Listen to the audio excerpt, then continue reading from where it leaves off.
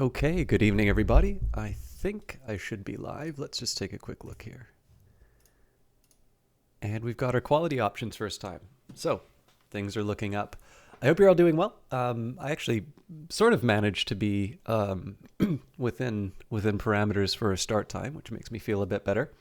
I'll start off by saying there is going to be the usual sort of lead in, but I did just want to say I noticed from last week that it was actually one of the smallest attendances to a stream in quite some time. And normally I don't, I want to be conscious in terms of some various metrics, but I don't want to become obsessed or too focused on it. But I am going to be taking a look at that for today as well, because I had the impression for a while that Age of Wonders Planetfall was much more popular on YouTube than it was on Twitch. But then I've also noticed that there are a few other things that I've been doing which have now started pulling ahead of Age of Wonders Planetfall.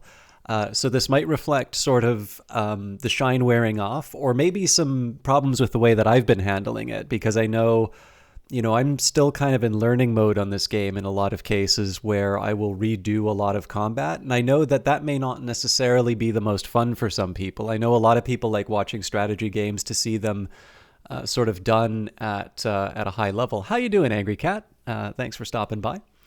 So with that in mind, I mean, this is the challenge, right? I have been wanting to try and sit on the Age of Wonders Planetfall content to be able to sort of show first impression. Mad King Brutos, you madman.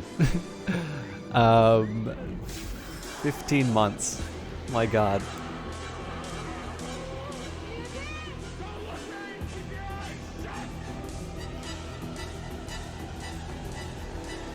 Thank you very much for resubscribing for so long, Mad King Brutos. Thank you very much. For those of you who don't know Mad King Brutos, it's obviously always been a pleasure to have them in chat. Also, actually, I seem to recall you made a Twitter account specifically so you could interact with me. Or maybe it was a correlation rather than a cause. But yeah, it's... Mad King Brutos gets the unique distinction of introducing me to Mass Effect 3 multiplayer, which I enjoyed quite a bit more than I thought I would. I was sort of under the impression that it would be, nothing special. I think that's what people had kind of told me to expect, but it was a really enjoyable time. Probably not least of which because Mad King Brutos is a lot of fun to play games with. But...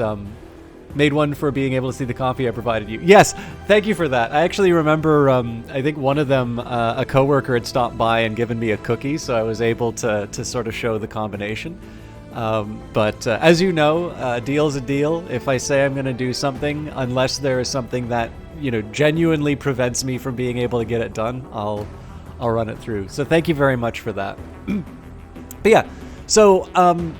as far as Planetfall is concerned, I was going to say that, a game like Civilization, which I will occasionally play on my own, I can feel a little bit more comfortable with strategies. I'll be talking a little bit about how I'm trying to do things. This would also be true with, say, something like Stellaris, or, there's a few strategy games where I feel reasonably comfortable. Now, Planetfall I do have a degree of comfort with, but obviously... there's a lot of cases where I'll be discovering new units or I'll be trying new approaches, or also just for expediency. There's a difference between playing a game privately where, having a big setback in the campaign is just an opportunity to do more of the game for yourself, as opposed to doing it on stream where, let's say I have a setback which maybe even causes me to go right back to the beginning. Well, that may not be everyone's cup of tea. Like, some people might just be waiting for the thing to finish. So, with that in mind, I'm a little bit conscious of the fact that Planetfall is not necessarily the sort of thing that people are looking for streaming content. So, with that in mind, I'm kind of keeping the, the attention to this particular game in mind. This is also a great time to say, if you really like Planetfall and that is one of the things you look forward to, please let me know.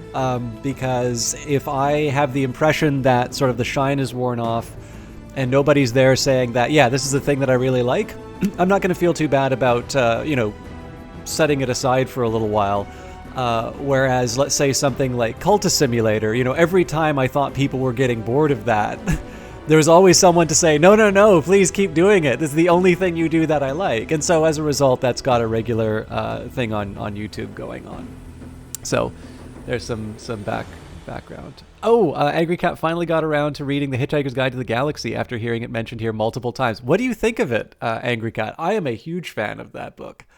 But that doesn't mean that it'll be for everyone. I guess I'm earlier than the usual time. Okay, well, I guess hopefully people aren't fast forwarding to the 10 minute. I will take a minute and say that obviously, well, not obviously, if you're new here, there's nothing obvious about this, but I was given a key for Age of Wonders Planetfall, the base game, for promotional purposes. In addition, I was given a promotional key for the Revelations DLC and the Invasions DLC, and it seems that through the Invasions DLC, what they did was they just gave me a season pass, which will include all of the DLC. So while I didn't sort of formally ask for, and there wasn't sort of like an agreement, there wasn't like an embargo period or anything like that for the current DLC that I'm playing, it is always good to to keep in mind that I was given a code for this game for promotional purposes.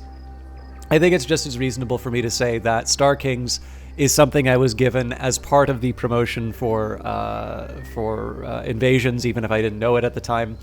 But probably something to keep in mind. And with that note, I will say that if you are interested in Planetfall, it is currently on sale. I believe it's on sale on Paradox Plaza, and I also believe it's on sale on the Humble site. So if you happen to want to buy it on Humble, obviously there is the Humble affiliate link down below that will direct a little bit of the purchase towards me.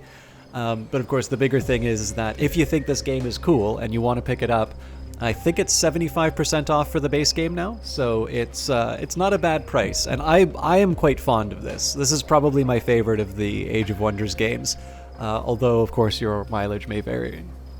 Angry Cat says, it's surprisingly funny you don't read humorous books much.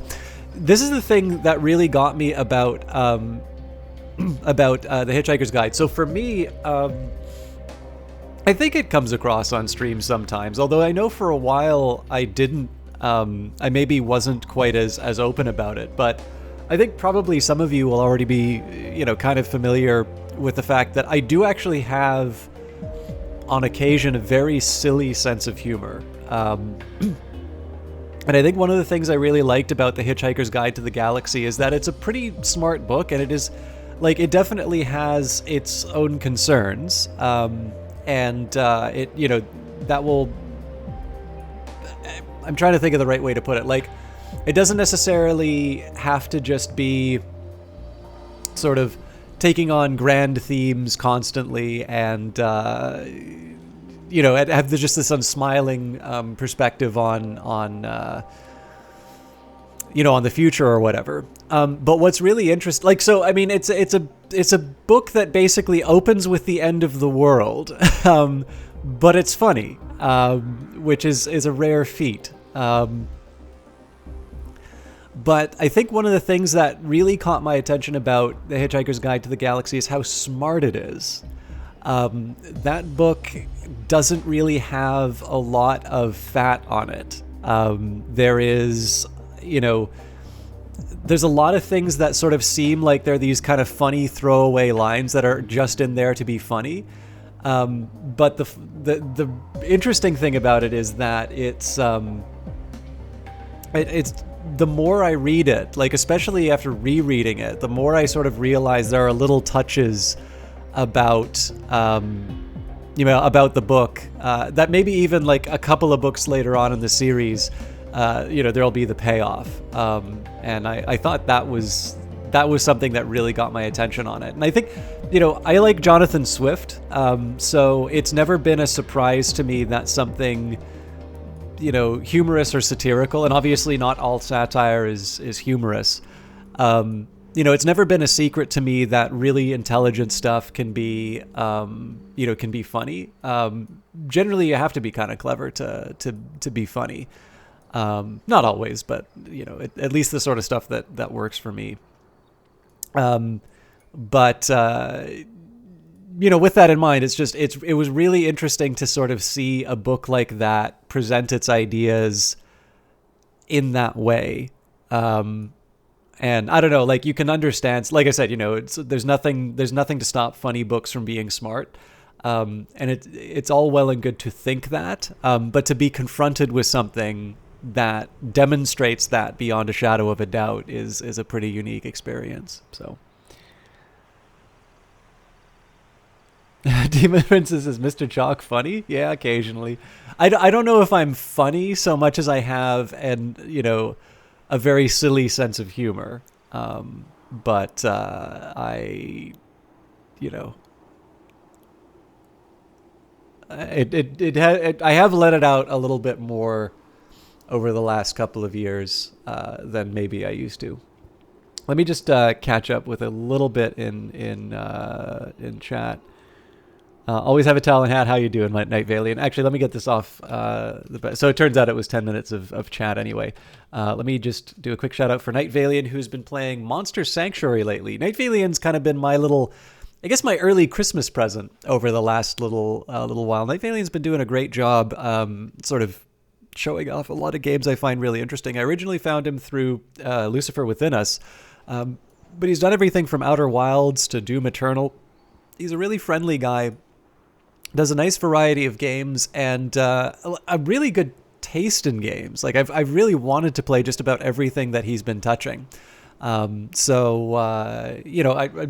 if you're looking, especially if I tend to start a little too early for you, and you tend to find that I'm finishing the stream around the time that you come in, definitely I'd give Night Valiant a recommendation, just because he's his hours will probably work a bit better for you. And I've really enjoyed, even if I've just sort of been sitting in the background and lurking, I've always felt really welcome, and I've always sort of felt that I never realized quite the detail in the water here. This is really cool.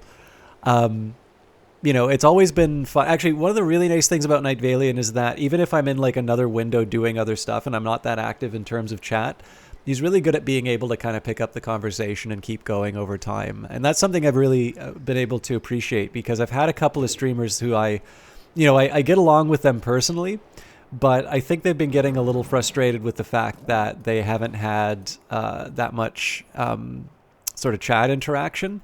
And you get the feeling that sort of people are, you kind of feel like you're being harangued for chat interaction. And so in that sense, and again, everybody kind of has their own expectations and wants out of this platform, right? It's not my place to say whether it's right or wrong to want that sort of thing, but it's been a breath of fresh air to be in Night Valiant's channel, to be able to kind of be able to engage when I'm able to, and he's been really good at making people feel welcome. So where else were we? Everyone has a right to be silly. Thank you, Demon Priestess. I mean, I don't know, like it's one of these ones. I try not to clown on games too much, but my favorites are actually horror games when I'm able to do that. But let me, oh, Jesus, there's a lot going on here. So Angry Cat says, true, it feels consistent, and most lines tie into other ones. Another classic you borrowed and have yet to read is Dune. I actually need to get further in Dune as well. Mad King Bruno says, news about his knee. I really want to hear. You're officially back to work. Thank God the hotel is closed and nobody comes into the front office, so you can get away with watching Twitch. That's great news. I'm glad that you're getting better. So thank you very much for letting me know about that, Mad King Brutus. Night Valiant enjoying the rant. System Chalk, more accurately System Rant. Yeah, your lurk is always appreciated, especially for the creation of the Bazooka Brothers. System likes touching anything Night Valiant. Blaze with eyebrow wiggles. You're filthy lurker most of the time. Horror games are so fun. Yeah, well, this is just like I enjoy the thrills as much as anything about horror games, but like it is fun to to have a laugh during a horror game as well. And yeah, I don't consider people filthy. Like I do feel a little self-conscious now when there's no chat activity, because I'm used to chat activity.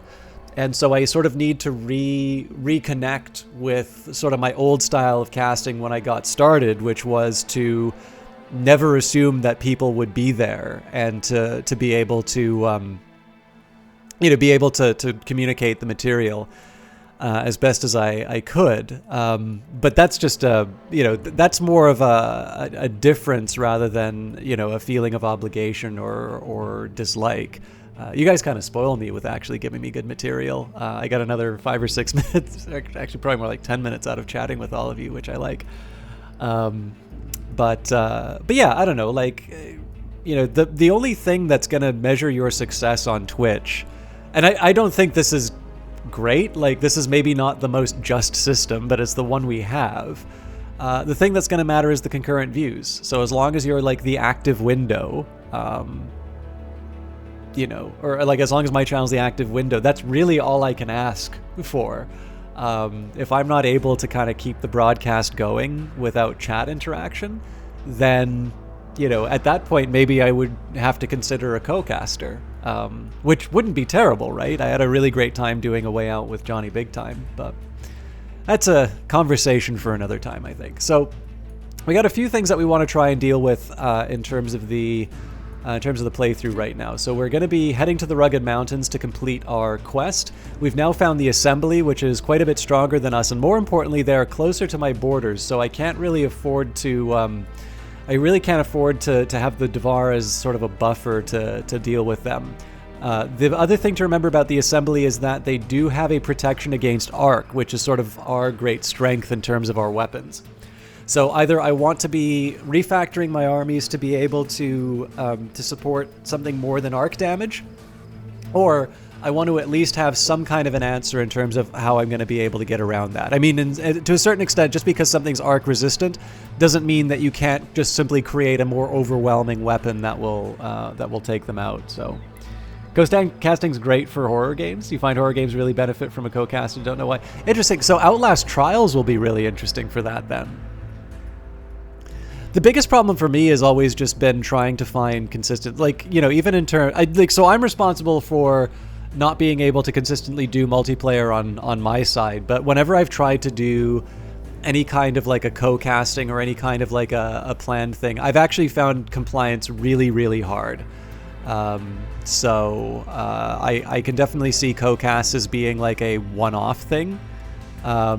But I've really not been able to sort of crack the code of being able to do of being able to consistently do broadcasts.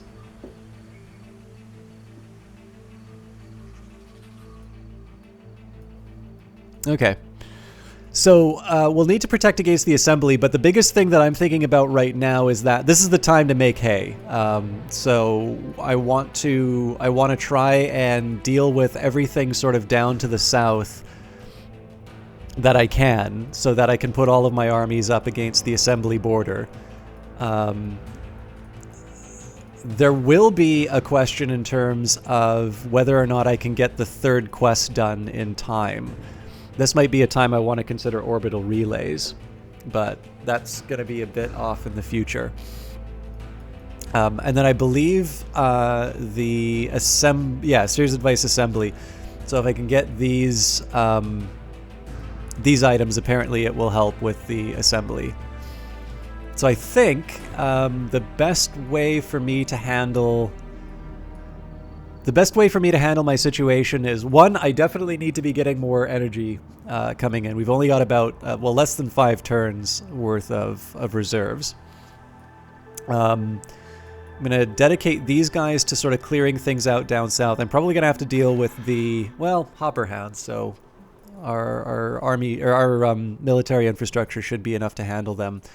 And I'm hoping we can rush some guys up to the Forbidden Harvest pretty quickly, because clearly there's going to be some growth problems. But you know what? There's only so much planning I can do. I think we should just hit the next turn button and see what terrible thing's coming after me.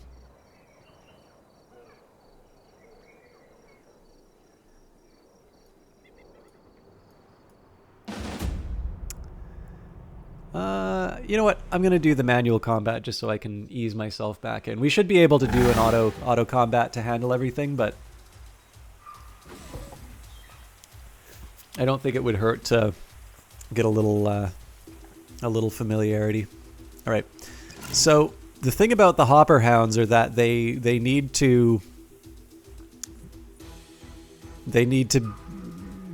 cross the distance. So gonna set ourselves up with some defenses. The other thing that's nice is that the Hopper Hounds are not able to they're not able to handle or like cover doesn't do anything for me. They don't really have any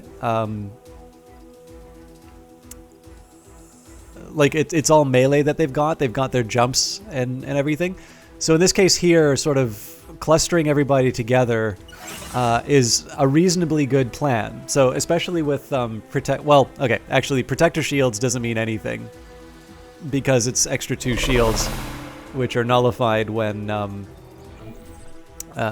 these guys hit. So Gift of Foresight. Okay. Yeah, we'll save that.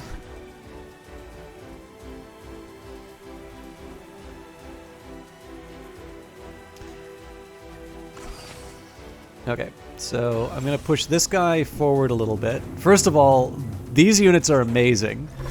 But second of all, Indomitable Champion's a pretty strong ability. I think in this case, the Diviner I'm happy to just leave be. Yeah. So if they wanted to be a little sneaky, they could try and move around the side and attack us here, but they can't do that in one turn. So we're just going to let them come to us. This is the advantage of being the defender here.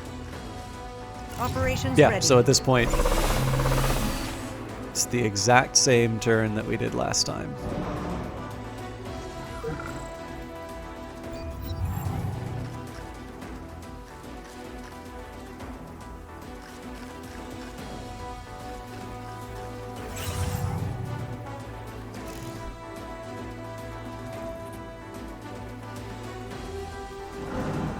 Now this might be a little bit different, so in this case I'm going to try the Leash of Adversity. So put it on the big guys. So that's going to make them more likely to fumble. And actually, you know what? I don't need to Overwatch. We can just come out swinging.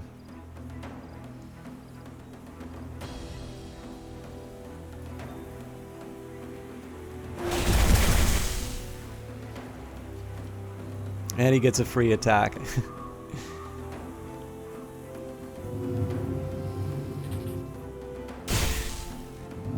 Well, sadly that was a graze, but...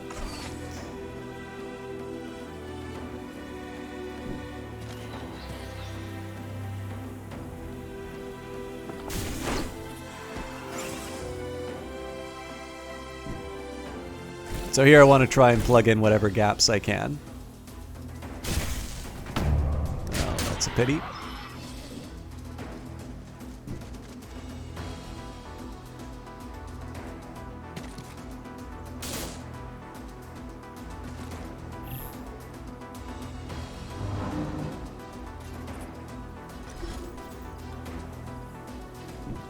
So we're a little bit weak on this side, but nothing...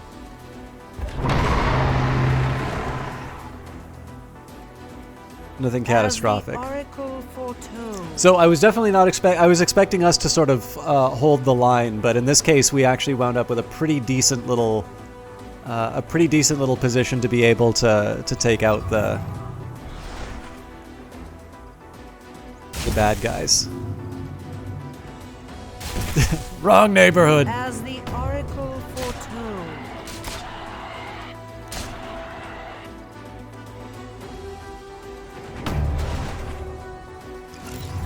Yeah, okay, so these guys are done for.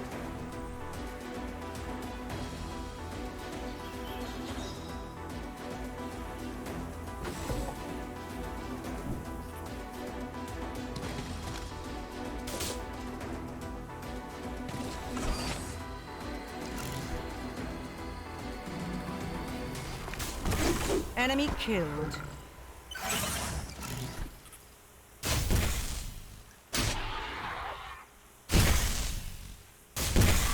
The predicted outcome. So yeah, I mean, that was a fairly clear-cut little engagement. I sort of thought because these are melee units only, they could come towards us. We would get the advantage of the overwatches. They kind of clustered around these choke points, so it was a much more natural move to kind of go in, take advantage of some of my special abilities to inflict like fatalism to make everything fumble. And then, of course, some of the ridiculous abilities that the Paladin had. Is it Paladin? Yeah, Paladin. Paladin Champion. Sort of their area of effects and the fact that they get to do an attack after that. But more importantly, too, we had about twice the army strength as the attacking force. So even if we didn't have those opportunities, we probably would have seen the thing through. Oh, Aluna Leoness. This is me as a child. But I don't want to solve the conflict between the Outlanders and Terratech. This game is too hard. I want to play a real game with real friends, not sit around and extend your lifeless holograms. All I ever want is exercise, exercise, exercise. Patience. As future Empress, you have to understand the needs of the citizens. Once you have learned enough to ascend the throne, you could have as many friends as you could desire. But I want friends now, not when I'm too old to play. You told me an Empress doesn't have time to play ball anymore. Can't someone else become Empress, please?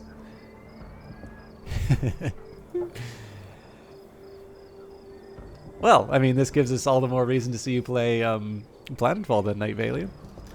Aluna, you are special. Your genetic code is special. Only 1 in a trillion is comparable. The Star Union needs you. I need you. I will be here to give you all that you wish for. Just be patient. This is a pretty big deal, by the way. I don't know 100% in terms of where this is going, because I haven't completed the main campaign. But the Star Union is over, and the fact that this person was going to become the Empress is kind of a big deal. Reverend Nakri, I had another dream, more lifelike and intense than the others. The girl was talking with an AI system. They were connected through a neurological link. It seems that your dreams are continuing the story of the girl that was taken away from her parents. Whether she only existed within your visions is hard to tell at this point, but I already know that you want to find out. Yes, I must face this third challenge of shadows, not just for myself, but also for her, the girl who may have lived and deserves to be remembered. Alright, well, we have to put off our noble quest yet again. I, of course, am going to be a scumbag because this looks like a reasonably strong force. It's December 14th, right? Yes. Fortunately, some of my arc damage should be able to help out here. So the arc should be good against these guys. These hackers are going to be a problem for my paladins. And then, of course, Synumbra is Synumbra. I am a little curious. I'm going to do auto combat just to see how the AI handles it. Yep, not doing that. Although, better performance than I thought it would be.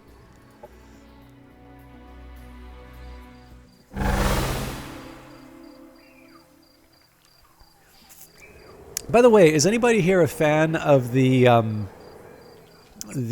Amplitude Endless series of games? So, Endless Space, Endless Space 2, Endless Legend, and particularly Dungeon of the Endless.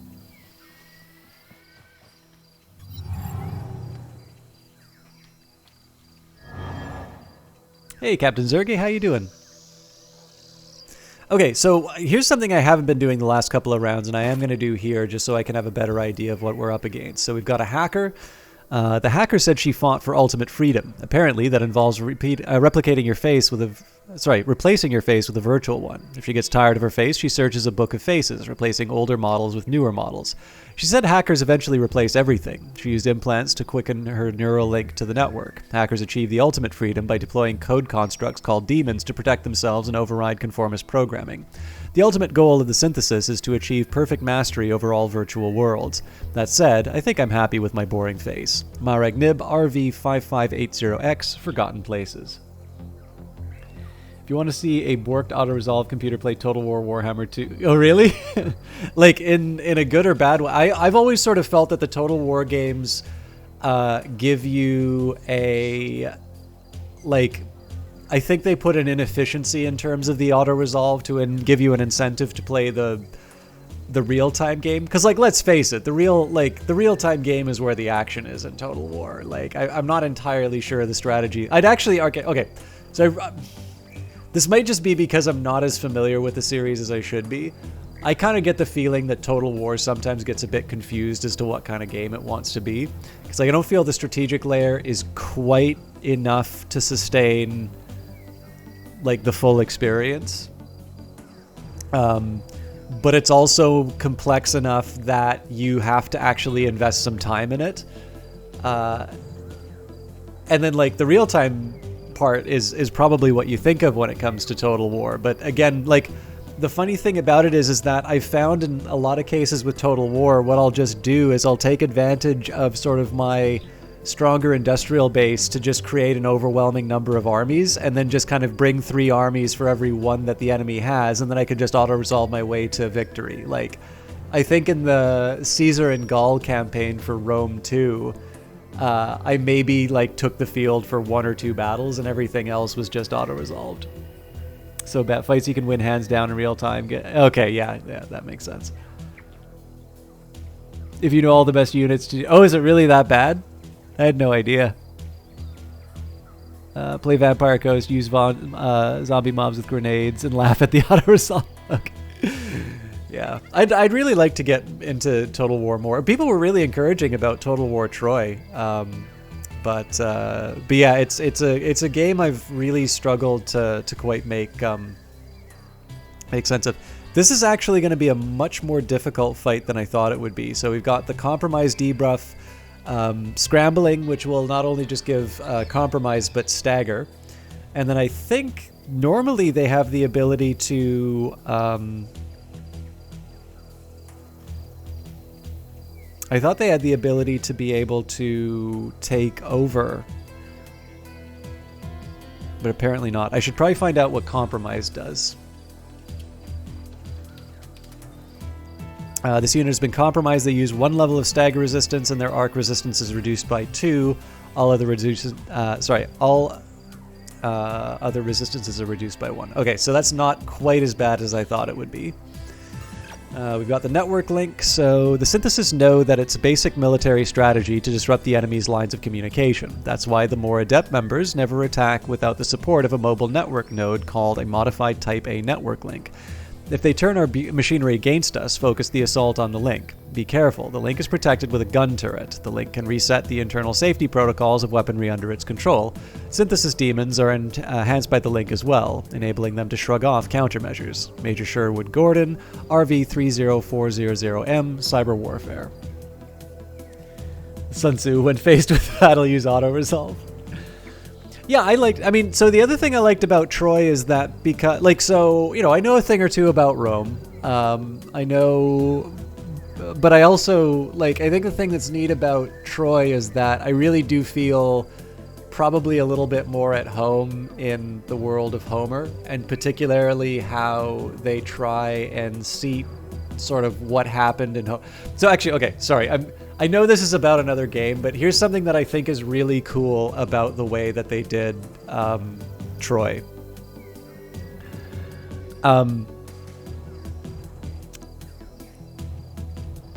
When you read the Iliad, there's something kind of interesting, and it's actually brought up in the opening dialogue in Troy, which is, are we mere playthings of the gods, or, do we use them to excuse decisions that we were already going to take? And what's really interesting is that this is actually present in the Iliad. So in the Iliad, you have actual gods showing up and changing events, which of course raises questions about free will. It raises some questions about how responsible certain people are for their actions.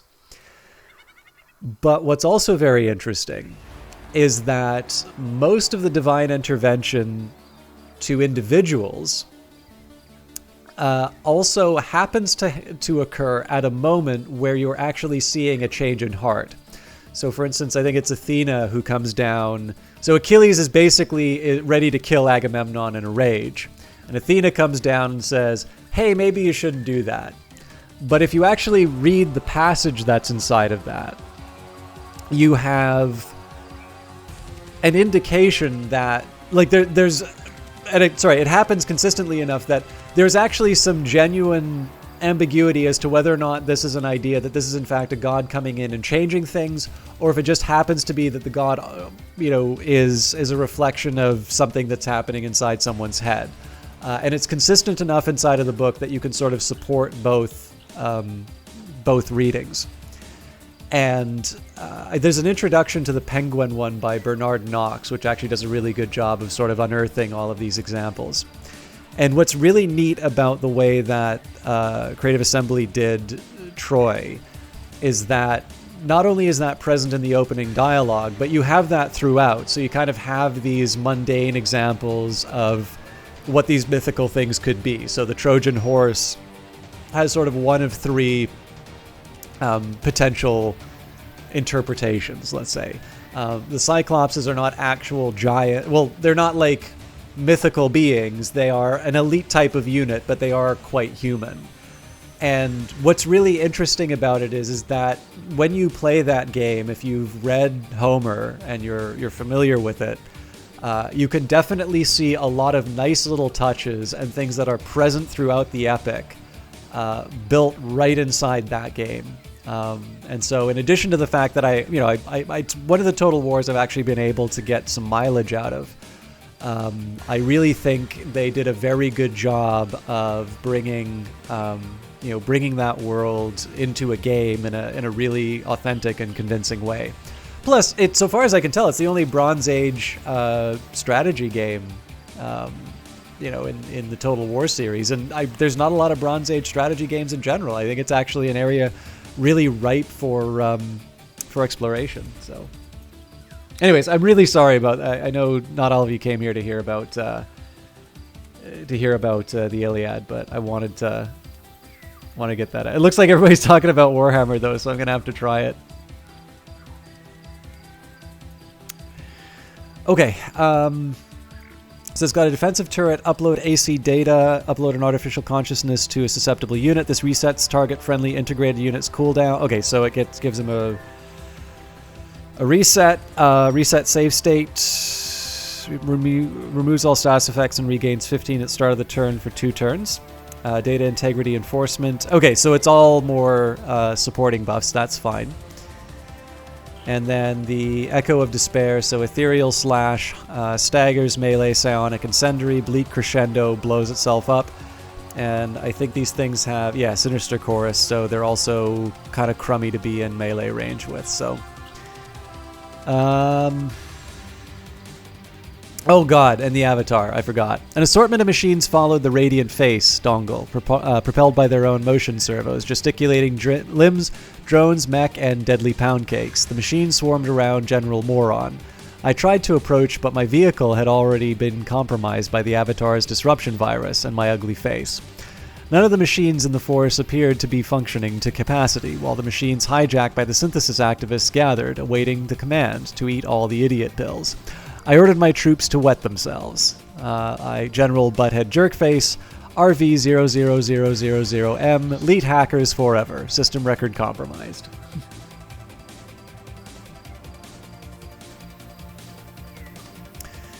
Okay, disruption, overload virus, override demon. This is the one I need to be worried about, particularly because we do have quite a few mechanical and cyborg units, amplify demon. So I either need to give this thing a wide berth, or I need to focus it down, it looks like. And I'm really not sure what the right approach is. Alternatively, I just say there's nothing we can do to protect ourselves here, so it's better that we just, it's better that we all just run in. Ooh, I didn't think that through. It's better that we basically all just get ourselves into position, get as many buffs as we can, except that one of them's probably going to wind up mind controlled, and then run everyone in to beat the crap out of the Avatar when the time comes. So for now, just a whole bunch of defensive buffs. Now, if I'm lucky, I'm going to be able to put down that banner. It's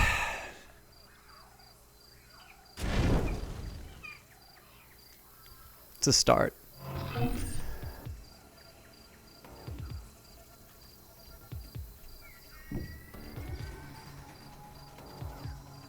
Yes, I was really happy about the new undo button. I found that out last week. I am very, very grateful. And I'm naturally going to assume that my constant complaining about undos, that clearly I am the only streamer to have ever resulted in the, no. I'm really glad that Triumph added that in, because I've definitely had some moments where I've just felt so frustrated by the game because of that. And I'm like, the fact of the matter is that I really don't have any qualms spoiling the game by like constantly reloading for myself. So the fact of the matter is that because they've made it a little bit easier for me to experiment with the undo button now, it basically means that I have to kind of keep a little bit more honest in my regular playthroughs. I think it's absolutely the right call. All right, they're almost certainly going to go for the mind control. Oh, but they're coming in. Ah, get wrecked.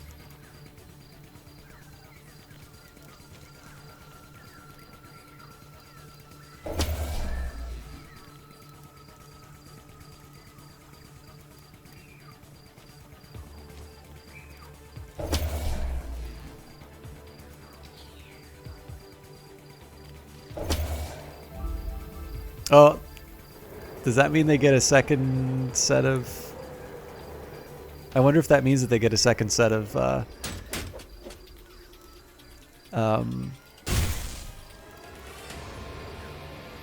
mind controls.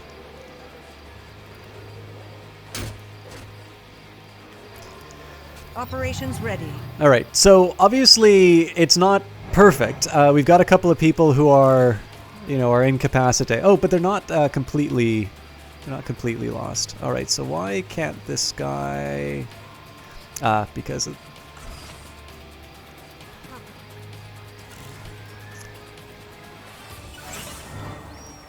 All right, so life gets a little difficult for me here.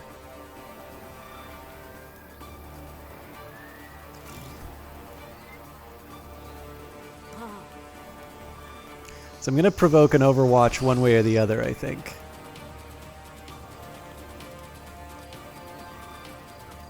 Ah, right. These are... Okay. This is where the disables came from.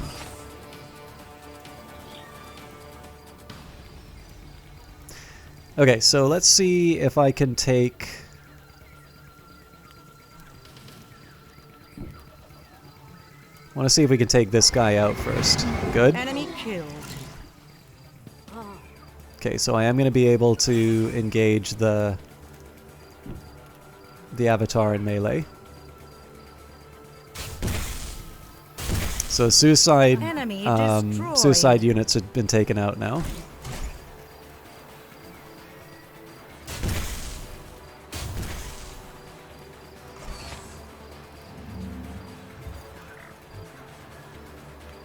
Okay, so, and the override demons completely taken out, so I don't have anything to fear from that. Now I don't think anybody, yeah, everybody else is stuck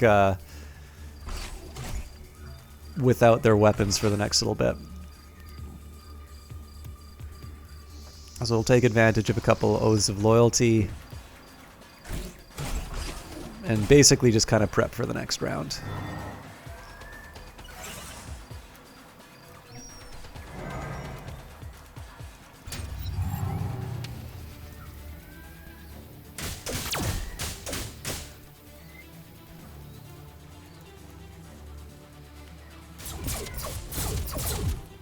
And then if I can, I want to do the same, the same... Ooh! Damn it! Brave sacrifice.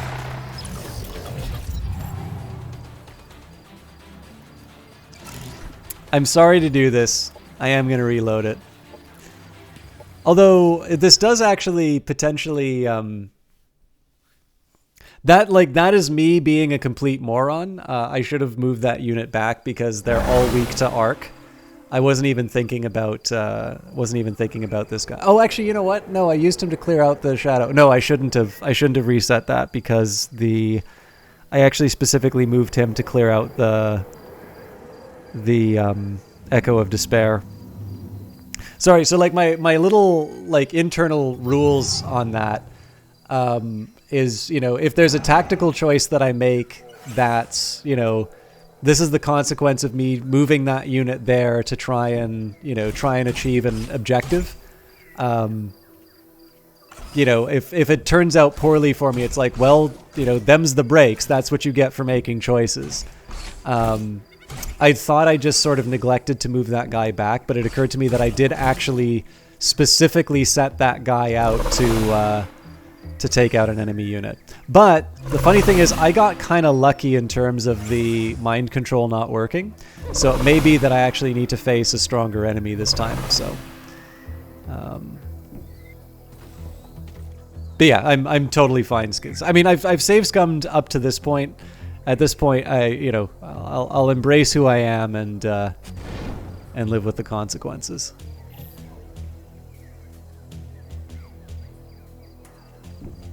I'll do whatever chip damage I can on the spooky guys.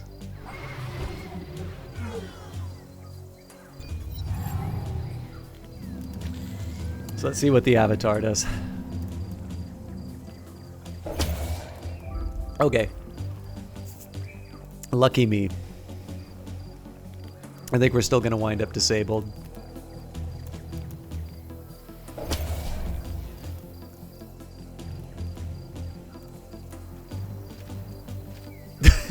According to Twitch, a bunch of people just left as soon as I save scummed. That's fair. I should be ashamed.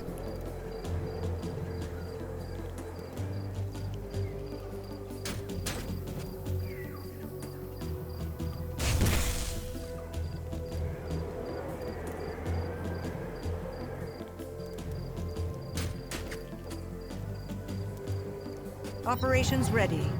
Yeah, I actually forgot from... I don't think it was a Kirko unit. I think maybe it was the Amazon. Anyways, I forgot how... There's one where you wind up playing synthesis units. And they are actually really strong.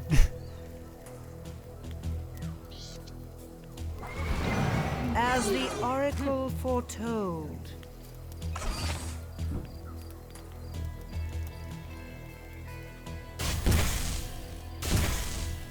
As the Oracle foretold. Huh.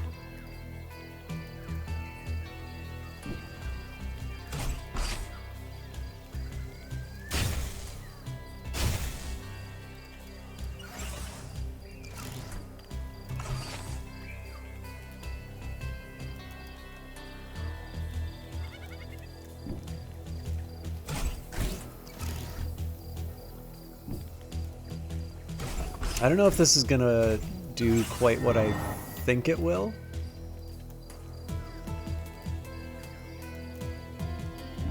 But I'm hopeful. Yeah, the big worry that I have is... Yeah, so they still get a fairly decent shot on the flying unit.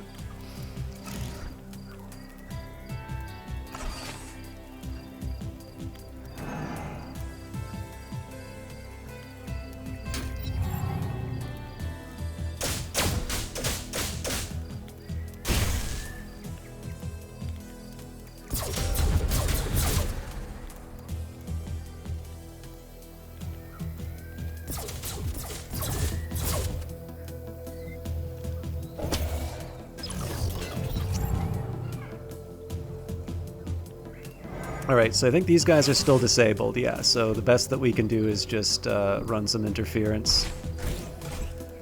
This is gonna seem a little counterintuitive, but the idea is I'm actually... So I'm gonna have my back facing one of them. Actually, I might as well do both. This is to try and make a slightly more attractive target.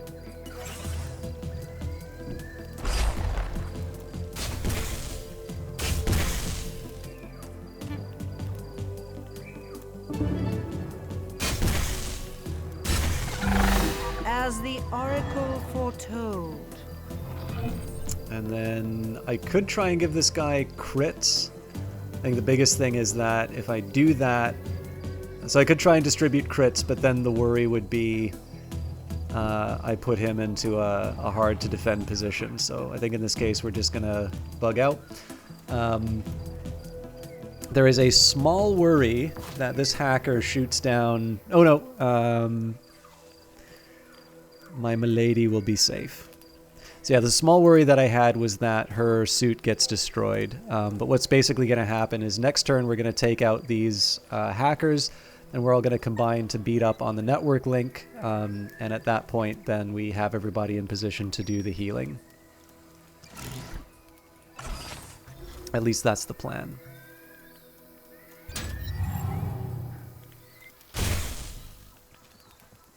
I am mad that that was just a grace. Yeah, fair enough.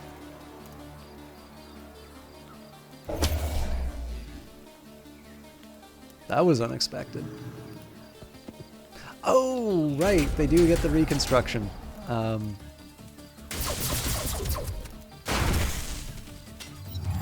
brave sacrifice. Okay, that was just the banner that went down, so that's not a major worry. So part of this is about just clearing out enough guys to be able to take out the riffraff. Enemy killed.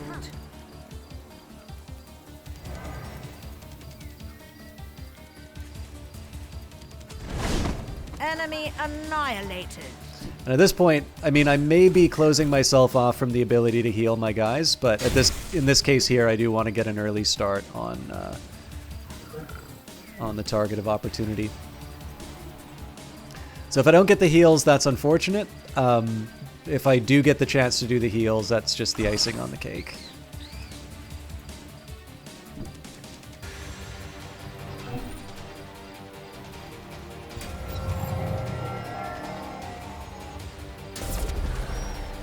Oh, I didn't think that guy was still alive.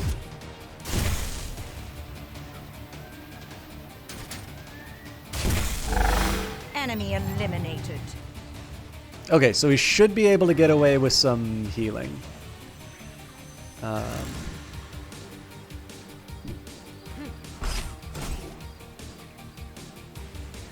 gotta make sure I'm not stupid about the way that I do it, but...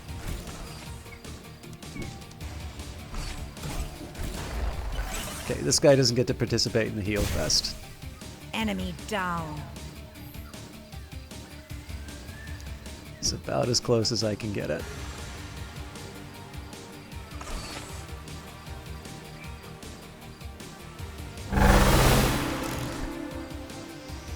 This guy's disabled, so... Yeah, so all the people who need healing aren't gonna get it.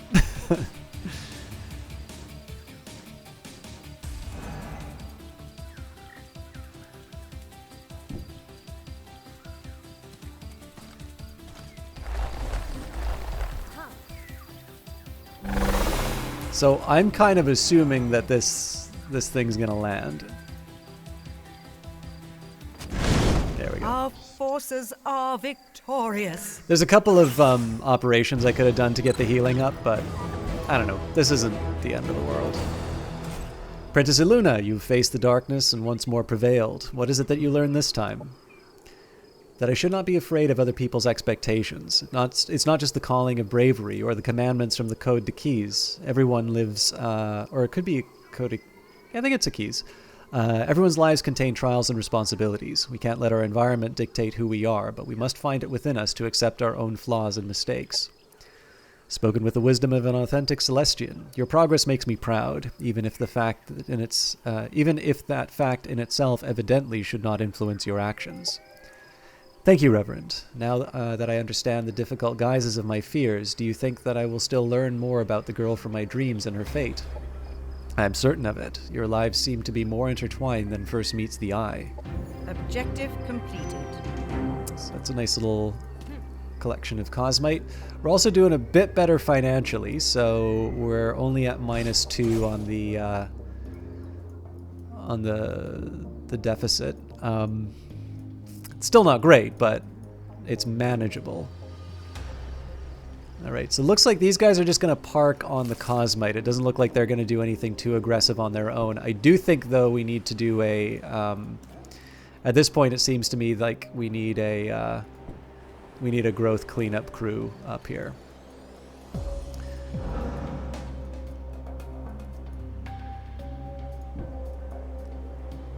You know what? I should have cleared out these Devar. What? No, undo on the strategic map. Oh my god, Triumph, what are you doing? Everyone needs an excuse to do what they wanted all along. They have stuff that we want. Who decided they That was get a to joke, keep by it the just way. because they got there first? Zerera Tan of House Voyan, diplomatic consort. So this is basically, I started doing the infiltration options because we've now got the assembly on the table. I'm actually thinking we probably want to go the whole line down to espionage. As nice as it would be to do extra operational effectiveness and such, I'm gonna say better to do counter-ops intelligence gathering, and yeah, so counter-ops intelligence gathering, espionage, and then we'll reconsider where we're at on the rest of the map. And if you guys don't mind, I rather foolishly did not go to the bathroom before starting the stream. So if you will give me just a minute, I'm going to mute the microphone, put up my little BRB sign. I will, however, leave you with the wonderful soundtrack, and I will try to be back within the 45 seconds listed or thereabouts. So if you don't have a beverage or anything else, if you haven't been stretching for a bit and you've been in front of the keyboard, I do encourage you to get up, maybe take a small rest yourself, stretch, get the blood flowing, and then we'll be back for some more Age of Wonders Planetfall. See you guys in a little bit.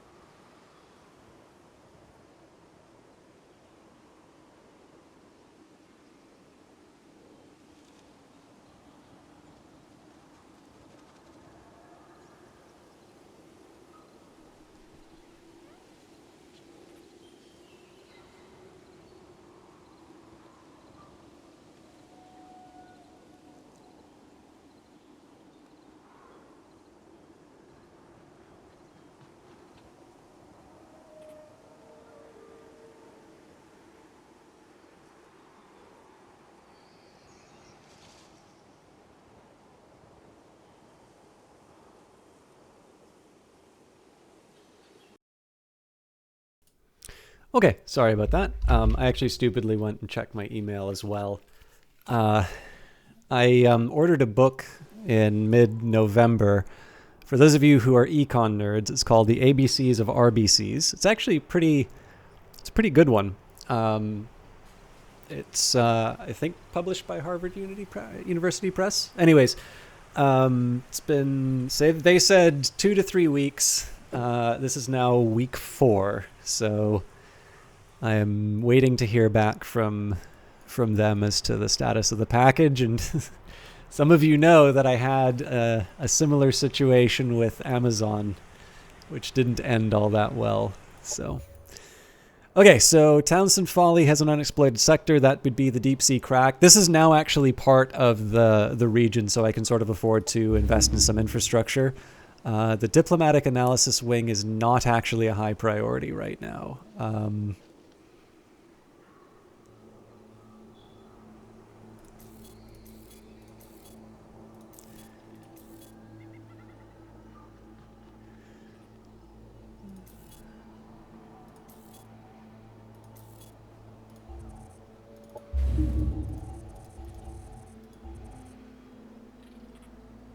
That's more like it.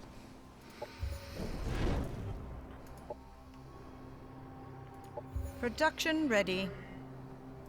Production ready. Production ready. Okay, Damster, we're doing okay for happiness.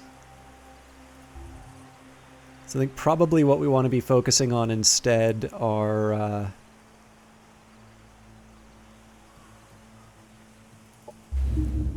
upgrades. This is just it's a weird setup overall because I am trying to push this towards a production-oriented region, but it's just got so much food in the area that I can't afford to ignore that. Production ready. Okay, Truchet. I actually have a really tough time with Truchet just simply because I want it to be... No, you know what I'm going to do? Energy exploitation. I'm going to bump that up to... In fact, I'm going to bump that up to the top.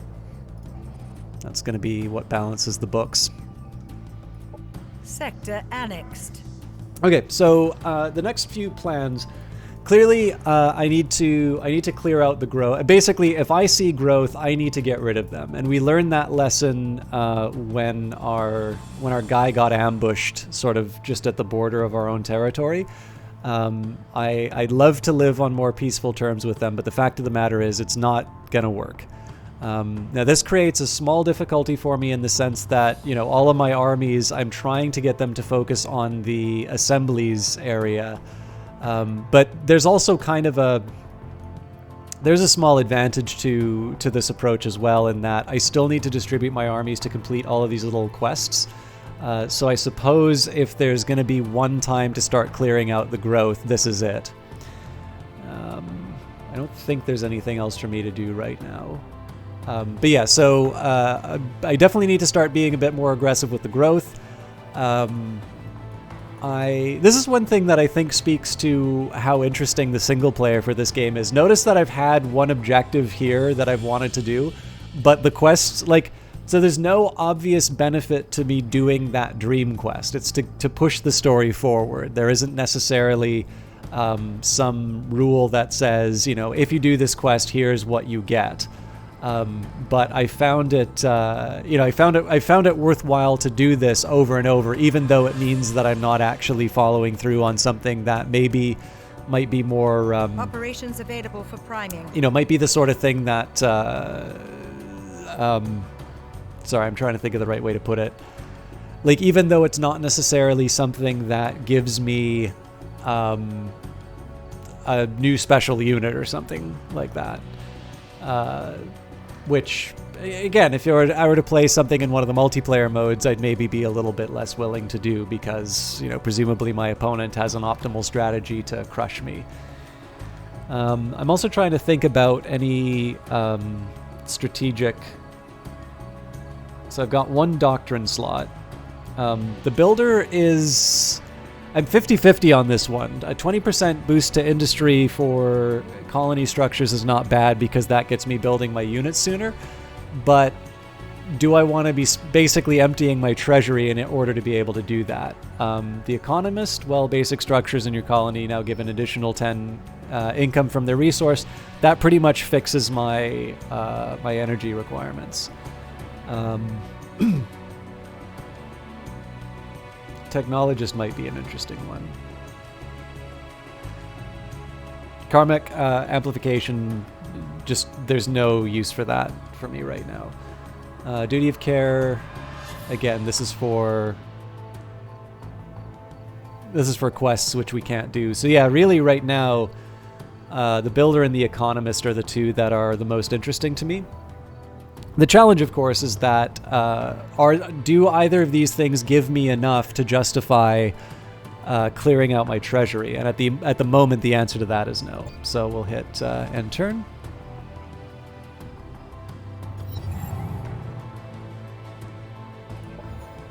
We know there's a mole in the organization, so we'll be monitoring all of your communications and tracking all of your movements. Please object. It will confirm our suspicions of you. Dustin Banks, Financial Security Services. That is one of my... I have a lot of favorites, but that is one little bit of dialogue I'm fond of. Okay, as always, intelligence gathering, and then we'll move on to espionage. It ran away.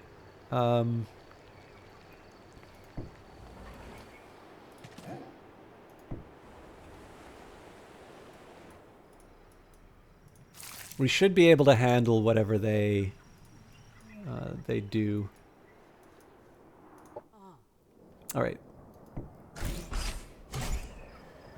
Akia Luna Leoness, we found a black obelisk at the indicated location. It looks like it only serves as an entrance to a large complex, yet there doesn't seem to be any opening on the sleek solid surface except for 3 engraved symbols with circular holes underneath. Good work, Aspirant. Now please share your display screen with me so that I can take a look at the scene myself. Cannot believe it. These markings clearly resemble the emblems of Truchet, Norzdal, and Damister, and the holes below look like they would fit the master keys of an oathbound steward. This can't be a coincidence. What in the name of Palladus, is it Jock, is going on here? Sometimes even a virtuous soul can get corrupted in the presence of a greater malevolence. Find and use the keys, young examinee, and the truth of this conspiracy will reveal itself to you. The keys, right. Luckily, as the new key, I arrived with the master key of Truchet, the capital. We found the key of Damister in the mycelian lair, which means that we only need to find the steward of Nordzal before we can activate the obelisk. Okay. So that sort of throws a little bit of a wrench in our plans, but it's not insurmountable.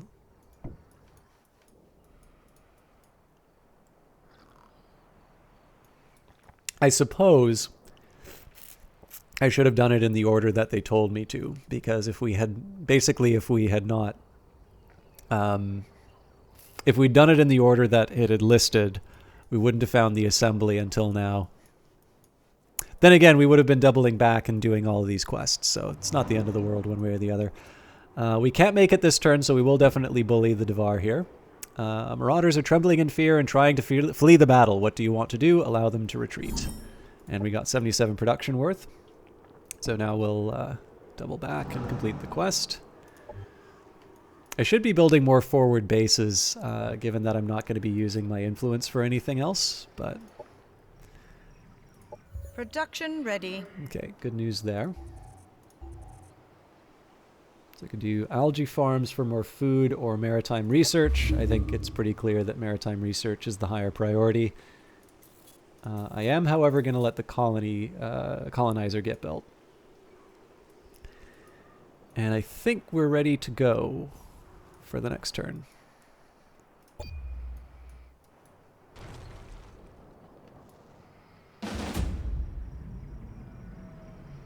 Interesting. Oh yeah, but it's a forward base, that's why. Okay, so I'm going to see what the AI does with this. Oh, cool. I wasn't expecting that. Okay, so I suppose the question is, how much do I want to bully these individual units?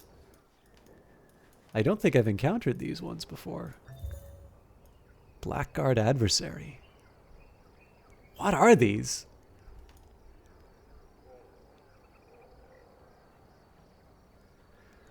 It was the first on the battlefield. The apostate fought with deadly cruelty. This enemy knew just where to strike our forces, exploiting our weakness each time we exposed our flanks. Its blade was forged from chaos itself, screaming as it struck with random effect, as though the blade itself refused to be a single weapon.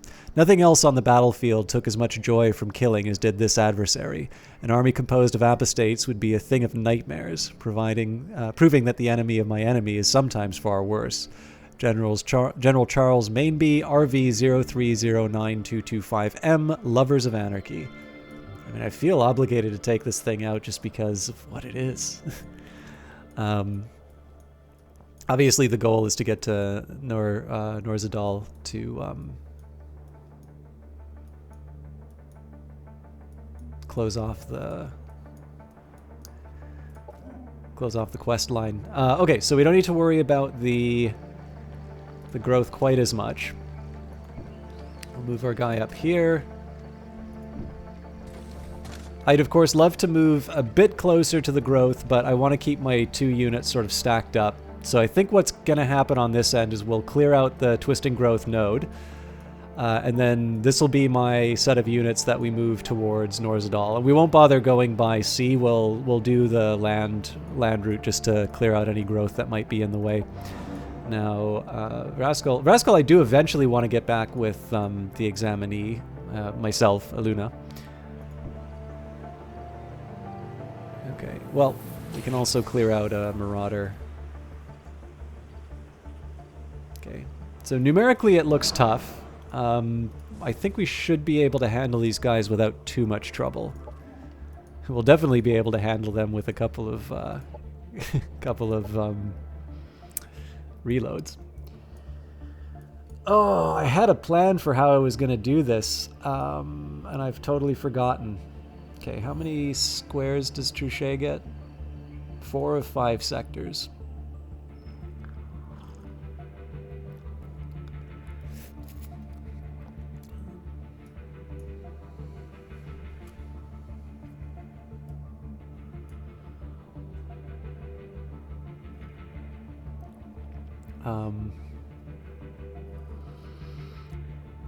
This is the least exciting. I mean, it's not the end of the world. I suppose between the two, this would be the better one because of the Stadium Arcadium. So this would be good for the industrial exploitation, as if I really needed more farmland, but this is obviously good because of the farming.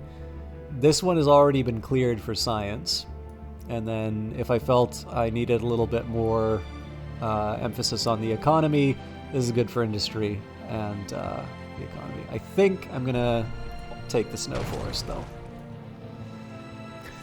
I want to be conscious too about where I'm going to be building my where I'm going to be building my expansion slots. So I think this is actually a very natural extension because it doesn't have any major exploitation, but I can build a residential area which will allow me to expand even further in this area. That's something that I think with the, not the most recent patch, but like the most recent major patch, something that was added in. So it's added a new dimension in terms of what my extensions would be. So like it used to be that when I would expand in this game, I'd usually be looking for exploitation like this to be able to say, okay, we're going to, we're going to focus on industry. I get 2 industry tiles, so let's try and gobble up as many good industry tiles. And it's like, okay, this one here is good for food, so we're going to gobble this one up so that we can get the extra food. Now it actually makes sense to take tiles like this for more than just the base resources that they give you. These are also very natural extensions to build some residential areas and so be able to extend your reach. Of course, right now we're building the colonizers so that we can claim the other Cosmite sector and then sort of bridge the gap. I suppose.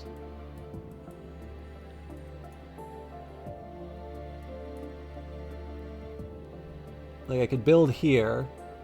Actually, that's not, well, like I could build here and there's like 1, 2, 3, 4. I don't know, I kind of feel like these 2 colonies would be fighting each other for a lot of the resources. Ideally, maybe I put the colony in here and it's 1, 2, 3, well. I mean, I could put the colony in here. Then we get 1, 2, 3, 4. But then it fails in its goal to extend, like to bridge the, like to paint the map light blue. So this is probably the most natural location. However, there is also the worry about the growth. I think the growth is either here or here. So we'll figure it out next turn, but I should probably get an escort for that colony unit, a colonizer Production unit. ready. Okay. There's really nothing else for me to be doing in here. Eventually I should start building some more units, but I don't think that's the right thing for me to be putting in the queue yet, because that's going to be taking away resources. Production ready. As far as these guys are concerned, let's say military inventions first.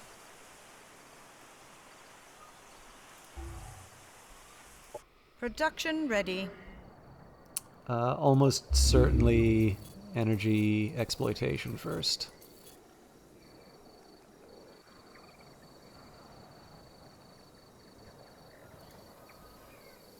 Happiness event in colony. That's welcome. I'm not 100% sure what... Oh, brew elixir, right. Okay.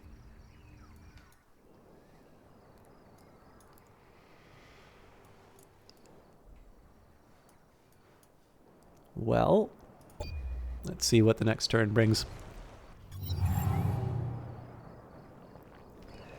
A lot of activity up in the assembly side. They are not getting any weaker. Gaze upon the intermingling opinions, troubled history, political biases, storied environments, hormonal responses, relative resources, base chemical reactions, the discharge of stored energy, and a script of genetic attributes, all in a swirl of projected possibilities. And if you can maintain your sanity, you may be a fit diviner. Tantalia Corvidan, diviner. These guys are nuts, but it's going to take me a while to be able to build them, I think.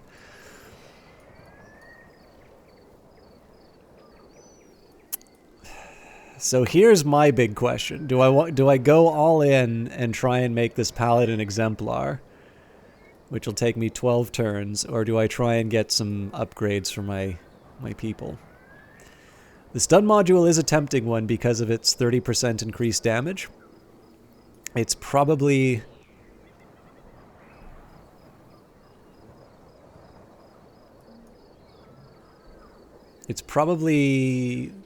the best upgrade that I could get for my people.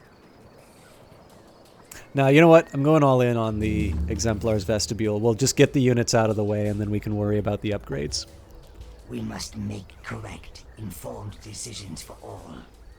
We seek information from all sides. We will bore deep into their functioning heart. How the swarm obtains information is immaterial to the mind of the Hive. Geeky Schlick, the spy. So one of the things that I want to be... I probably don't mention this as much as I should on other broadcasts, but one of the things that I do when I'm sort of reaching out for an objective like this, when I have a higher value research project, one of the things that I try and do is I try and focus on getting those little, like deposits of resources. I try and pick up as many of those as I can on the odd chance that they give me some extra research. Similarly, because we're fighting the growth, prioritizing taking out growth units, we might get another bonus towards research and such. So that's a nice little way where, so you can kind of consider the 12 to be an upper bound. And then the idea is that as time goes by, you try and give a number of actions that will allow you to close that distance. As you'll notice, it's basically it's a running counter in terms of research. So I need to get 2,750 research. Where that research comes from is a whole other question. It's really up to you to decide where they come from. So if you get something that it says it'll take you 12 turns and then it doesn't feel like 12 turns has come by, it's probably because you did a whole bunch of little side missions that wound up giving you some extra research. And they really do wind up adding up. One thing that I've really learned on this particular run, I tend to like to play nice with the, with the original inhabitants of the planet. But there seem to be some really big bonuses for clobbering the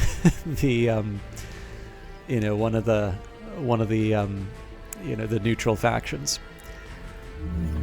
So now we'll do espionage. This is basically so I can steal some money from the assembly, and this will also give me something to use my influence on. Okay, unexploited site. Yes. I think I just need to sit and wait that one out, actually. Operations available for priming.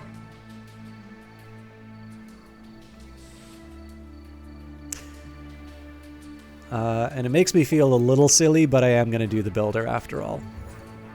That's 2 turns worth of profit that we're putting into it, but I think it'll pay for itself with... It's just clear that I'm doing all of these upgrades, and I'm really sort of failing to deliver on... I'm really failing to deliver on actually getting my unit production up, so I probably should move that a little bit. I should move that a little bit higher up on the priority list. Okay, I'm feeling a little insecure about my current status, so I'm going to do my good old-fashioned save scumming. So it says it's a risky battle. We're evenly matched. If I do the auto combat. Interesting. Now they really like killing my wild Bombardon, but that was my toy frog. So I feel like we can do better. Although now that I see it, I actually see that this army isn't quite what I think it is. It's okay, but there are other things that I can do. So there's a couple things that I needed to, lessons that I need to learn, particularly with the, oh no, actually the helicopter is different. I thought the helicopter was one of the ones where it crashes in. It's not though. So I woke to a loud boom. I jumped from my bunk and dashed from the barracks. The glow of flames lit the bunker wall. In the air screamed a hovering junk pile. It catapulted a fiery barrel. Radiant flames engulfed the armory. I trained my rifle on it. My shots reflected harmlessly off the heavy armor plating. The flying ship turned. The air was a wash of fire. I jumped into a retaining pond as spurts of liquid flame roiled over where I was standing. I understood why they called it the helicopter. Captain Adria Elethra? RV468M encounters. So laser turret, not too frightening on its own. It is repeating though, so like it's something to keep in mind. It does stagger though. It's also anti-air, so this is going to be another one of these cases where I want to keep certain units behind. And then the spacer missile is the one that I'm a little bit more worried about because of its staggering effects, but it does take the full turn to move, so... it is also Arc Week, which is a small bonus for me. So we've got the Psychos. Star Union citizens who survived did so at a tremendous cost to their sanity. While we slept in space, generations endured the collapse of society, constant starvation, cannibalism, the insanity of the ruptured void, and poison in the earth and sky. How could a man recover whole? The short answer is, they don't. Spacers call their kettle-headed infantry Psychos. They fight over the last useful scraps of tech, anything that they can use to get an advantage. In a pinch, they can turn violently mad at the flick of a switch. Senior Census Bellows, RV481M, Aftermath, and Anarchy. So they bash. That's about it. The jetpack jump's going to let them close the gap, but again, we don't worry too much about melee because they're, we're melee. And then they can get they can get high for free, basically.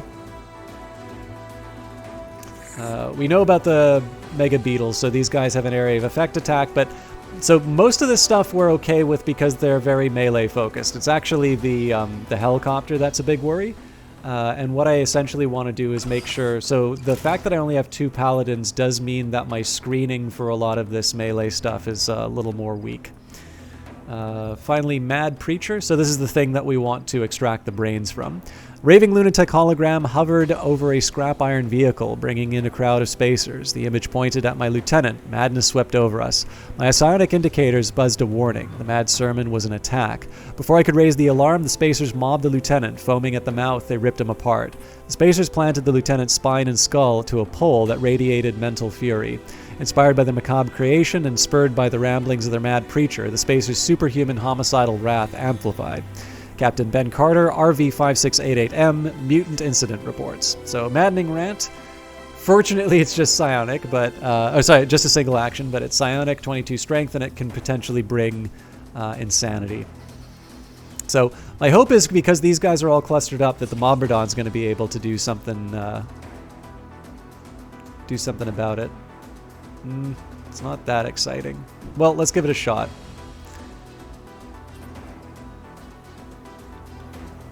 Out of range, damn.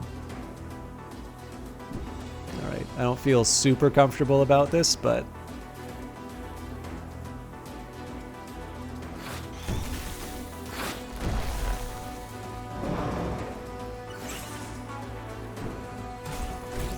So this is just begging for a missile to come and wreck their day.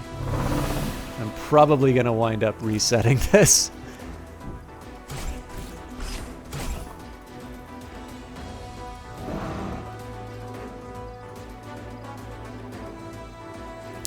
Okay, so best I can do is to start off by inflicting some fumbles.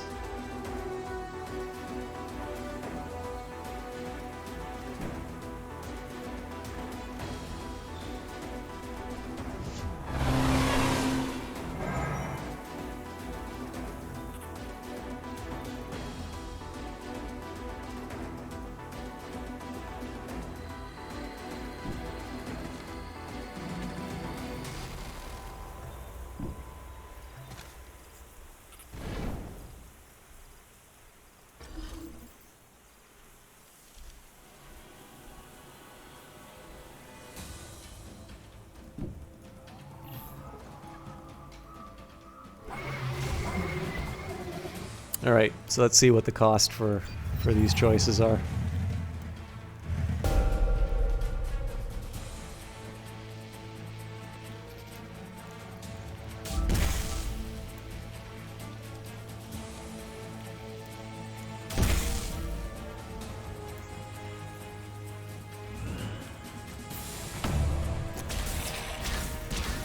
Okay, that's not as bad as I thought it was going to be. So AoE here is not too much of a surprise.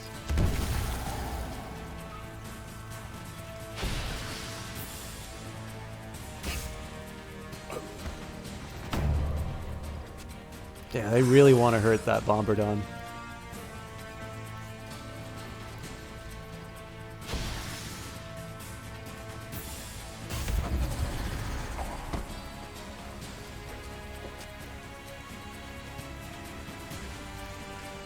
Operations ready. So I might use a tactical operation to save my little friend here.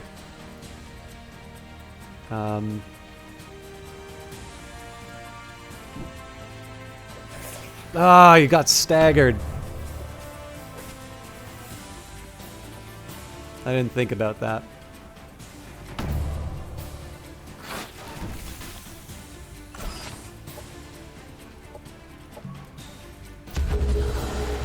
I also should have gotten rid of the... I should have hit the...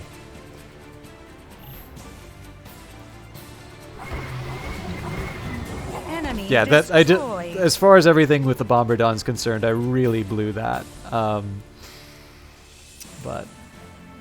I think I should be able to recover. Look, this isn't my most exciting choice. I wish I could do other things, but...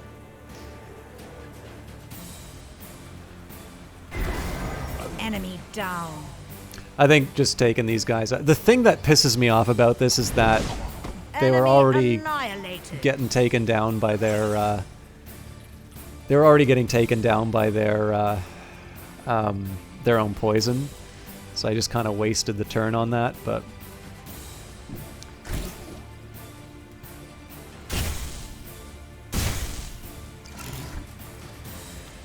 I'm trying to decide whether or not I want to be going after... Alright. Let's get in close and smack the...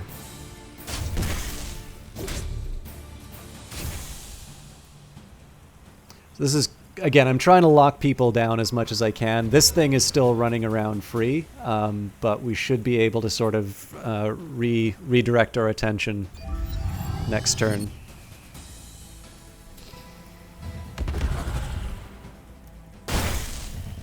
That was pretty smart because the beetle's now going to be able to do its thing. Oh, damn.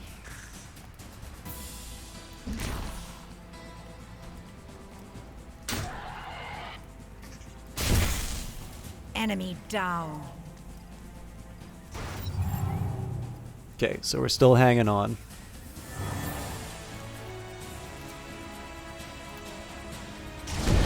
As the Oracle foretold. Oh, Jesus, I forgot about the death rattle. That's another cleansing light. I really don't have the money to be able to afford all these tactical operations, but I also don't want to lose my Bombardon.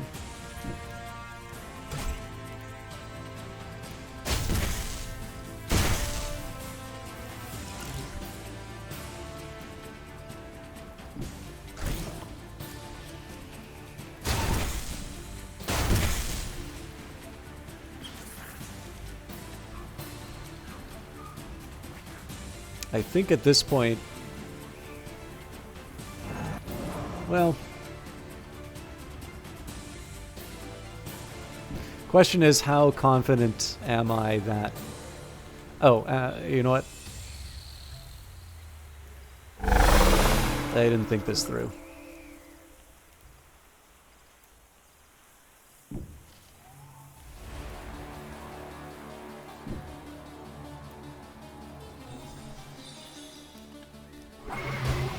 As the Oracle foretold.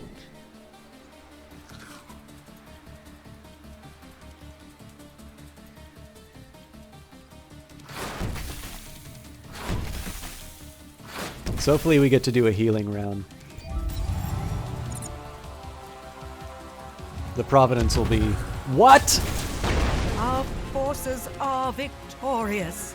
I don't get why the Providence didn't protect the Bombardon. I mean, we made it, so that's not the end of the world, but I'm in a tough spot for... I was hoping to do Lawnmower's drag lane.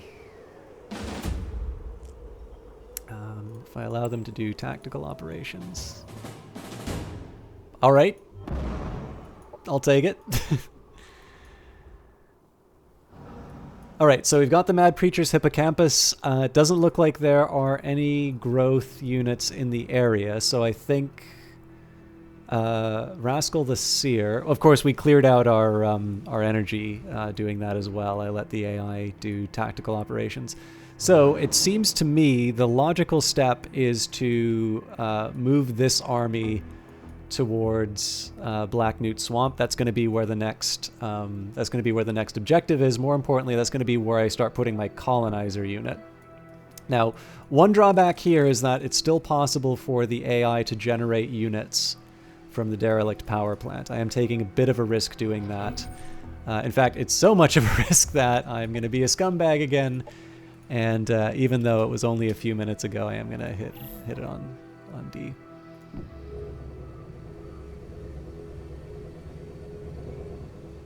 I'm doing this because I think I'm reasonably secure. I don't think it's possible for them to spawn a unit and be able to, like, take this unit out.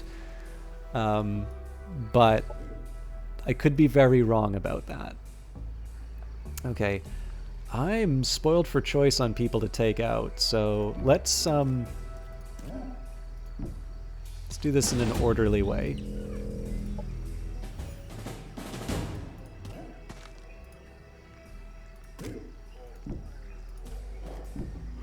So this is, of course, the big worry, the Twisting Growth node. So I think we'll clear out Twisting Growth, then we'll move on either this stack or this stack.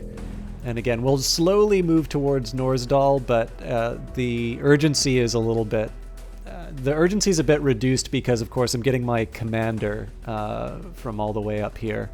Speaking of... All right. Normally I'd want to be like, yeah, okay, you know, good living, you know, of course we deserve that victory. I actually want to see what it's like to fight the Blackguard Adversary, so...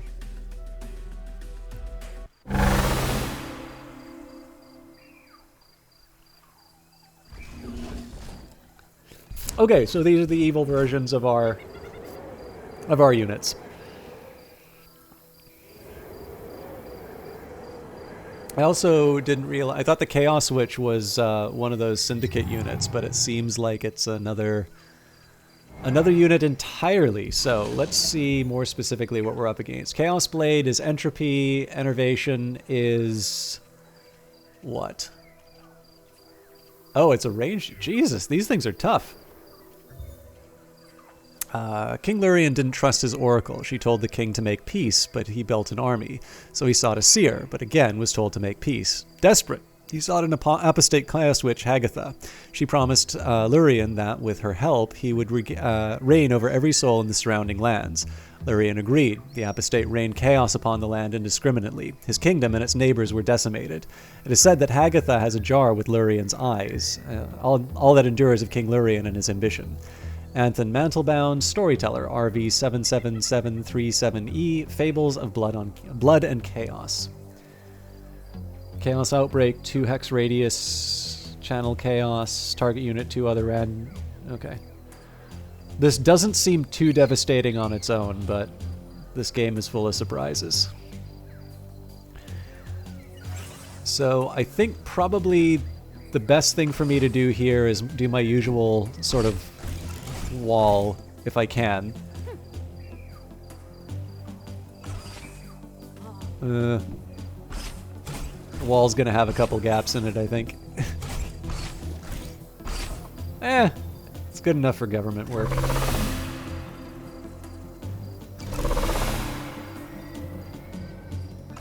The Oath of Loyalty really pays off here. So this is the weakest part on the wall, but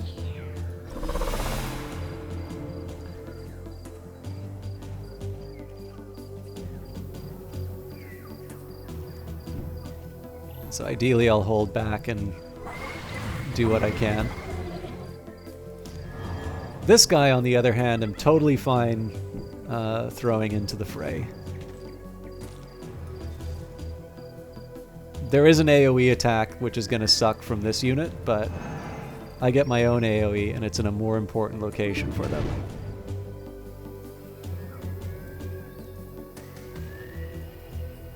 In fact, we just denied them the ability to do their more exciting abilities.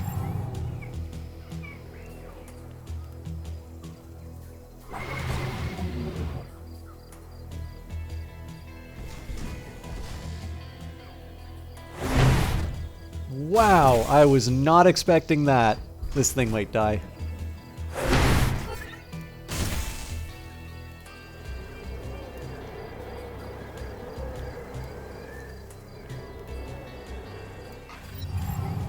I mean, to a certain extent, lucky for me that it turned out that way. But this guy's gotta head back until we do our healing round.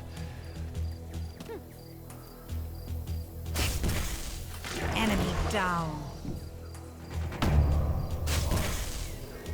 Well, that's a pity.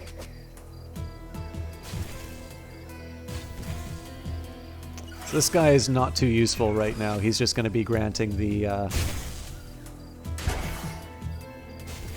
buff. As the Oracle foretold.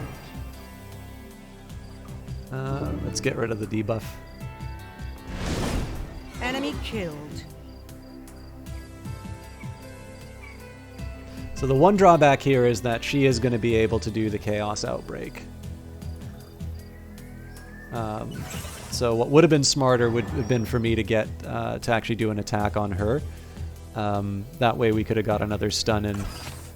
But I think I was probably banking on being able to get at least one opening in this wall.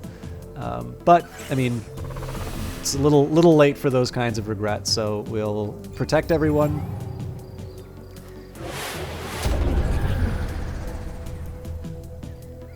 Well, there's my break.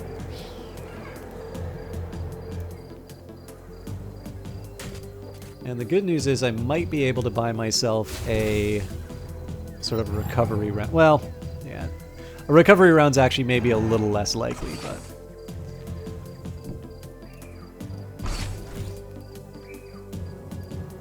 Oh, I'm not able to attack. Ooh. Alright.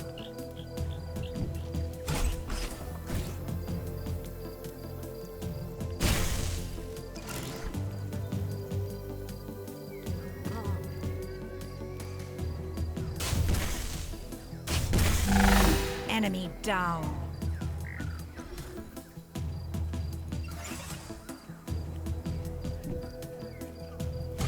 So unfortunately this guy just takes damage and there's not a whole lot to... Well...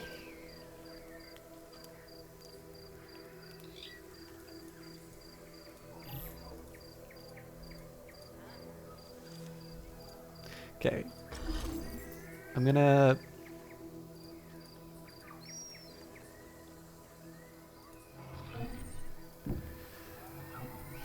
risk it.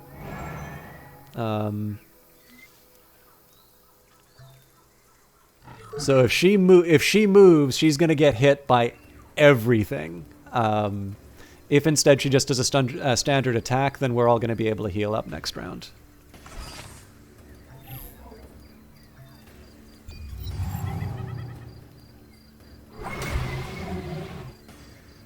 Yeah, so we don't get our heal. You know, we don't get our heal round, but I allowed myself the option.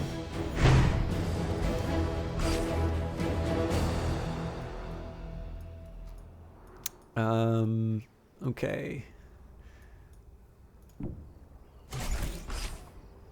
So a lot of this is just going to be about clearing out any sources of potential enemy troops. That includes this spot. Sector annexed. Okay, Townsend Folly. We actually don't have a whole lot for them to do right now.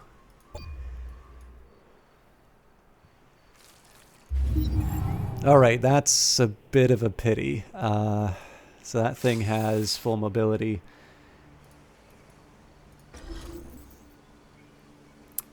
If I felt super confident, I could... I could move this guy around. So I get to... I'm going to... This is going to seem really reckless. It probably is. The idea here is that these guys cannot actually attack me this round. So if they do decide to go for the full attack, we can move back to Townsend Folly. If, on the other hand, they... they decide to move somewhere else, well, then I just get to colonize Black Newt Swamp a little bit earlier. Okay. Research station seems nice and all, but I don't actually see any reason for me to be clearing that out. There is a small worry that there might be some growth hiding down here, but it's not enough of a worry for me to hold off on completing our objective, so... Okay, as before, twisting growth node is sort of our priority, although I'm a little worried about the fact... Or no, the growth is retreating. That's not so bad. So let's see what the auto combat gives us. I'm mostly doing this because I'm conscious of the fact that we're getting close to the 2-hour mark, so I'd like to try and move some of the... I'd like to try and move some of the action along, so when it's a very large army facing a very small one, I don't mind letting the auto combat handle it. When we're dealing with something with a new unit, so for instance, we didn't do too bad against with the auto combat against those evil paladin units, but I want to see what it's like to fight them. So that's a chance for me to learn something new. So, okay, energy displacement systems doesn't really do a whole lot for me. But...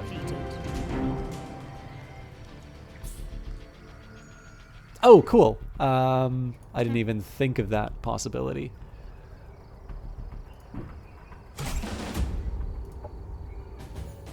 Yeah, not good enough. So I don't recall if the unit... It's possible there's a unit that will... Oh yeah, there's definitely a unit that'll freeze me, so I'm not able to cluster everyone up until we get rid of this thing. Fortunately, it's weak to fire, so... Actually, most of these are weak to fire, so I should be in good shape.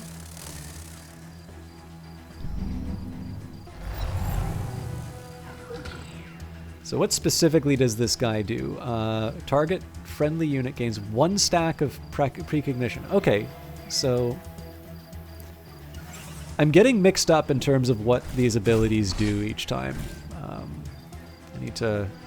I think I need to be a little more careful in my reading. So the idea here is I'm just going to move people in as far as I can onto the map. We're going to see who gets unlucky in terms of getting hit by the special abilities. But I need to make sure there's basically 2 tiles between everyone, just to make sure that we don't get hit by the fungal infection. This guy's not exactly going to be doing a whole lot, but I don't have... Well, I guess I could have maybe moved him here.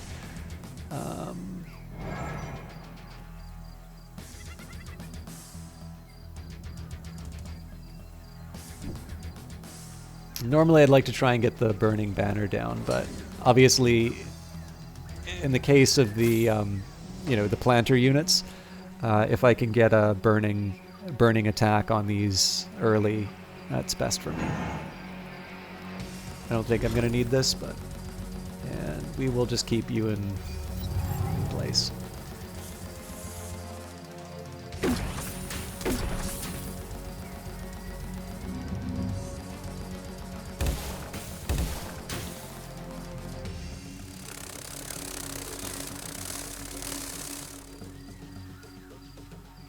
Unbelievable. I mean, it makes sense for them to take the weak unit. I suppose the bit of good news is that I now have something for that other unit to do.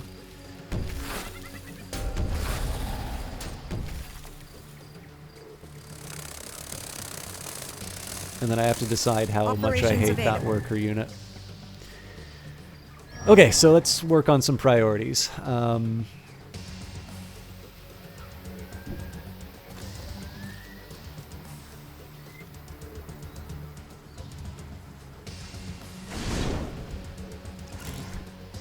This seems like a pretty clear choice. Unfortunately, it looks like we're not going to be able to take him out this round.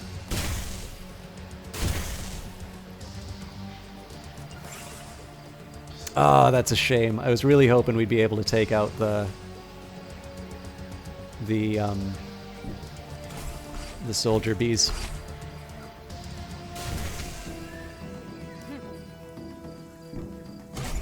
So again, we're kind of distributing everyone to make sure that we're not going to get hit by the area of effects as much. The one exception I'm making here is to attack the soldiers, although even then I think we might be able to dodge the negative effects. Now, because I'm potentially able to take this thing out, I'm gonna go for it. The worry, of course, is that this guy's still relatively weak. Oof. Well, I suppose the good news is if this guy moves, I think he gets an attack. I don't know. We might wind up losing this unit after all. Let's see how it goes. Enemy eliminated. Okay, so that guy's immobilized. This my commander might wind up mind controlled.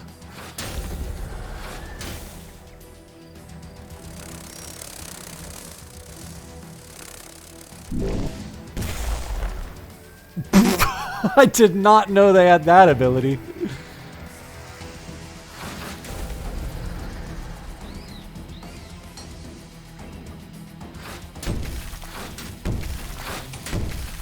Alright, she's in a bit of trouble. I think I'm just going to have to do a cleansing light to give her a new lease on life. So the distribution worked alright, but now we need to actually... So the biggest thing is, like, it's great that our forces are distributed, but we still actually need to... We still need to take out the enemies. Enemy annihilated. So fortunately, we are going to be able to remove most of the sources of damage this round. Enemy eliminated. So I'm going to save my commander and the rest to the end. I want to see how much damage I can do. All right, so I'm immobilized. The only thing I can attack is this unit. Well, this is pretty obvious. Enemy destroyed. And we are able to take out the workers, so... Enemy eliminated. So the only worry here is that I'm going to be taking one of my better units and sending them in after two fairly strong enemy units. But I also kind of consider what my alternative is, and that's to sort of run away. So in this case, I think the better call is just go in aggressively. I'm reasonably confident in my ability to withstand enemy attacks, and then what we'll do is just a nice big, if I can, a nice big group hug with lots of healing buffs, particularly with the scryer in the area.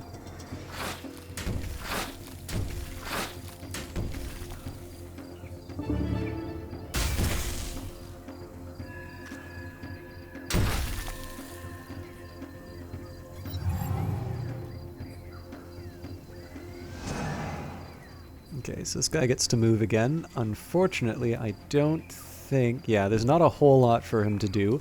I bet I can put that banner down, though. Yeah, just in range.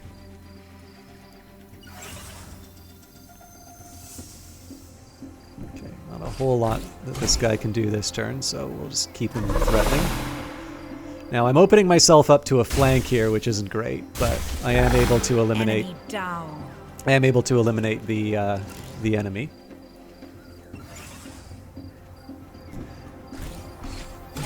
And while this is an AoE unit, I am at least able to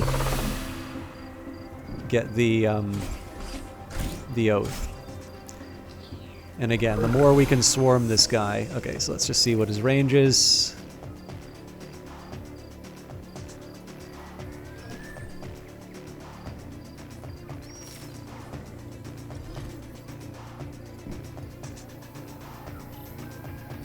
So the hope is that when we start doing some healing, I'll be able to get this guy in the area.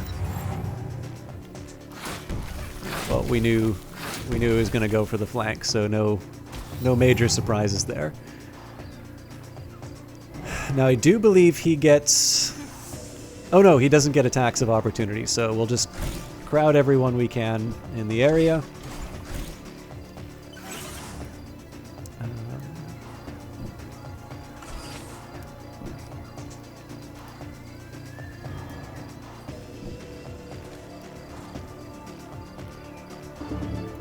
Ooh, crits are dangerous. All right, it's not dead yet. All right, so it seems to me that what we want to do is this is kind of nice because most of the units that I want to be healed the most are sort of on this side. So we'll start with a heroism here.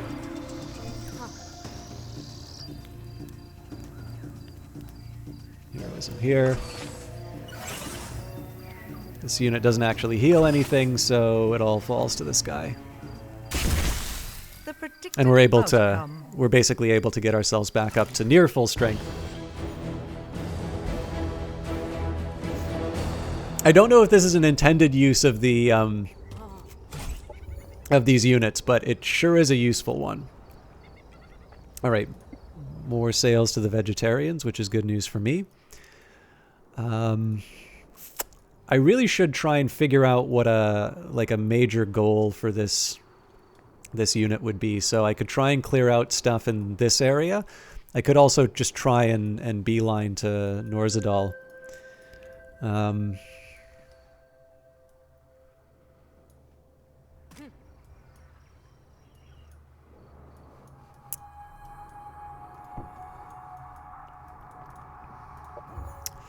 Okay, so we can upgrade German Botluf.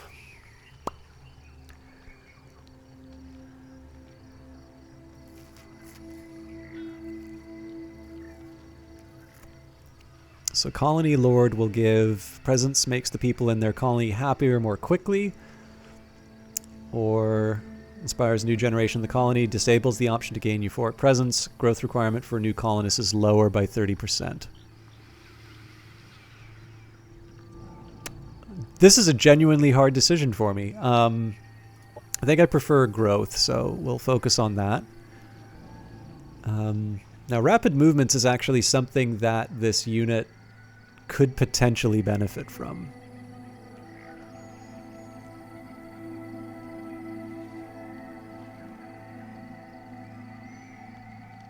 Especially because this is a single action unit. So I think in this case, hero surrounds their army with spores that feed on their unit's kills to regenerate hit points. Biological and cyborg units in this hero's army gain 15 when they kill a biological or cyborg unit within 3 hexes of them. This is pretty great, but these are all mechanical.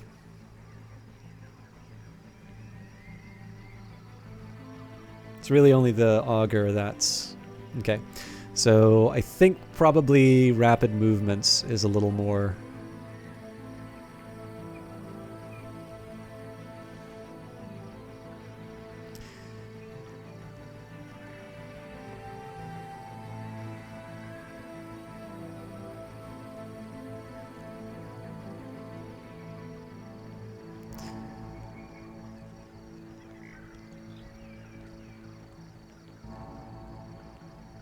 I'm already a ground commander, right?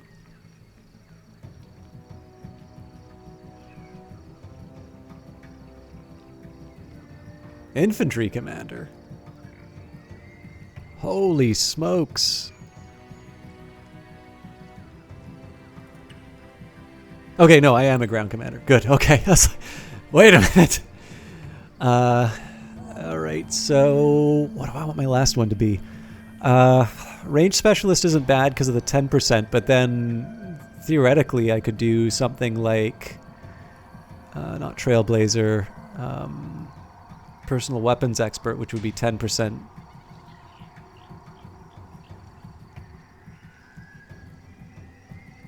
Yeah, in this case, personal weapons expert obviously makes more sense than another level of range specialist.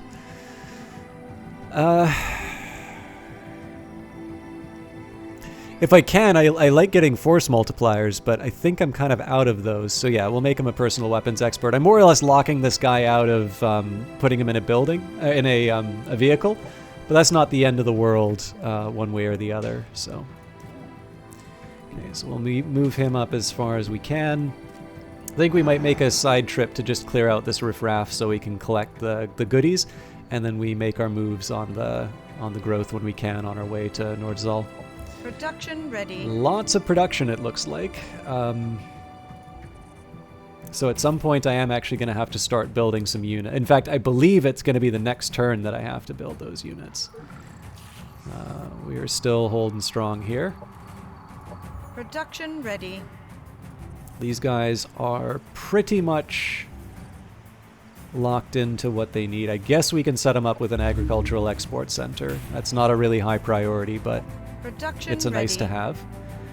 have. Hard to say that we shouldn't be doing advanced military infrastructure. I am going to focus on military just because I know we're up against a fairly tough unit, or sorry, a fairly tough opponent, so being able to research the mods is a bit of a priority. Regrettably, I haven't been getting any research bonuses from all these fights that I've been up to, so one good bit of news though is we have, so after taking out the growth, this is actually the last part we need before we brew the potion in Townsend Folly, so Production we're ready. quite a bit closer to the Doctrine enacted. quite a bit closer to the end of the quest than we were, or than it seemed to be. So let's see what the next turn brings us. Alright, so they're running away. It is a matter of our security to know every discovery ever made by all other worlds in our reach. We would never abuse this information. We're the government, the good guys. Burgess Kian, Core Systems Architect. Okay, so this is great because we have both research taps and energy siphon. So, and it comes right around the time that we get to the max in terms of influence. So, I suppose the question is, do I want to try and keep going down the espionage route, or do we say, okay, now I need to actually prioritize... I need to start prioritizing my infrastructure. At this point, I really do think I need to focus on orbital relays. I tend not to build them, but we're going to need to find a way to get people in range as soon as possible. Like, if we take a look here, the assembly are expanding quite rapidly, and we have no idea what their what their territory looks like. With that in mind, let's say we'll start with an energy siphon. And let's also try steel... Ugh. You know, steel maps is still worth it. But I am going to make energy siphon the priority first. Okay. We got to get you close to the bad guys. We got to get you... Where are you going? Okay. Gonna get her to clear out a little bit of trouble on the way, so we'll take out this and definitely take out this. This thing can still aim at Black Newt Swamp, so I'm gonna... Again, I'm really tempting fate doing this because now I can't get back to Townsend Folly right away. There's really nothing I can build now.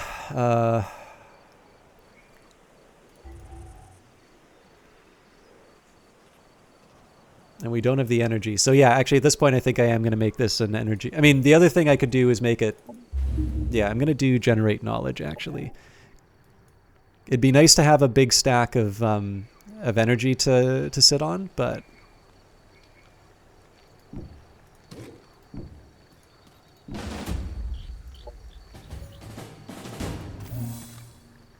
Ooh, energy convoys welcome. Ah, so we're not quite ready to seal the deal with these guys, but we're close.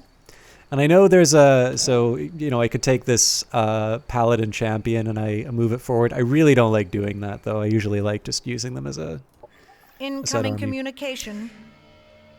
You'll need to rethink this relation of ours, Aluna Leoness. The fall of the Star Union was caused by incompetence like you. This commander's opinion has changed by 100, and you have gained 3 casus belli on this commander. Now, again, we want to avoid this. We want to avoid this war as long as possible. We are currently 2 of 3 on might capability. I wonder what Unity capability represents players' performance in creating peaceful resolutions. And we are the least developed.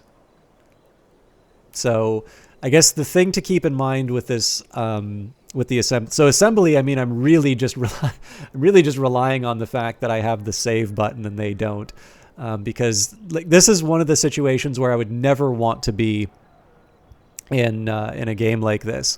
The enemy has a stronger army. Now it's an ordinal ranking, right? So we don't know by how much. It could be 1 unit or it could be 1,000 additional units. But the thing that should make you really worried when you see something like this is the fact that you know that the assembly...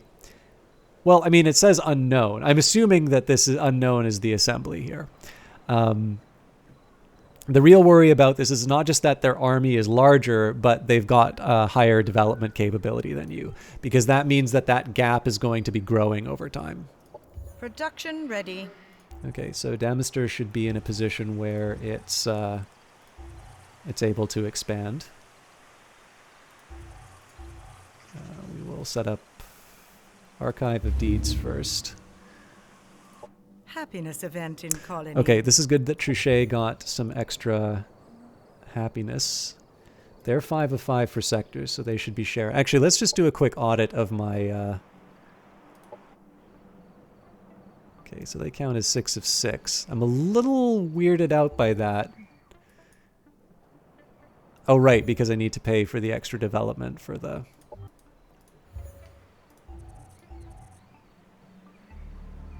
Okay, that's fair. That does give me something to think about for future, though.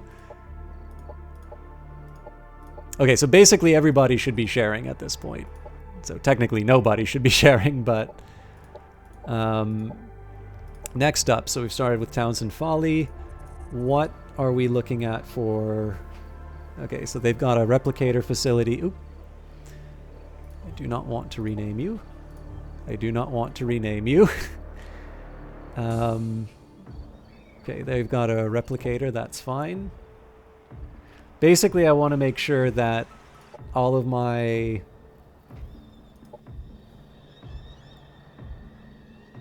I want to make sure that all of my cities have something other than food generation in the center. Do I really just have 3 colonies? I guess that's right.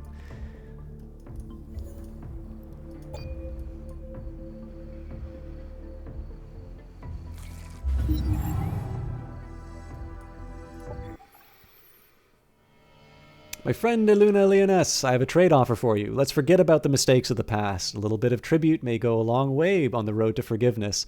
So I'd love to get the extra cosmite, but I really need the energy right now. So I'll decline that because I want the energy. We're getting a little bit closer to where we need to be. All right, now this weirds me out because I thought we were done with expansion. I'll find out which colony that is in a minute. So this guy is in striking range from the bad guys, so we're going to move back by 1.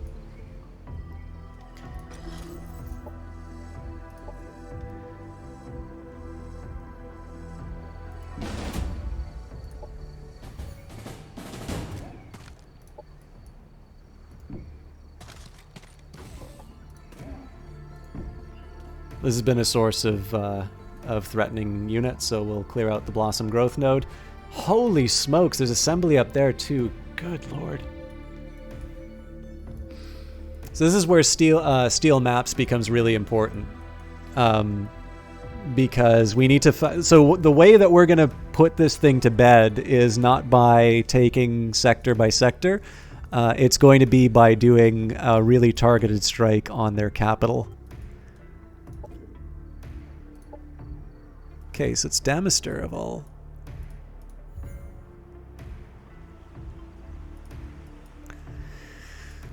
The Fragrant Plateau... Oh, no, hang on. Fragrant Plateau was taken by the Devar. That's right.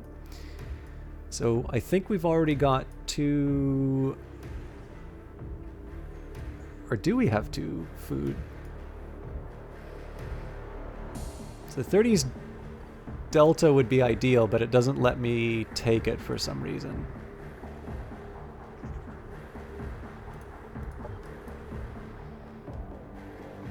So I can claim Delicate Meadows.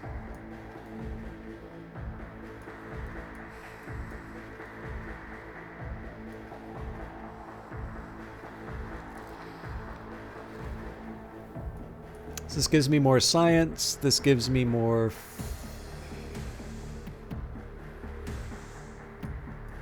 I think I'm going to go for Delicate Meadows. So this will give them a CB.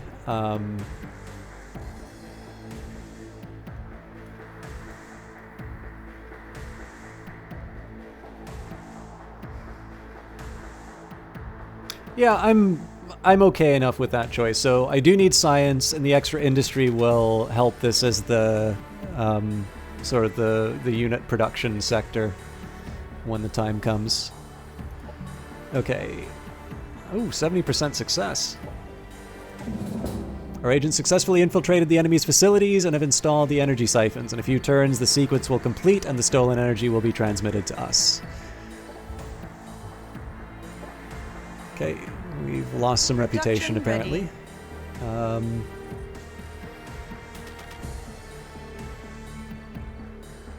So units are produced with less upkeep or +1. Okay, so normally I'd love to do energy efficient assembly line, but I don't actually think Truchet is going to be producing a whole lot of units. So what I'm going to do first is we're going to take Snow Forest, we're going to turn that into a research exploitation. Following that, oh man, my priorities are all over the map here.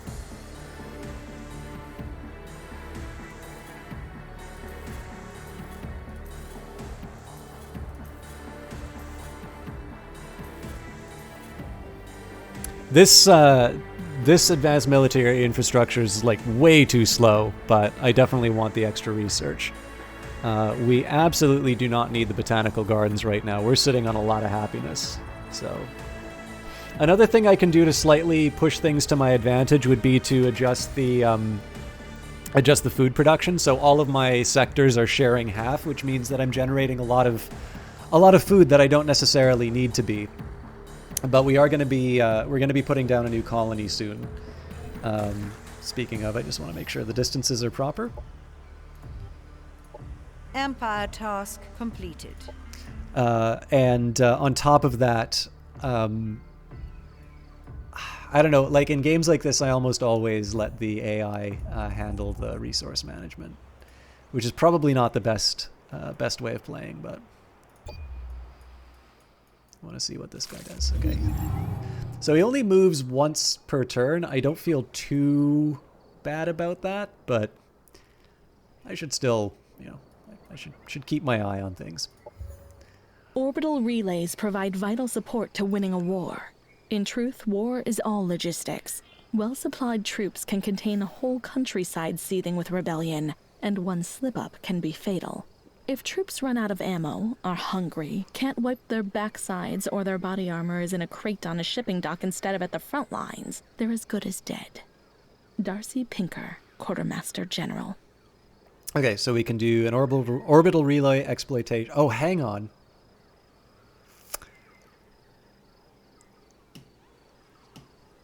Now I remember why I don't do them, because this actually requires me to get rid of... Right. Now I remember why I don't do these things, because I usually like getting the advantages from exploiting the sector. Ooh, okay. Orbital logistics base, converting this relay into a logistics base will increase the efficiency of all other exploited sectors. And military assembly base.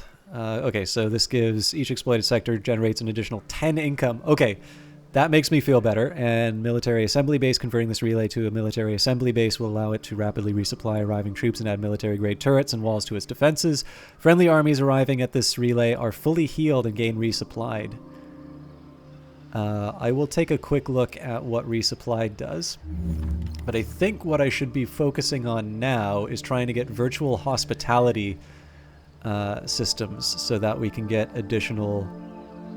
I think this gives me additional sectors. I could be wrong about that, but... So adaptive exploitation, of course, means that I'm not able to, I'm not going to be able to take any of those lava sectors. That's fine. I can avoid them for the time being. Energy development will improve. This is a tough call, but I think I am going to do it just because, again, I want to make sure that my bank account gets a little bit fatter. 5 turns for my new units. We will make the move on these guys. Again, take my colonizer, just give them the slip. I only have 1 more turn of that, so we should be fine. Can't quite get the growth, but we should be able to clear out the marauders here. And again, I'll auto-resolve if I have to. And again, it's just because these are not the most exciting fights for me to do. What I'm trying to do is complete some of these objectives, so not quite what I had in mind. This is more like it.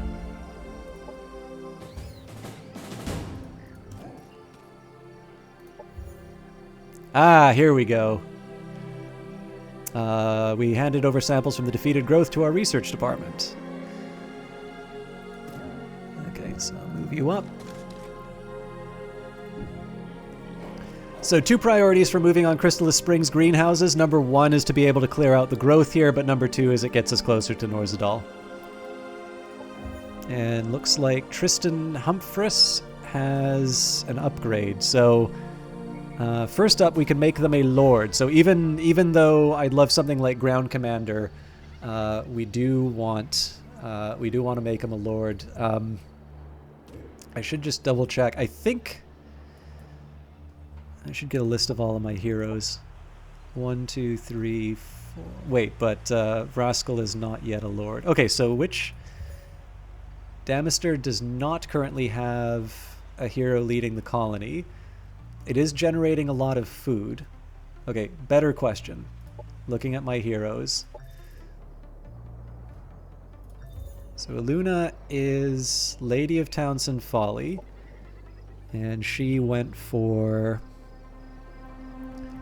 Army standardization, energetic efficiency, production is always increased. Okay, that makes sense. And then when she's home or we have the throne, there's an additional energy income. This gentleman is Lord of Truchet.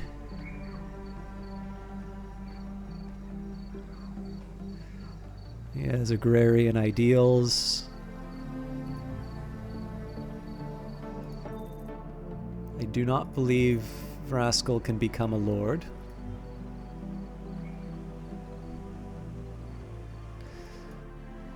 Right, so yeah, it still comes down to Damister, and the question is, what do I want? I guess it's science that I want out of Damister. I mean, yes, it is an agricultural sector, but if I can get additional science, so much the better.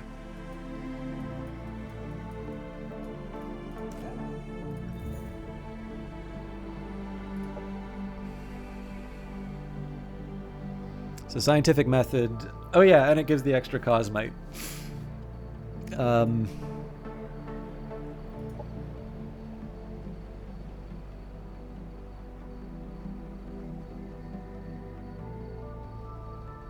And oddly enough, I am going to do military focus again. I feel a little bad about it because I've been focusing kind of hard on it.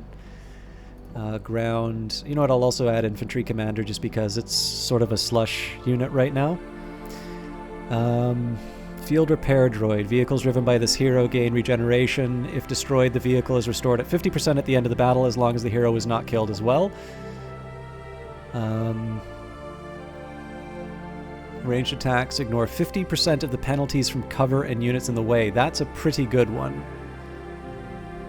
Attenuators, stagger resistance, intuitive strikes. Yeah, I think the ability to ignore cover is a pretty solid one. So what do I want to do with my last two? Watchman's tempting. If the unit has precognition, gain 20% damage. That is a good one. It's a little harder to say, though, because I don't have anything to generate precognition on him quite yet. I don't need to worry so much about staggering because he only has, like, the attack. Basically, it's the attack that this guy has, the Volt Greatbow, so it's only a single action anyway. So it feels weird, but I am going to give him Watchman. Oh, and I got to link him to Colony.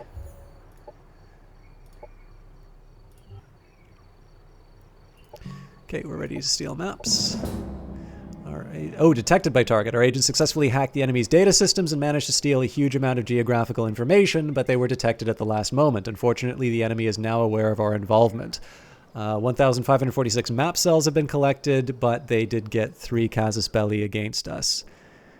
The question is, did we find their capital? We did. Okay, great. So this is pretty big for us. I suppose... So in practical...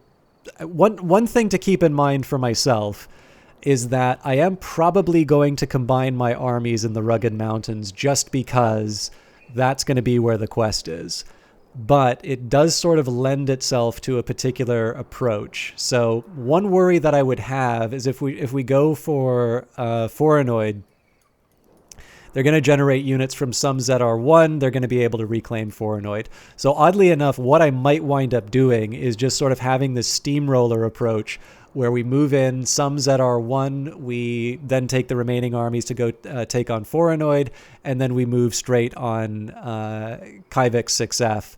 Now, one drawback about this, of course, is that we leave ourselves completely open on this side. By the time we go to war with them, we're going to have Norzadal, which will need some kind of defense. So by ignoring... Essentially, we kind of set up a bit of a race condition. If I feel I'm going to be able to deliver on these gains, then yes, they can kind of come after us.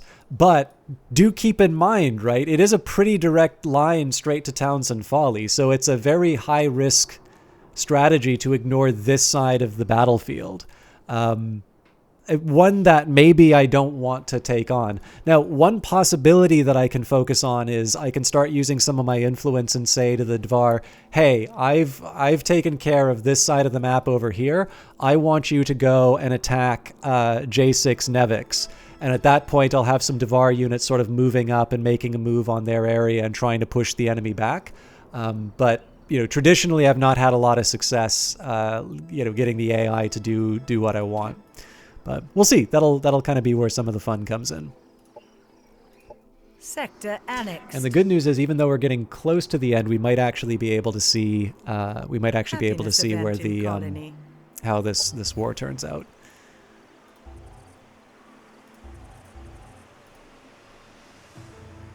Okay. Terran declared war on Anessa. So the question is whether or not I want to join in on the... I think I'm going to hold off for the time being. I think I get 2 turns before I get pulled into that. Isabel Malene wants to join you. Level 7 Oathbound. Pretty much always say yes to those. There is going to be a small challenge in terms of... so I don't actually have a full army for my other guy yet. But, I mean, that's life, right? I gotta work with what I've been given. I still am not... I don't have that strong of an economy yet. So we'll leave her in place right now. Terran denounced you. Let it be known to all, Iluna Leonez is using covert ops. We abhor your actions. Consider yourself warned. Next time, I might not be so forgiving. Eternal Enemy purge successful. detected. Enemies completed a thorough purge of their operation systems in an attempt to root out any infiltrators and spies. The energy siphon has been purged. So I guess I don't get the energy off of that. That's a bit of a shame, but I mean, it makes sense that they do that. Here I am going to do optimization control agency. Again, I want the energy out of this, not necessarily the Operations available the for lower upkeep.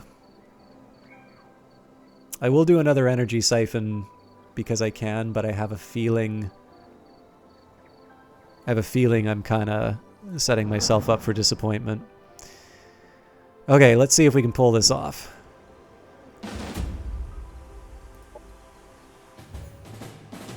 Is there anything interesting? I mean, going after the Tormented might be kind of... you know what? It's been a while since we've done a fight. So the AI did pretty well against that, but...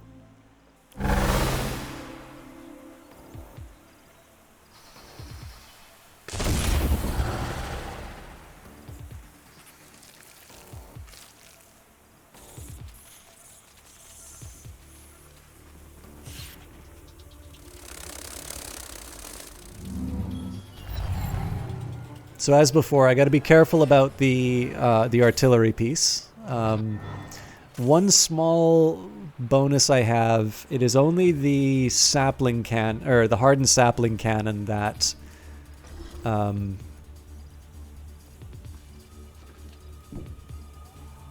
potentially immobilizes my people. Okay. Huh.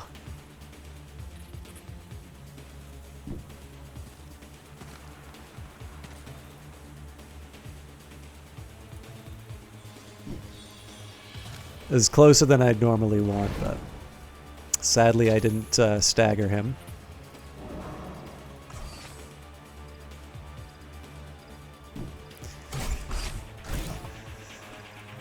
So again, I got to make sure that my units are more than 2 spots away from each other, with the possible exception of Rascal, who doesn't seem to be affected by that sort of thing. I'm actually going to put Rascal in a little bit of a dangerous spot, but this is just so that I can inflict some fumbles on people.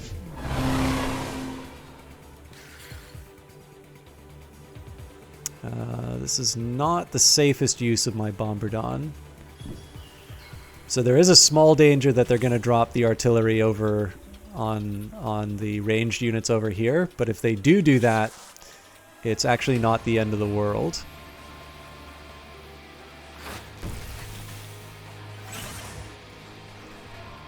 Oh, but I didn't do myself any favors in terms of place. Yeah, my paladins are sort of out of position.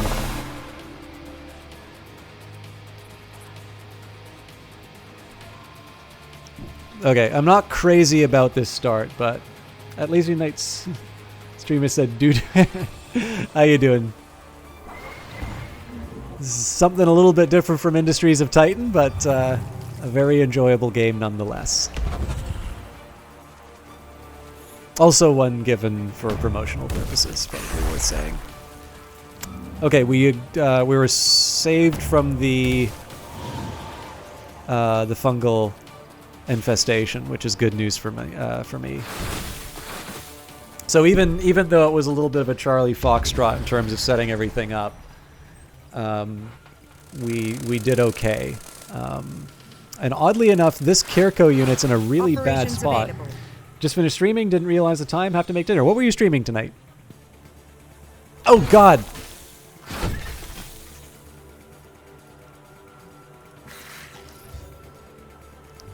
Oh, I guess it was the Tormented that inflicted the insanity. Alright, well, I can sort of afford the Cleansing Light, so... Unfortunately, he's in like the worst possible position. His back is facing all the other units. Anyways, we'll deal with the situation as, you know, as it currently is, rather than how we'd like it to be. Dark Souls 3 got a bit burnt out, so you moved to Halo 5 to unwind a bit. You know what the shameful admission I have to make is, I have only played, I think it's Halo 3, and like somebody really wanted me to play it, which I was fine with. I don't, you know, I've not declared some kind of oath of enmity on the Halo series to keep me from playing it. But I'm largely unfamiliar with the games. But yeah, so someone really wanted me to try out Halo. Sat me down in front of Halo 3. I was told I apparently did very well for someone who'd never played the game before. But Enemy destroyed. I'm largely unfamiliar with the experience of playing that that game. Okay, now Vraskal can't really do that much. He gets one hit, so the question would be, do I want to put him in a better position to be able to inflict this misery, or do I just want the you know, here I've got a 70% chance to distribute the damage. Of course, the damage on the this Kirko unit isn't really going to mean a whole lot because it's going to go back to the Transcendent. 100% easier to hit. Now, in this case, I'm going to go after the Tormented. And I am going to slightly adjust things just to make myself a less tempting target.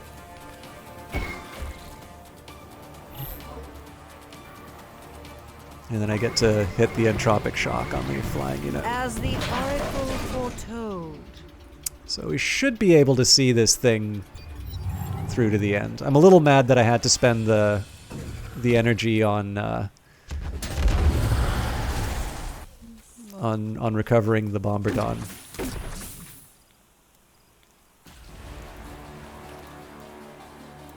It'd be nice if I could get a stagger on the...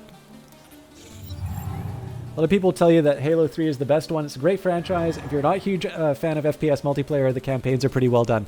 Yeah, actually, I mean, I'm also really interested in Bungie. I mean, I've played some of the really wild stuff out of Bungie's back catalog, like so we were talking about Total War on the stream earlier. So, I mean, I played their contribution to the real-time strategy game called Myth, which was a pretty... I think it's a really interesting game. So it's kind of like if you play Total War...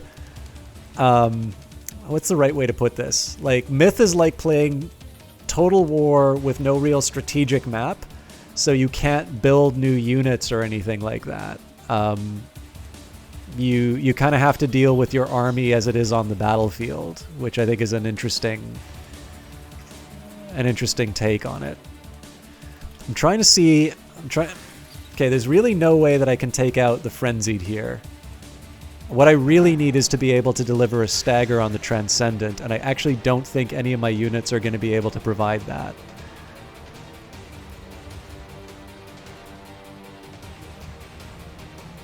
So I think my second best is to actually bring the hurt on the tormented. But yeah, so I actually I'm quite fond of Bungie as a company. They're pretty unique. I've also played their first-person shooter series Marathon. I played it on a Mac, which is another. I think it's another really interesting one. But yeah, I don't know. I just think like Bungie's just kind of an interesting company in its own right. So at this point, I think I'm just gonna try whacking the. Like, if I'm gonna make this thing absorb the maximum amount of pain, and then I don't need to worry about that buff anymore.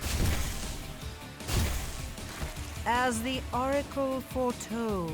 That is the less elegant way of dealing with that buff, but it got me what I needed. But yeah, so it's definitely not for lack of interest or anything like that. In terms of why I haven't played the Halo series, it really is just a question in terms of, what I have available to me, as opposed to, where my interests lie. Unit Okay. destroyed. So, as is traditional, we'll try and get everybody together for a nice big healing hug. Oh yeah, man! But first of all, Bungie's been doing this for a really long time, and second of all, so I don't think anybody could have really predicted they would have been the people to make Halo. Right, it's in the end, some of these things are just going to be surprises. But with that in mind,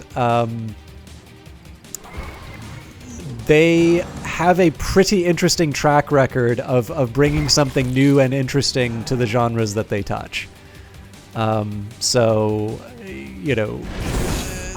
forces are victorious. Another good example, actually, is Harebrained Schemes, who's now owned by Paradox. So before they did Shadowrun Returns, before they did BattleTech, they did a pretty interesting little mobile game called Crimson Steam Pirates, and it was actually published by a company called Bungie Aerospace. And I think Jordan Weissman has actually talked a bit about how Bungie was able to sort of survive. It was able to keep its company culture intact despite the acquisition from Microsoft. Apparently, I don't think this is still true of Microsoft because they've been on a pretty big acquisition run. And I get the impression that they have a pretty clear idea that they are, like, they don't want to kill the goose that makes the golden eggs. Like they're acquiring these studios not just for their back catalog, but their ability to generate new titles for their the latest console. But apparently, I guess apparently at the time that Microsoft had acquired Bungie, they were very much in danger of sort of transforming the company into a Microsoft subsidiary as opposed to this company with a very good track record of making games. And Weissman's talked a little bit about how Bungie was able to sort of survive that and keep its culture intact. And then of course it went out on its own. It partnered with Activision for Destiny, and it seems like it wasn't quite fulfilling what they wanted, and so they've taken Destiny 2 and that's their thing now, and they're back to being. I mean, they were independent it was partnership with Activision. They weren't owned by Activision, but they're kind of back to being independent. So it's just really interesting to see a company be able to do that. I don't really have a lot of examples of companies that can do that sort of thing. The only other one I can really think of would be Turtle Rock, who did Left 4 Dead. I think they were acquired by Valve, and then now they're independent again.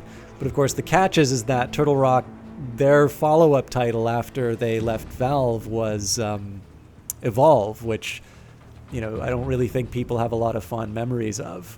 But I guess they're back to the zombie genre. I think they had like a new trailer at the Game Awards. I'm sorry, I didn't get to see the Game Awards. I was streaming during them, but yeah. Anyways, it's just one of these things. This is for me. Being able to play independent games lets me sort of focus on this a little bit more. But one of the things that has been interesting for me as a player of games and a broadcaster has been the ability to appreciate the people behind the scenes who are making these sorts of things. And I think so for me, I try to avoid the auteur. Like when I was in film, I hated the auteur theory, and today even in games, I dislike the auteur theory. I really don't think. So I will be clear on something. People really matter in creative industries, right? It's silly to sort of say, all the different people, all of the different, human inputs to game development are interchangeable. Like, it's very clear that there's a lot of large companies that are competing for, top tier talent. But on the other hand, I also think it is, so, there's the news about Casey Hudson leaving as general manager from BioWare. There's a few names like Hideo Kojima and what, names like that where people just kind of associate them with all the good ideas from their games. I may be less fond of that sort of thinking. One of the things that kind of impresses me the most are studios that have kind of a structure in place to consistently make good titles. And this can apply in the indie space as well as the at the higher levels. So Kit Fox Games has a pretty good track record of making some really interesting games. Triumph actually I think makes a pretty good thing. Although I suppose the funny thing about Triumph is I've only really played the Age of Wonders series. I haven't touched Overlord, I think, is the other one that they did. Brace Yourself Games may be another really good example. They seem to be very good at acquiring some pretty great talent. Because, Brace Yourself Games was the studio that made Crypt of the Necrodancer, and that was kind of all that we knew them for. Now it's, Industries of Titan and Phantom Brigade in addition to Crypt of the Necrodancer. And, of course, that's only the stuff that we know about. So there's something interesting about these companies that are able to sort of have a system in place that allows them to continue producing a fairly consistent string of high quality games. You can sometimes say, someone got lucky or whatever for one successful game, but it is interesting to sort of follow these people who seem to be doing interesting and innovative stuff on a fairly consistent basis. And I think some of that has to do with the processes that they have in place rather than necessarily any single, genius who has all the good ideas. And I think Bungie is a great example of that at the highest level. Because again, the Myth games, when I played them, they were old, right? So they're not going to blow your mind today. But, if you look at it compared to the other stuff that was out at that time, I really don't think there's a lot like it. And the fact that they're able to kind of continue doing that at the highest level is really encouraging. So, anyways, sorry, I'm monologuing on stuff that's not Age of Wonders Planetfall, but it's funny that I have such a I'm so impressed by Bungie, but I've actually played very little of what's made it so popular and successful. It is good to see that you've collected everything I asked you for. The ingredients are processed and filled up in the appropriate flasks. Now you only have to brew them together in the right order. Me? Wouldn't this task be more appropriate for someone with a talent for potions, like yourself? I have more important preparations to make, Examinia Luna. The instructions have been readied for you. It's really not that complicated. Objective completed. Okay, so I don't think... I think Brew Elixir actually has to...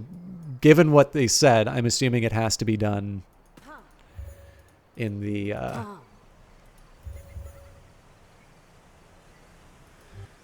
I'm assuming I have to move my commander there, so I'll move this one out of the way. I'm going to make a detour to clear out this growth camp. Again, this is not a really interesting fight, so we'll... You could literally listen to you talk about the game industry all night. Well, I think that's what most people wind up doing on this channel, for better or worse. It's funny, we had a better turnout at the start of tonight, but I'm wondering whether or not Age of Wonders Planetfall is just not the draw that it used to be anymore. So I'm really happy to play it. I'm quite fond of this game, but I'm wondering if this is a game that's maybe just better for me to do on my own than...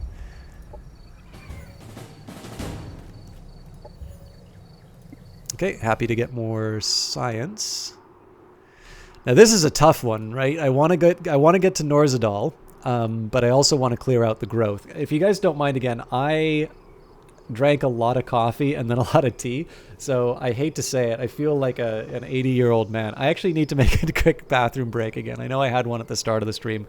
I'll be back in just a minute, but what can I say, right? It's better than holding it the whole time. So I'll be back in just a quick minute, and then I'll be back to have proper focus on Age of Wonders again. See you guys in a minute.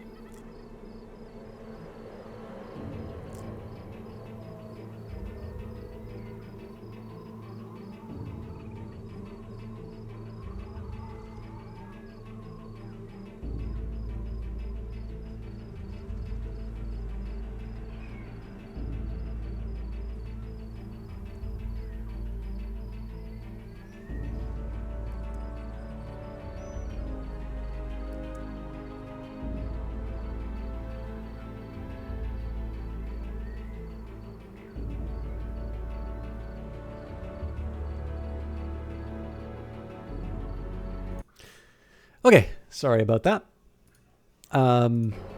Put the kettle on. I probably shouldn't be drinking so much caffeine at this hour, but I really feel like it, so... Alright, I don't want to go in the DNA vault. Again, I'm not trying to claim this for myself. Although, I mean... It's not bad. I mean, it's...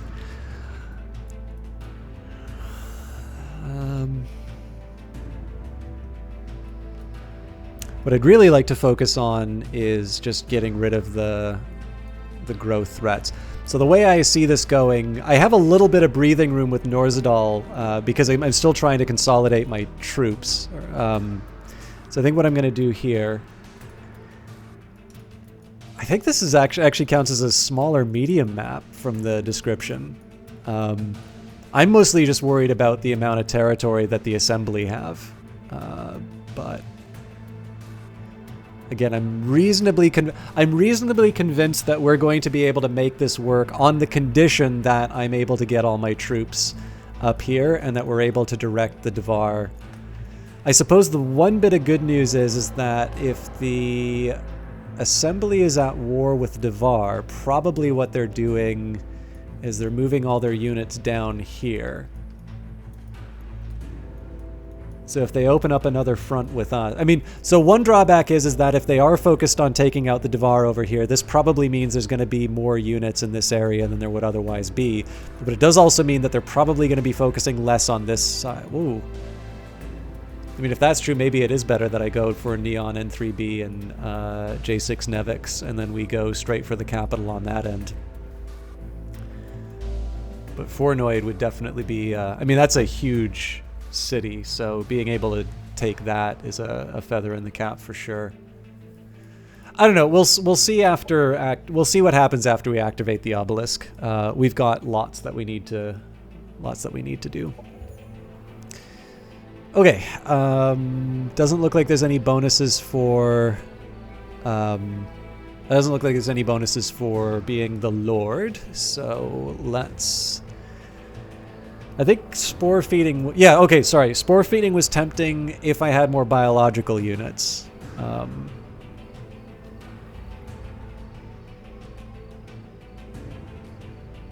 Intuitive strikes might make sense. Yeah, let's do those.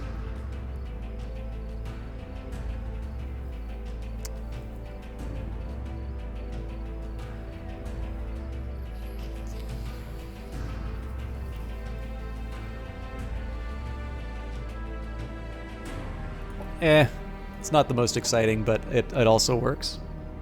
How long does one campaign run usually last? So it takes me several streams to go through. Now again, this is because I'm also very chatty. It usually takes me several streams to go through one of the campaign maps. There's about usually 2 per species. So let's say 3 or 4 streams. So that's about, let's say 3 hours a stream. So let's say 9 to 12 hours. Again, keeping in mind that I'm kind of chatty. And then that would be 2, and then that would be 2 for each species. So, you know, you're probably looking anywhere between, I guess it'd be 18 to 24 hours on a system chalk speed to go through an individual campaign mission. Now, I also go fairly comprehensively over some of the missions. Like I try and see every little angle. I am reasonably certain that I could have done one of the victory conditions, or I could have rushed the capital. So, you know, I may not be properly estimating the amount of time that it takes, but it's like, here's the thing that really attracts me to Age of Wonders Planetfall. And again, keeping in mind that I was given a key for promotional purposes along with the DLC. And of course, while you can buy it wherever you want, you know, it's on sale at least on the Paradox store in Humble, but of course with Humble there is the affiliate link, so if you want to have the money go towards me, you can do that with the disclosures out of the way. I really like the fact that the campaign is its own thing and that they make it specifically designed for single player play and all of the interesting choices that you can get to make along that line. And in addition, if you like Civilization style games, you can just do the individual planets which don't have the story events. And then they added yet another mode, which is sort of a hybrid of the two, which allows you to do this big empire-spanning campaign with multiple races, but again, doesn't have the story events. It's just a succession of individual battles that you'll wind up doing. So, you know, for me, there's a lot in here, independent of the fact that 4X games generally tend to be quite replayable because you want to try different strategies and whatnot. Let's keep this guy. Yeah, we'll keep him where he is. Kettle just boiled, so I'm going to be back in just 1 minute. I'm going to make sure that the tea's with me, though, so I don't need to get up again.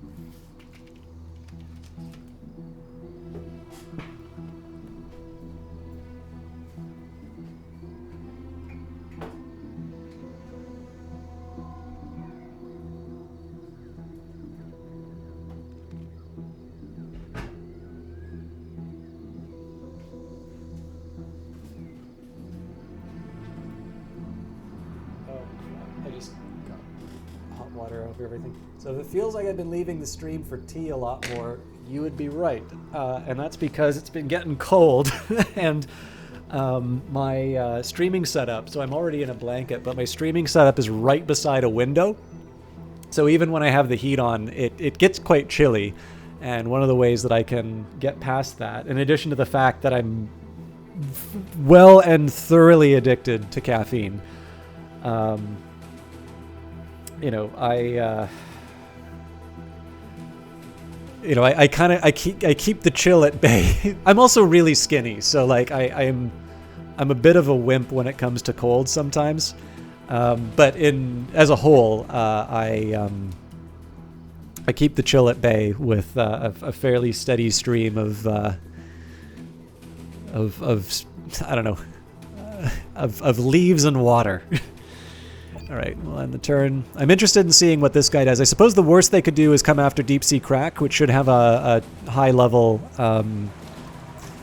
defense now. Okay, we'll get you to move on Townsend Folly. Kind of got to leave her around until we're ready to start building more units. All right, we're gonna make our move on the Stadium Arcadium. So again, I'll try and auto-combat this as long as we don't lose any units. It's mostly just so that I can get a little bit closer to the real campaign stuff. Vraskal, I think at this point we still want to clear out the bad guys. Man, that Bombardon really winds up in danger. Perpetual motion machines are our business. Though now that I think about it, if we did invent such a thing, we'd be out of business. Dylan Allard, CEO of Forward Energy Solutions. Okay. Oh, interestingly enough, I haven't actually been able to verify if this is true, but I kind of want this to be true. So I have heard that the European Patent Office does not entertain the possibility of a perpetual motion machine. So like this is one of these things that apparently perpetual motion machines are a little bit like proofs of what used to be proofs of of Fermat's last theorem. I suppose now it's probably more like the Riemann hypothesis.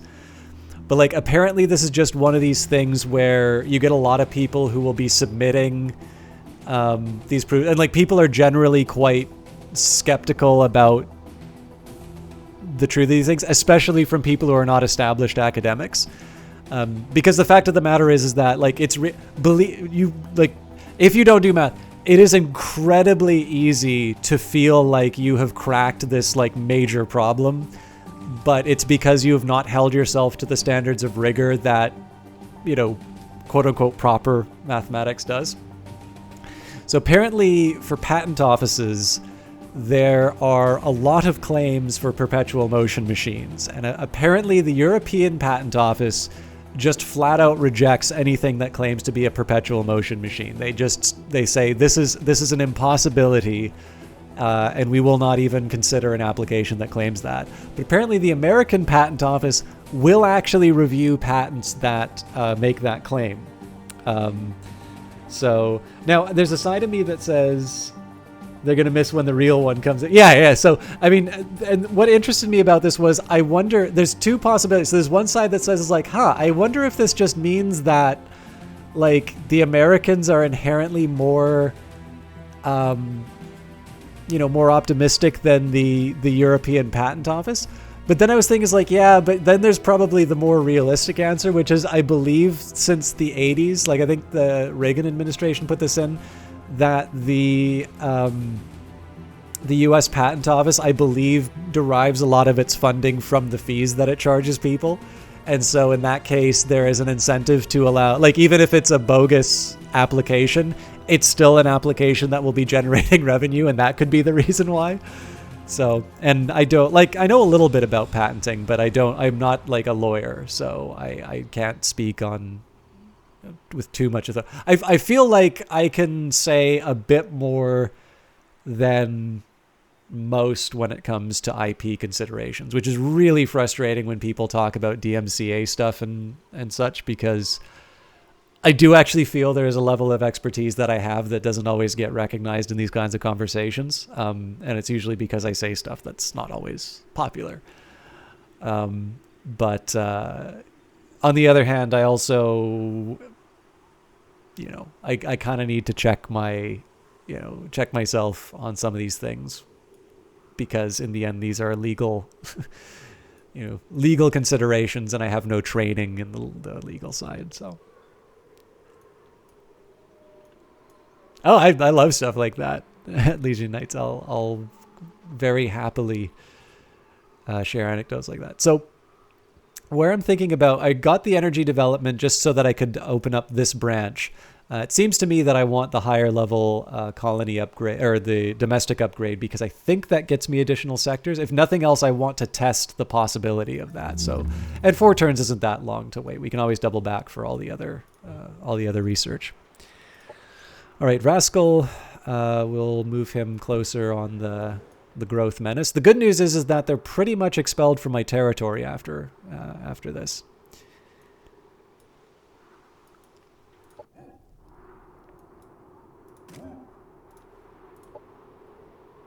Okay, Haven Spire is my new colony. So first thing, as much as it pains me to do so, no. First thing I should do would be the... I'm going to do Central Reactor Core. I feel a little dirty doing it, but... And we are going to arm it to the teeth. And then we can worry about a recreational dome.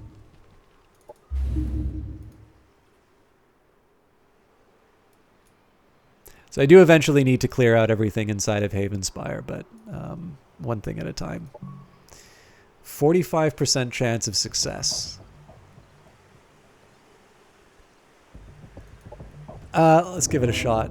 Ooh, failed, not detected. Our agents were caught while infiltrating the enemy's facilities and were unable to install the energy siphons. Fortunately, they were able to talk their way out of trouble, so the enemy is unaware of the infiltration attempt. I don't know when I started with this tea, but I'm going to assume that it's steeped by now. This is the sequel to the one I had earlier, so it's probably...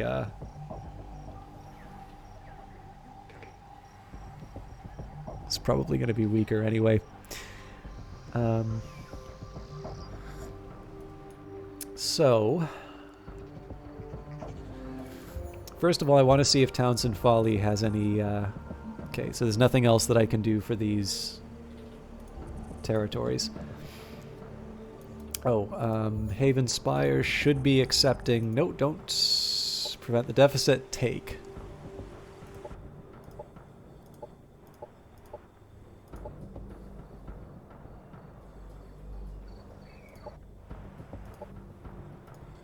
So this thing should hopefully be growing pretty rapidly. I'm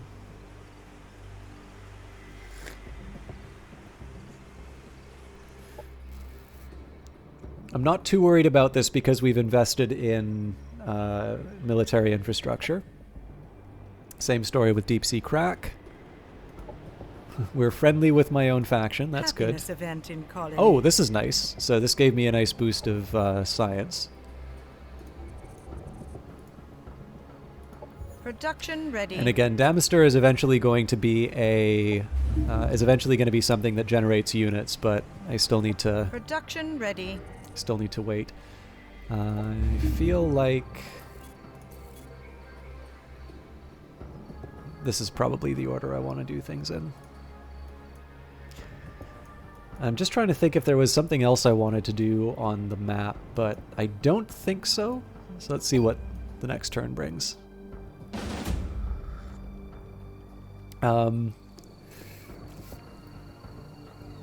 Risky battle?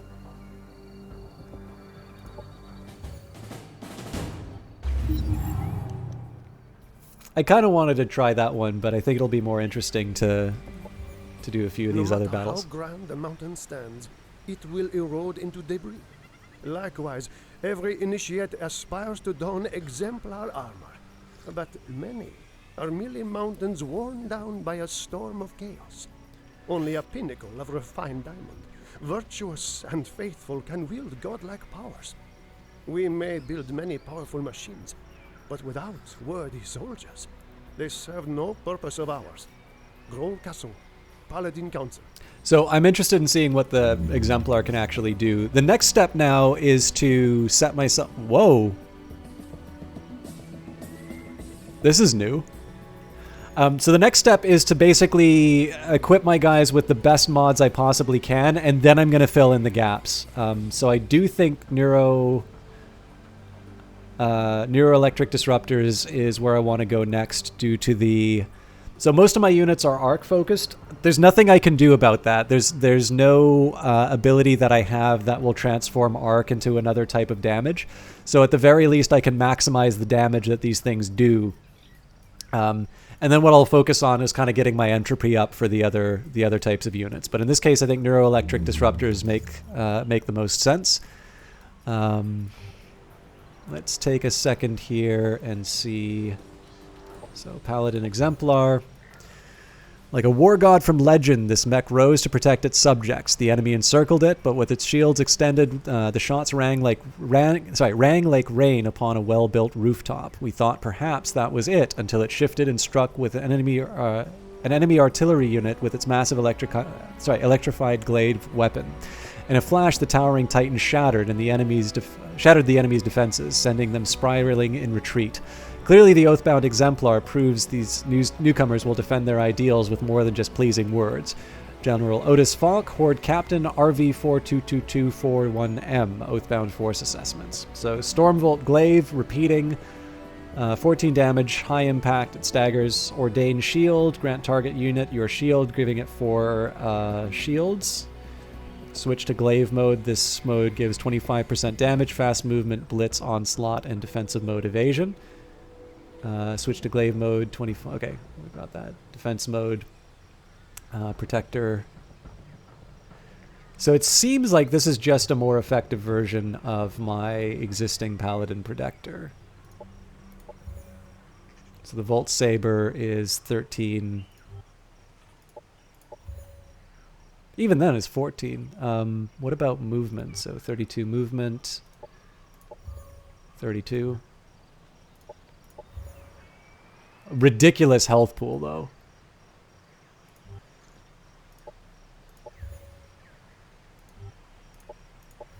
And it doesn't have Embolden, which is probably another thing I should keep into mind. So I'm not able to do the crazy kind of heal box that I set up.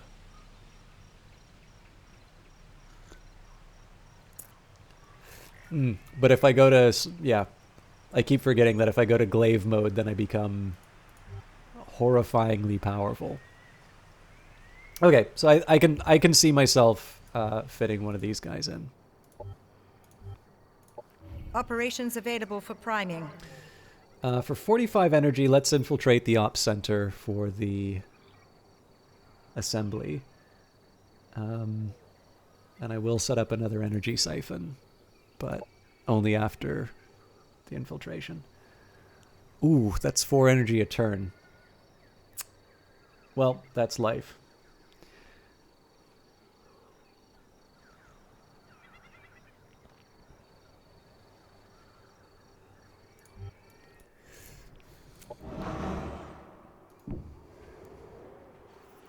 The Marauders are trembling in fear and trying to flee the battle. What do you want to do? Allow them to retreat? Okay, so we've cleared ourselves out. Now, looks like Haven Spire is already on its way to getting new expansions. So, also Townsend Folly should no longer be doing research because I should be able to upgrade. No. Oh no, because we're still researching it, right? Yeah, virtual hospitality systems. I am, however, going to put them on energy generation. This will be a shot in the arm for the economy. I think I might actually move her down to Damister because it'll give me better units when the time comes. And these guys we're moving as close as we can to clear out the growth.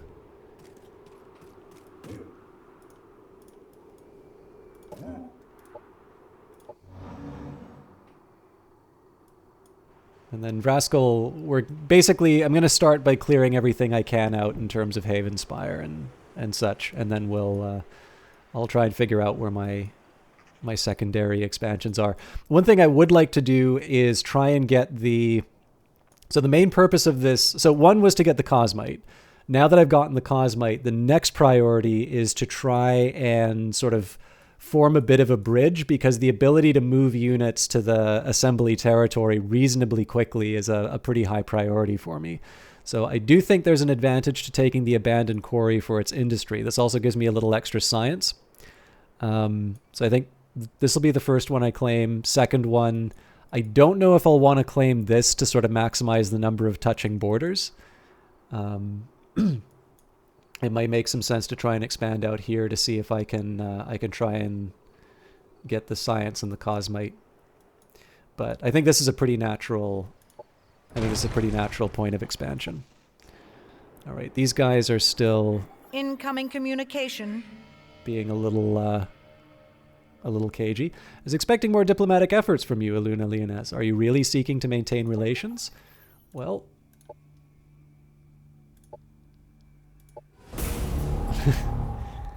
Still don't have the energy. I wonder if I can, like, reduce the number of CBs.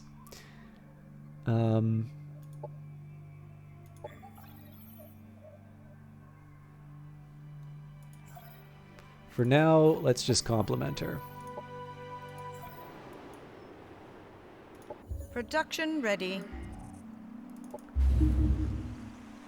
No rule saying that I'm going to keep that in place, but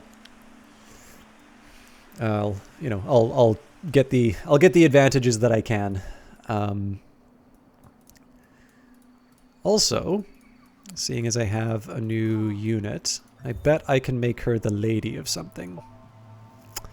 Yes, so let's take a minute here and decide what Haven Spire is going to get me.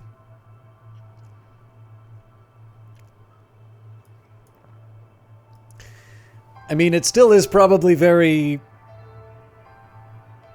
Still probably very food focused. Everything on this map is. I may come to regret this, but I think I'm going to make this another science focused region. So my choices here are agrarian ideals, food income increased by 10%, happiness income increases by 20, energetic efficiency gives additional production, and then a small boost to energy, which itself would be nice, but there's no real energy sectors sort of in the area. Then scientific method, which will increase science income by 10%, and then Cosmite income increases by 4, and we have a Cosmite tile within the home base. We have at least one, potentially two, that'll be generating extra Cosmite. And as you can see, we're actually not doing too bad. So I think scientific method makes the most sense. And in this case, I will do societal focus just because we've already got so much. Investment in terms of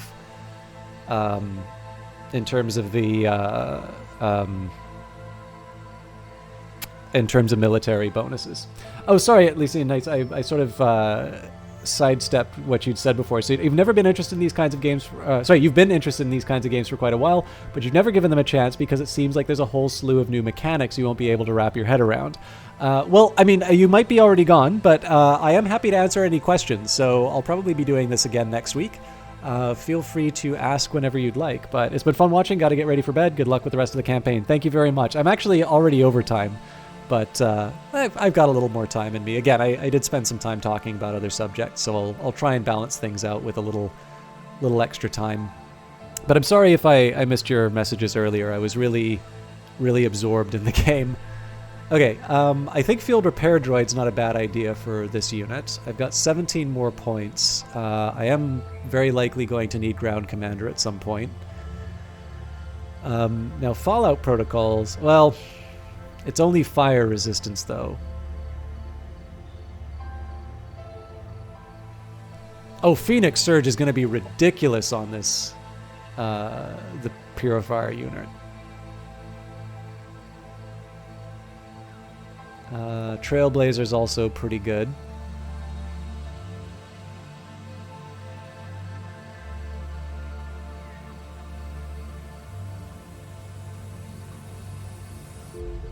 God, there's so much that I want to do.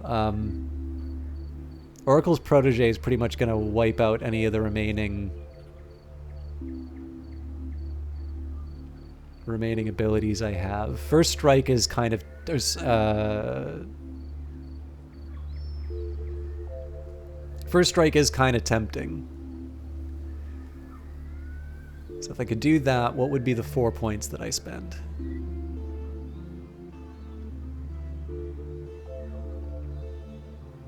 Yeah, I like intuitive strikes a little bit more.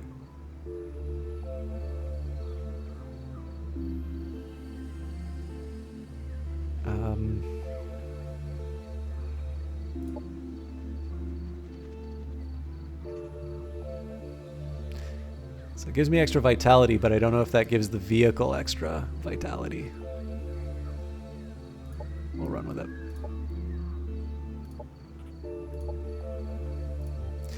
So even though I'm not bringing this commander into any kind of combat right away, I figured getting the benefits of linking her to a colony right away would be the right step.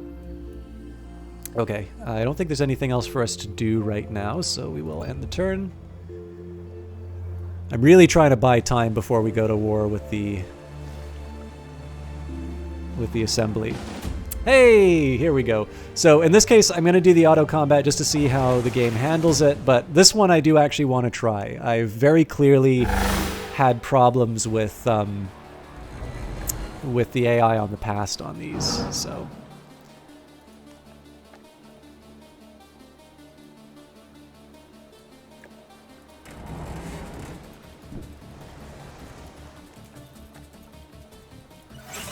I don't know if caution is the right... I don't know if caution is the right move for...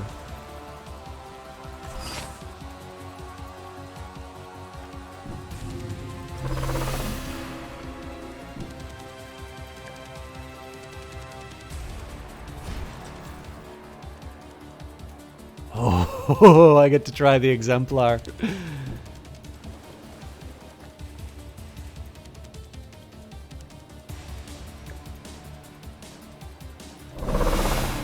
All right. Well, I'm very glad that I got to do that. I thought these were like, these were watchers and such. Okay.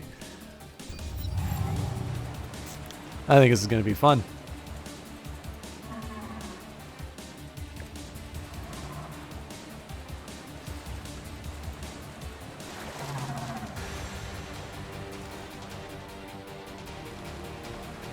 So they do get bonuses for being beside each other, but I think at this point we just run in and do as much damage as we possibly can. Operations available. Okay.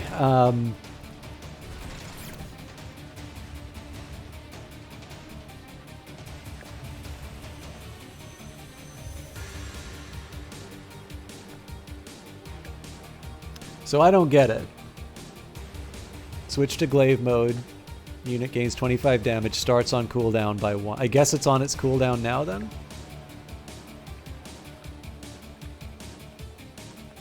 So unfortunately they're just out of reach. But we can still set up the protector shields. We can also give them a hit of adversity. Fortunately, I do get to wreck their day with this. Now, of course, I'm opening myself up to a flank from the Cellist Steel Eater.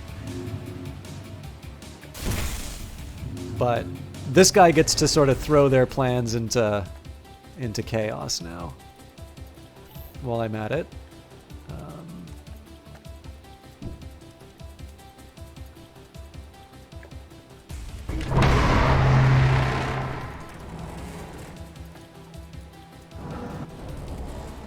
Just generally trying to be as much of a pest on these guys as I can.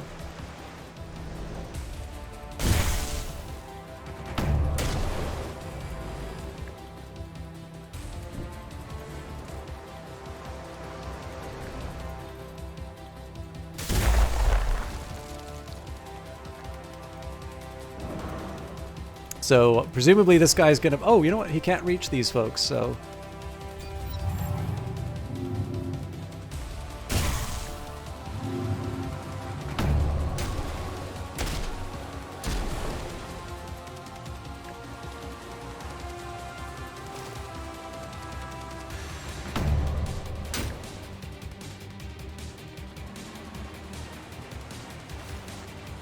I've always been a little weirded out by what does and doesn't count as a flank, because it feels like if I move my units in ways similar to how the AI is moving them, it doesn't count as a flank. But then again, I am also engaged with some units, which I think is probably a factor. So first up, let's see. I still don't know what the deal about the mode switch is, but...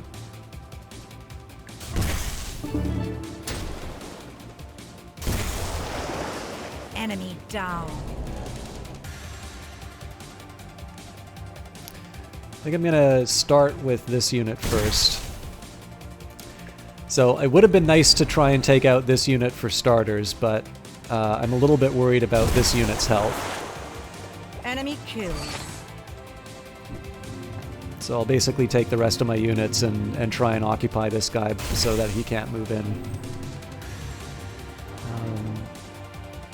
Providence is 100% critical chance, so I would want Foresight if anything. But it is a militia unit, so there's really no...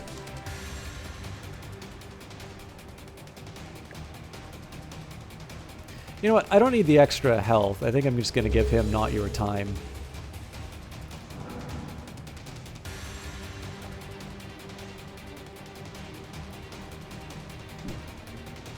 And I am kind of putting this Watcher in a bit of danger, but I figure the Entropic Lash can't hurt. Man, the Oathbound have got some great units.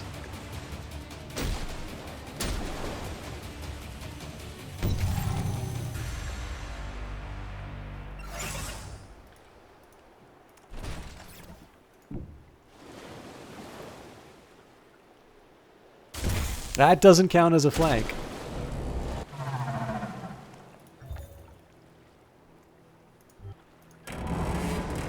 I guess this thing just can't be flanked then. Oh yeah, protective carapace. That's why.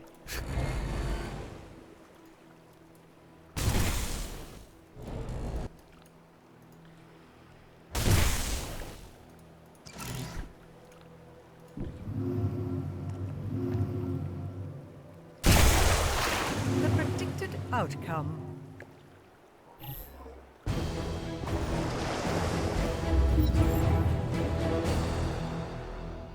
So yeah, I mean, the Exemplar is an interesting unit, but it's maybe not like, it's not the game changer I thought it would be, let's say. What was this again? Oh, right, industry.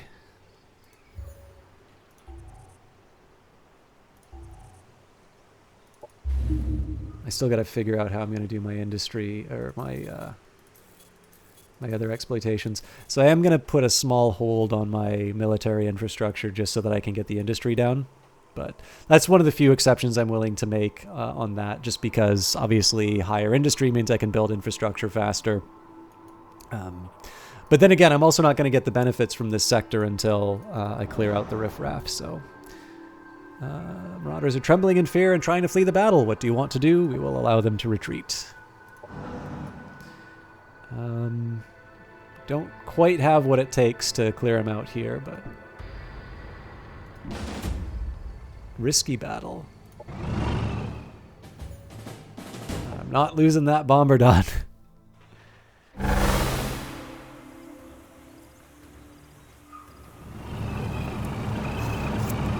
So this may be a genuine challenge for me. Some of these units I haven't seen before, and it is sort of a fair fight. The thing is, my Bombardon is not as good as the usual Bombardons, so I need to kind of use them a little more creatively than I normally would. So what have we got with an excavator tank? I've destroyed tanks, but the Devar excavator might as well be an ingot of armor plating. This thing is solid. It rams through most obstacles as though they were holograms. I tried standing my ground against one in my mech walker. It knocked me on my butt. Welding engineers can't get close to it. The defensive ring of flamethrowers will ignite anything adjacent to it. Its cannon delivers an area blast of Devar explosives that makes the most steady-footed soldier fall to his knees. Captain Paxis Plexius, RV-376M, Military Analysis Report, Devar. So, rocket ram, melee attack, demolisher cannon, single action, high impact... Defensive flamers, yeah. The Bulwark's got a rather oh, hang on, no, it doesn't have a rocket. So autocannons, but it's repeating. So we already know what's going on with the Enforcer. These things ram us, so we want to have... Right, this is the one with the rocket I'm worried about.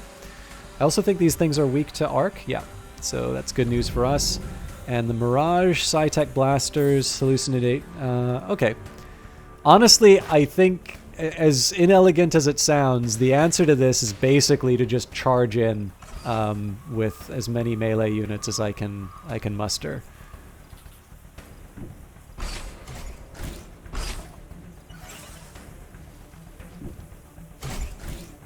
So I'm doing the extra movement just so that I can get the protector shield. So I've got the Oath of Loyalty for these two guys.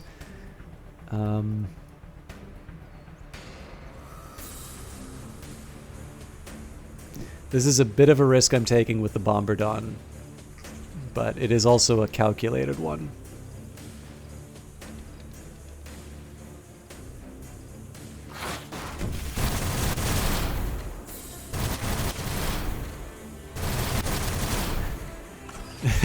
Clearly not calculated enough.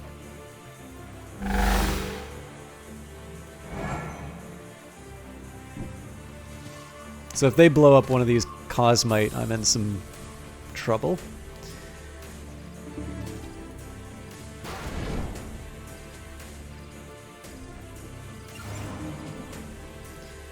And let's put some gloom on the bad guys, although I am definitely putting Rascal in some danger.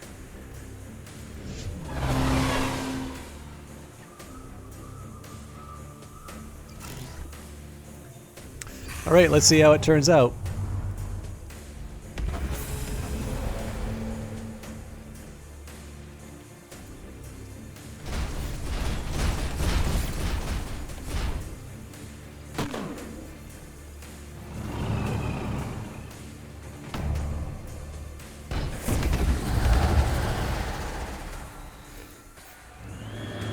So I have a little more money, so I should be able to do a cleansing light on the Bombardon. These guys really like pounding on that thing for some reason.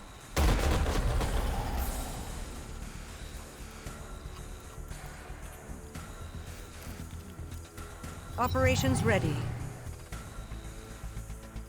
Okay, so first things first, cleansing light on the Bombardon. Particularly important for getting rid of the bleeding. Oh, wow.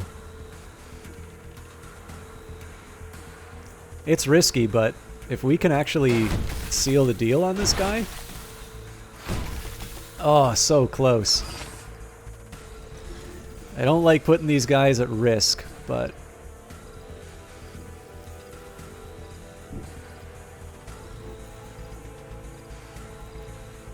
The Bulwark was the one I was most scared of, so... Killed. Okay, so we should be able to smack this guy with our lance. And I think if they move, we should be able to get a target of opportunity which will wipe them out. So I'm going to treat that thing as effectively dead. This is a bit of a risky move, seeing as I'm opening up myself to a flank from this melee unit.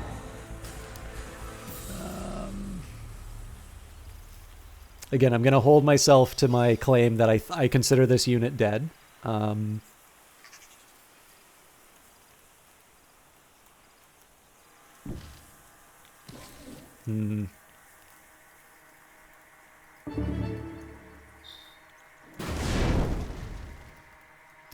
I'm really uncomfortable with how open I've left this Bombardon, because I think this guy's just going to run in and really hurt it. The good news is I don't think there's a lot of other units that are going to be able to do too much damage.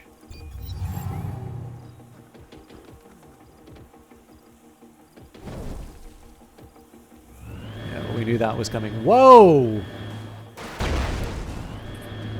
I don't understand why I didn't get an attack of opportunity on them.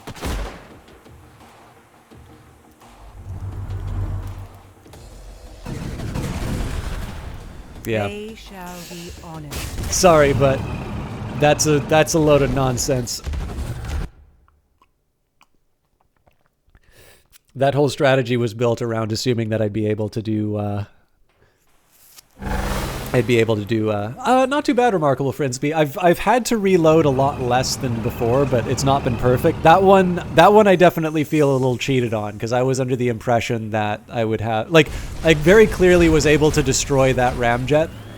I chose not to, thinking that I wouldn't have to, thinking that there wouldn't be the, I chose not to, thinking that there wouldn't be the,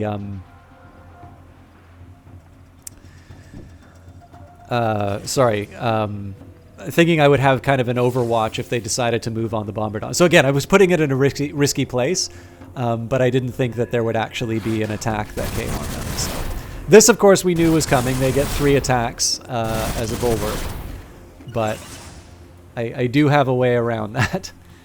But I'll try and set it up like I did last time.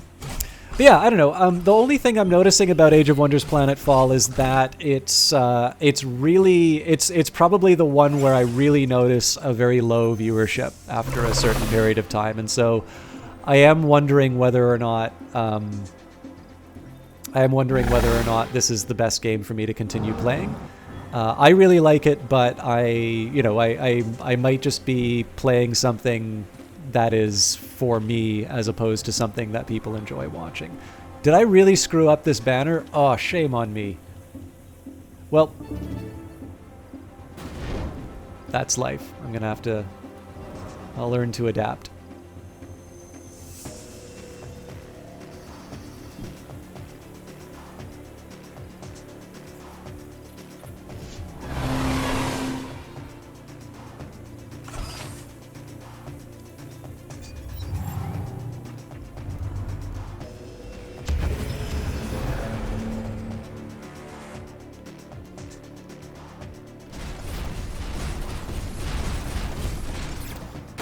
Actually, my ability to take this unit out might be lower than last time.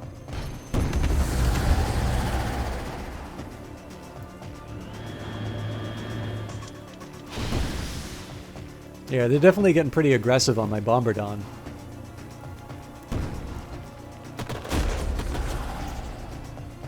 Thank you, Remarkable Frisbee.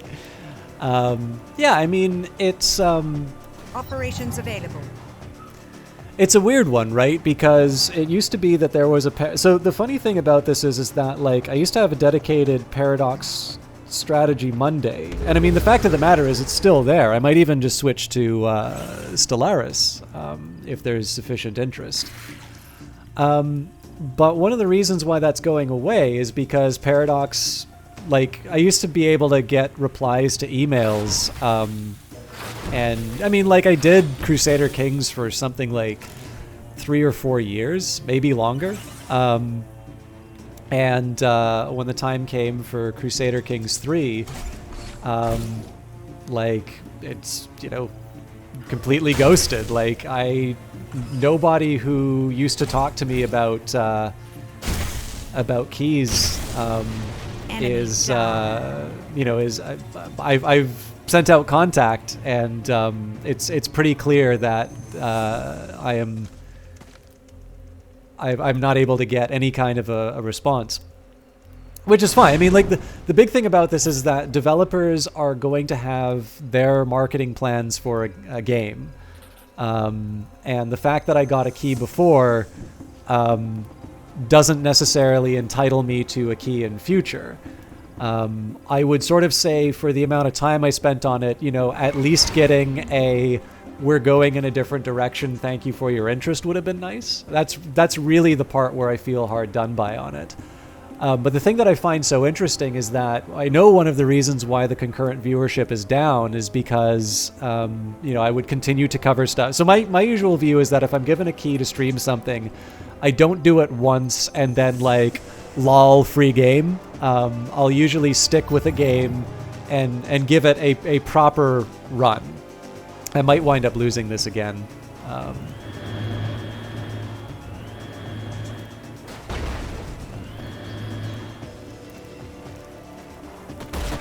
Yeah, they're really able to bring the hurt. Oh my god, that's repeating? A brave sacrifice. Yeah, that's...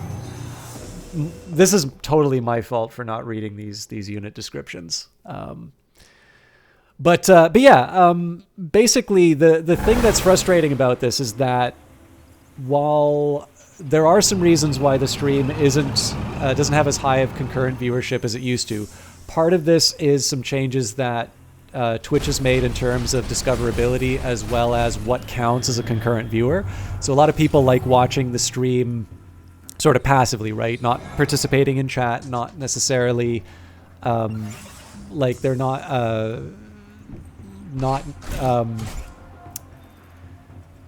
like kind of having it on as background noise and potentially making it one of several streams that they're watching as once. And I'm fine with all of that because as far as I'm concerned, you know, I'm happy to have people watch my stuff. But the way that they handle it, obviously how they measure a concurrent view is there's going to be some consequences for me in terms of what counts as coverage or as viewership. You know, I think I'm going to hold the Bombardon back. I'm going to try a slightly more passive approach. So I don't get the Oath of Loyalty here, but I do get to bring a slightly more effective banner down.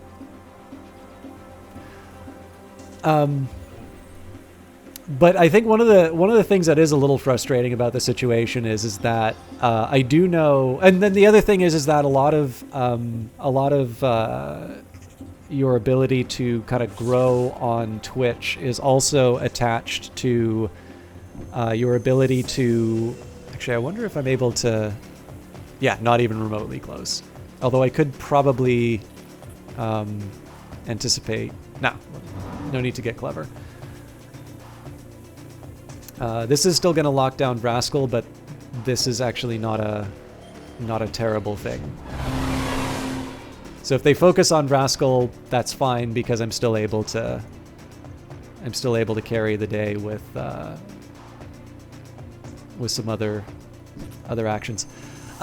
You know, knowing people, being involved in stream teams and whatnot is a way to sort of feed viewership to your channel, and I don't necessarily do a lot of that. But I will admit, one of the things that is frustrating is that I do cover some of the less loved games, and knowing that the size of the channel is actually one of the things that has resulted in Paradox kind of ignoring me. You know, I am making my best effort to do right by the keys that I've been given, and so learning that actually had consequences in terms of my ability to cover their material in the future was a bit off-putting, to say the least. But, you know, it kind of comes down to a question in terms of why you do this sort of stuff. So the one reason I don't stream is the ability to get access to promotional keys. I am very grateful for the ability to do it because it allows me to put more variety in my games. But the fact of the matter is like, you know, if you're streaming to get keys for stuff, you're better off just working the number of hours at like Starbucks. It is a much better return. Like, you'll have more money in your pocket by the end of it if you do it that way. I'm wondering if I should just focus on the ramjet. Nah. I'm still gonna... I think I want to tie these guys up in some fights.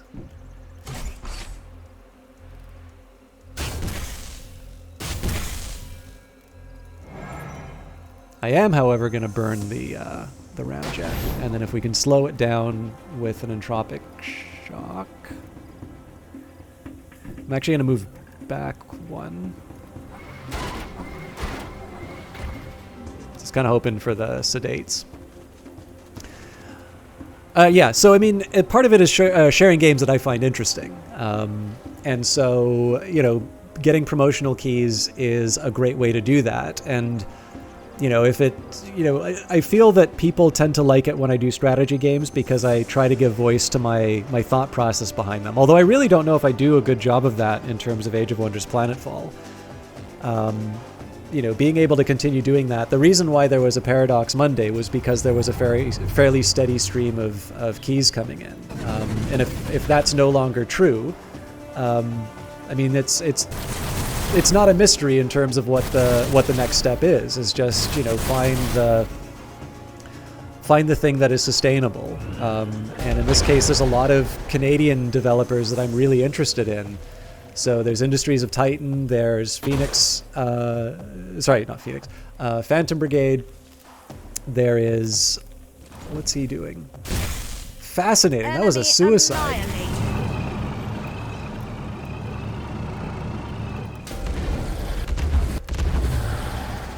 Oh, that's a lot more clever than that, okay. Interesting. So what he did wound up applying dimensional instability on one of my units. I'm going to have to deal with that now. Okay, just as a precaution, I'm going to put Cleansing Light on the Bombardon. That's to remove the bleeding. I think they can still do some AoE damage. Yes, but it's a 35% chance to hit, so let's try and get a bit closer. I mean, 40 is still not the most exciting, but let's give it a shot. Ouch. Well, better than nothing.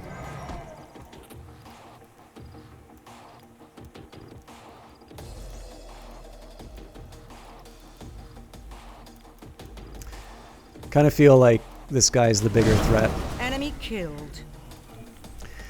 But yeah, so, I mean, there's lots of Canadian developers that are doing stuff that I think is really interesting. And the ability to, you know, to give more attention to that sort of thing, I think still allows me to do the type of game that, to my best understanding, is what people like watching me do.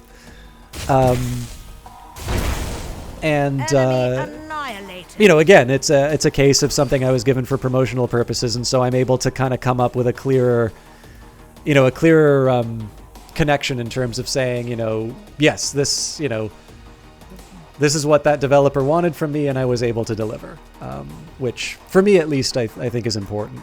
I don't like... I know a guy who was put on a whitelist somewhere, and what they do is they'll pick up every game that they can, they'll play it once, and then they never stream it again.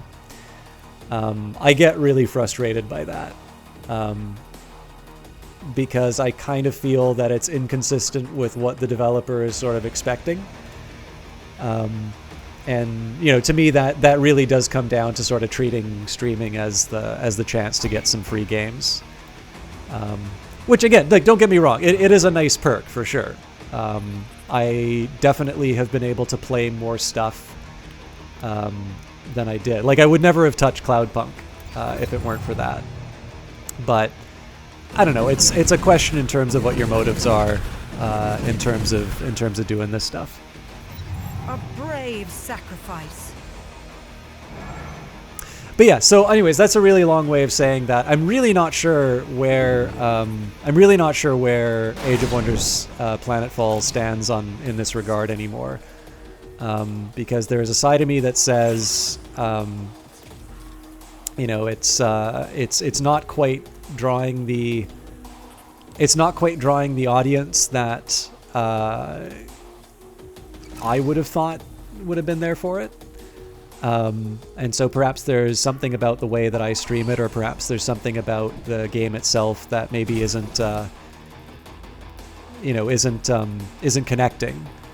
And then kind of the remaining question is, you know, who am I benefiting by continuing to do this? And I don't know. I need to kind of figure that out. But I'm playing it now, and I'm really enjoying it, so. It's also kind of one of these points where I try and get the feedback, right? If somebody says, so if I hear, I really don't like the fact... It's actually, here's a really good example. If I heard, I would like Age of Wonders Planetfall, but I really don't like the fact that you reload every time you lose a unit or you lose a battle. That's good feedback, because what that means is I should actually, what I tend to do with this game here, because some people said that they like the process of seeing me learn. This is usually how I learn a game. When I played Crusader Kings, I would save. I wouldn't play on Iron Man mode. I would save before every battle that I did so that I could see how the battles worked. And then once I became confident, I stopped reloading. I would start doing Iron Man playthroughs because I sort of felt I understood how things worked. But if people get turned off by the fact that I restart the battles all the time, the easy answer for that is I should actually go and play this game on my own time a whole lot. I should learn the game at that point. And at that point, it ceases to be me learning the game, and it's a lot more about me taking what I've learned and applying it to the game. And I actually would find that pretty straightforward to do. Wow, my reputation's really 550 now? I wonder what changed. But on the other hand, too, like, it's not... You can't do a stream by committee. You know, at some point you got to decide, you know, what works and what doesn't for you. Nice. So I just auto-combated that just because it'd be nice to try and get it a little more progress in before the end of the night. Okay, so we're in Damister, which will eventually start producing units. Here we're going to complete the objective. You're kidding me. How the hell do I brew the elixir then?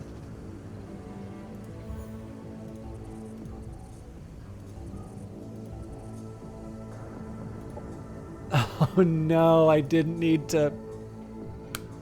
I didn't need to move my unit there. 5 flasks stand readied at the experimental table.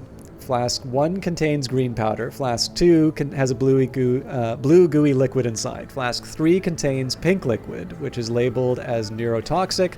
Flask 4 glows red with luminescent lotion. Flask 5 encloses a powder black as cosmite. Rascal's instructions say the following. The pink liquid evaporates if it can't react with another agent. The blue liquid needs to be added before the green powder, but after the red liquid. No 2 liquids can be added directly after another. Wait a minute. He tried streaming a year ago, mostly XCOM and Darkest Dungeon, and it's rough trying to find an audience. Currently, you found new games to play based on your games of choice. Might be due on finding what works for you. Well, you know, so this kind of implies that I'm unhappy with the way things are going, and I'm really not. The only thing for me has been this dilemma about the paradox stuff. Because to a certain extent, I think people have possibly gotten used to me doing paradox games on Mondays. And so I want to try and make sure I'm not abandoning people there. If you don't mind, I'm just going to take a second to get a pencil. I'll be back in a second.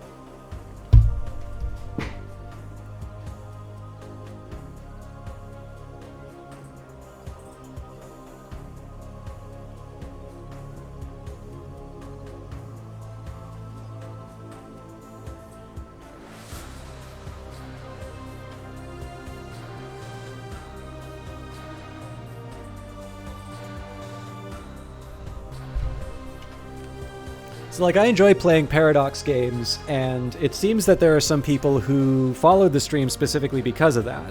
So the one thing I don't want to do is... So, like, when I did Cyberpunk on Thursday, I did say I was going to come back to that game, and I intend to, but it's not the sort of thing I normally do. I'm just taking a minute here to... I want to write this out for myself in case the...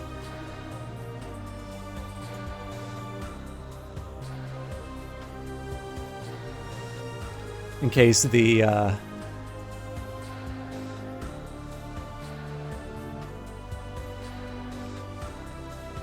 notes go away.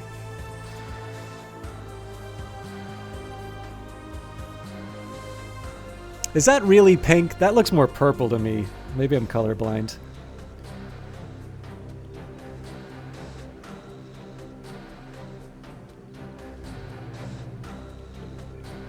But yeah, if I went and I said, you know, I'm going to play this thing every Thursday until I'm done, and people follow on that basis. So I'm just writing this stuff out. If it seems like I'm talking about things unrelated to the game, it's just so that I can get a read on what's going on.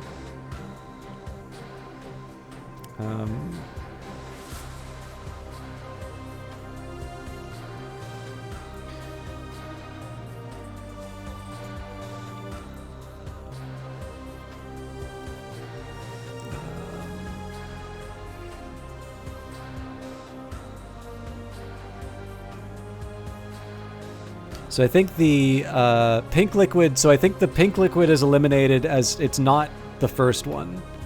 Blue liquid needs to be added before green.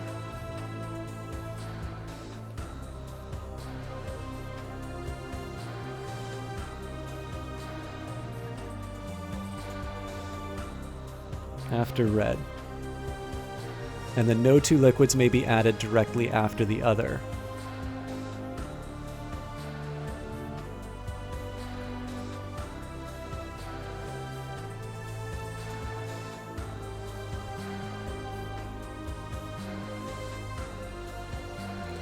This is actually not as hard as it looks because neither green nor blue seems acceptable. But let me finish the thought with Remarkable Frisbee. So yeah, so basically this is the thing that I'm conscious of, is that there's some people come in with a certain set of expectations. I don't necessarily feel beholden. So like in the case of the Paradox stuff, the problem with this is that I know that the expectation is that I play the latest version of the game. That's not financially sustainable for me. So that's why a dedicated day isn't necessarily as viable as it used to be. But that doesn't mean that I'm never going to play a Paradox game. I'm obviously continuing to play Age of Wonders Planetfall. And I've actually really been enjoying the fact that I can do Mass Effect, the fact that I can do Cloudpunk and such. And my hope is to be able to get people in touch with stuff that maybe they would have otherwise looked at, or wouldn't have looked at, or maybe would get a second look at. But I'll also admit there's some games I've wanted to play which I haven't done on stream. So for instance, I'd love to get back to Civilization and XCOM. So we'll see. So it seems to me I can't do the green flask. So because it says, blue liquid needs to be added before the green powder, but after the red liquid. Oh, hang on. Right, okay. So if I put the green one in, I violate the blue. And if I put... It has to be after the red. I can't put the pink in because it can't react. It evaporates if I can't react with another powder. So in this case, I figure if I put the red as a potential candidate for, so show other options. So I can presumably start with the red.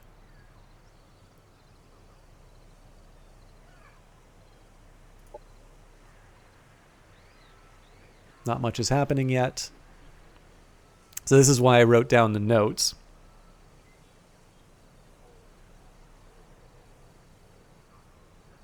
Oh, wait a minute. I didn't note which ones are... Oh, nuts.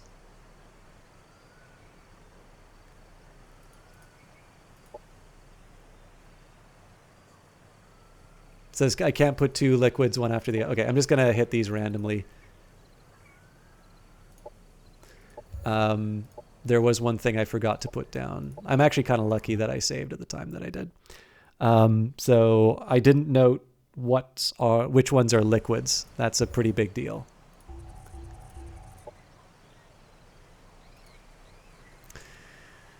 Okay.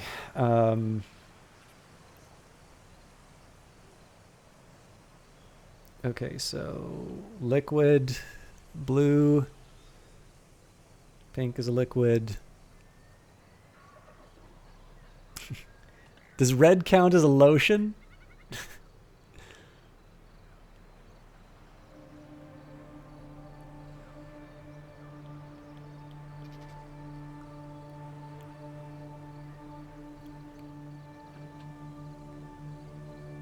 Okay, so red is a bit of a... Oh, no, but it says red liquid. So yes, it definitely is.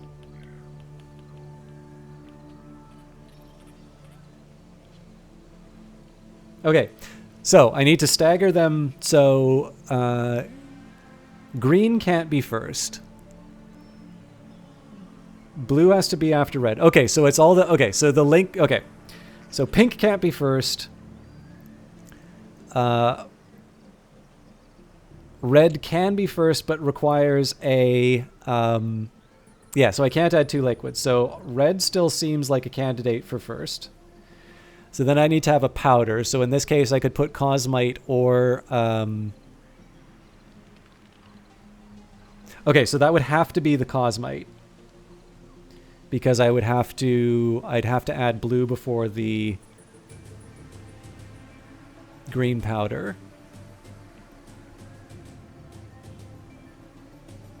Okay, so red goes in first. We have black for the powder. Or sorry, we have... Yeah, okay, yeah. So black to prevent two liquids from each other. Blue needs to be required for green to be brought in.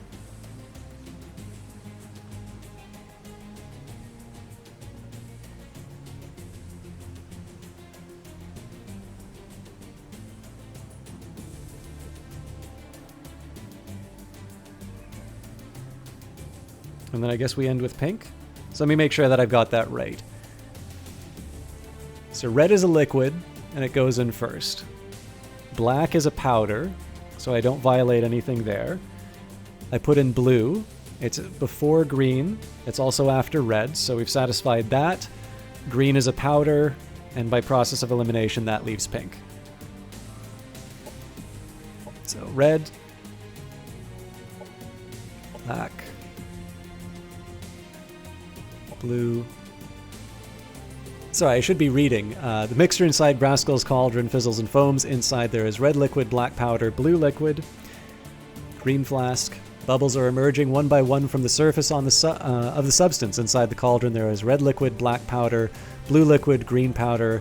With only one ingredient left, you use the pink flask. The mixture inside the cauldron changes colors various times until it glistens in all the tinted shades of the rainbow, much like soap bubbles. Surprisingly enough, everything inside the lab survived your experimentation.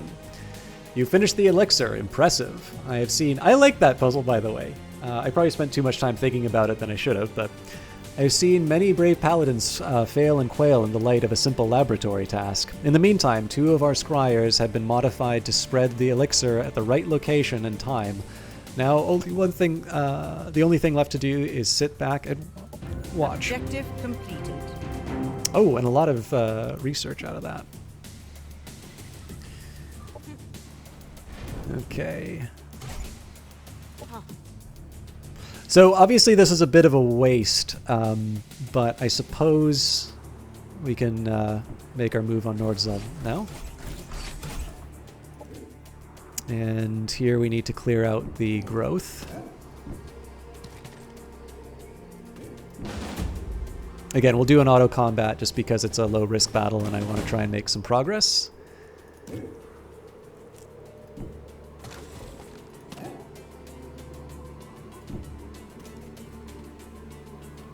The gates of the settlement are closed, its walls decorated with uprooted bad weed of all different kinds. How very strange.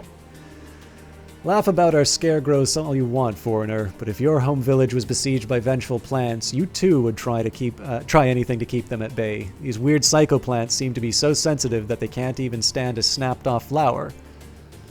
You're having trouble with the growth as well, then. This would explain a thing or two. But worry not, brave citizen. I am the new Aki of this planet, and I have come to get to the root of this problem. Guffaw. Guffaw. Okay, I'll admit, I actually really like the writing in this game.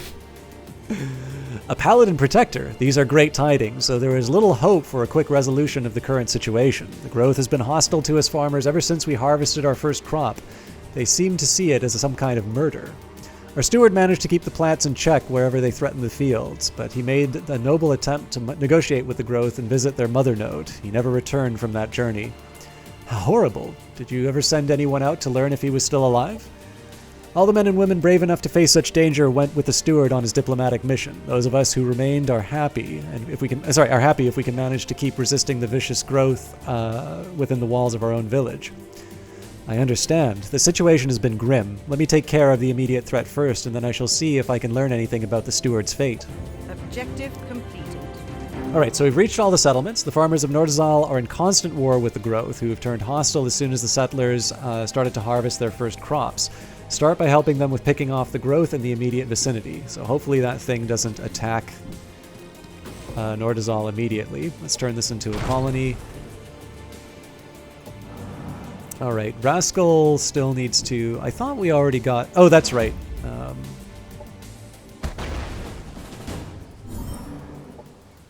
I had to reload. So we'll move you closer up to the... So we're waiting in Damister for the Job. Now, eventually, we're gonna combine these this aspirant into this unit here. In fact, I also think I should probably get ready to do the aspirant upgrade at some point. But for now, we'll keep them in Nordazal, and we will infiltrate Terran. Reduce the target player's operation defense by 4 against our operations, and allow us to view their personality traits. That's exactly what I want. Infiltrate Operations Center successful. Our agent has successfully infiltrated the enemy's Operations Center and is transferring data to us through a secure channel. With their help, we can view the enemy's current operations and render them more vulnerable to our own. Terran of House Timur, all operation defense reduced by 4 versus our operations, and all non-covert special operations and secret technology revealed. All right.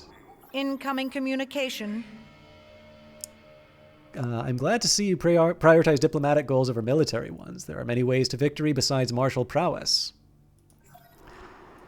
Sector annexed. Okay, good news there. Production ready. Damaster's coming along at a pretty good clip. So I guess this is a food sector. Oh, we've already built enough agricultural sectors, so...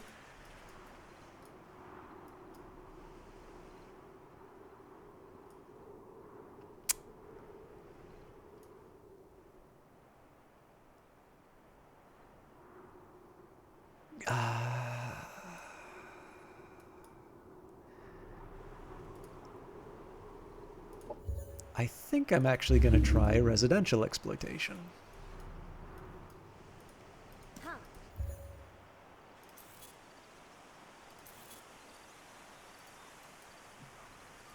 Production ready.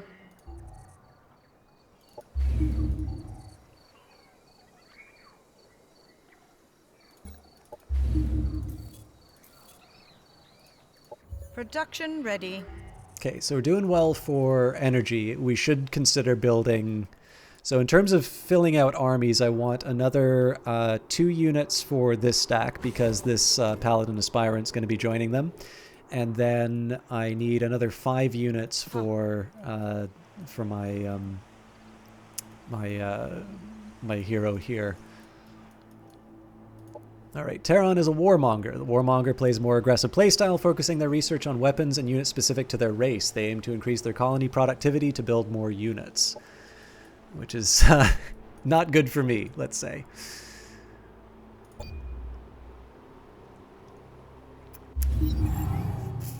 I was terrified that they were going to be making the full move on that base. Unfortunately, I have to leave, so have a good rest of your stream. Hopefully you can stop by more often in the future. Yeah, no problem, Remarkable Frisbee. I feel like I have been ending the stream early whenever you've been... Well, not ending early. I've been ending the stream right around the time that you've been coming in. So I don't mind putting a little extra time into Planetfall, particularly because I like this game. And if I'm debating about whether or not I'm in a proper position to... to continue streaming it, I'd like to get as much of the game done as I can. If I do wind up stopping it on live streams, I'll probably turn it into a YouTube video series if people are interested in that. But I don't know. We can always leave that for another time. But I always appreciate you stopping by and talking. So I hope you have a great evening, and we'll see you next time whenever you stop by. Sorry, I just need to check a quick thing on my own side. One thing I'm a little worried about is the hour, because I was hoping... I've been doing some French lessons, and I'd like to try and make sure I get a bit more of those in before I turn in. Alright, spraying elixir assemblies curse to all program locations. Sent particle density in the area reaching the critical threshold. Scyfish, mellow vibrations, delicious sounds of white energy slopping over the cosmic shores. Katru, hear and eat, a short walk, and we can satiate more. Shoals of Scyfish are emerging from the void barrier, swarming over assembly colonies. It seems that they have been attracted by the substance that we have been brewing together. If our elixir was their appetizer, the assembly are now the main dish. What a severe blow against our enemy. Oh, I really need to take advantage of that, but... Examinia Luna, there is yet another transmission from Maki Denard. He seems more than eager to share his progress. Bravery bold Aki Denard flew forth from Elberstead. He was not afraid to die, brave Aki Denard. He was not at all afraid to kill monsters in many ways. Brave, brave, brave Aki Denard.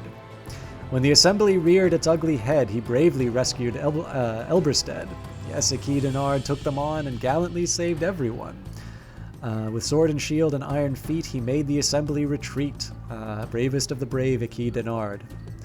I applaud you, Aki Denard, on this victory over the Assembly. More and more planets are being threatened by their plans of world domination. I'm sure Aki Berceau would be interested to hear in detail which weapons and strategies help you prevail. A paladin's greatest weapon is his courage, but the battle for my Ekisad of Denard is not over yet. The Assembly keep resisting my glorious charge, though undoubtedly not for long. I can indeed give plenty of advice for you, Aki Berceau. Aki Berceau? Aki Berceau is not available to answer your questions at this moment, and frankly, he will stay busy for quite a while. We need every disposable individual to set up the Logan Shaw grapple on this planet. You monsters! Don't think your aggressive expansion will grant you any lasting victories. We will keep resisting. Resist all you like. For the Assembly, disconnected body parts are just as valuable as the entire subject. Reassembly will come to everyone. Make your choice whether it will happen to you sooner or later. Okay, so just as well that we've created some problems for the Assembly, but good God.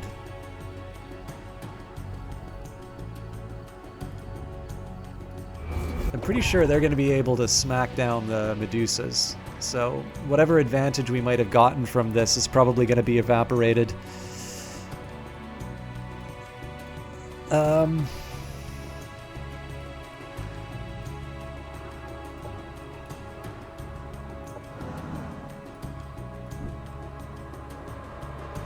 So this is to try and get the industry again. We'll auto-resolve if we can. Now, this terraforming outpost is really the... well, I guess this science as well.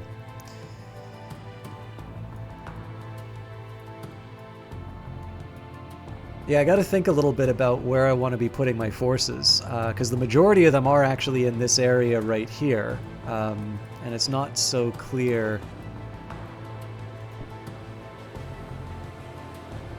how else I'm going to use them. Yeah, so you know what? Maybe I will try and clear out this science section. Okay.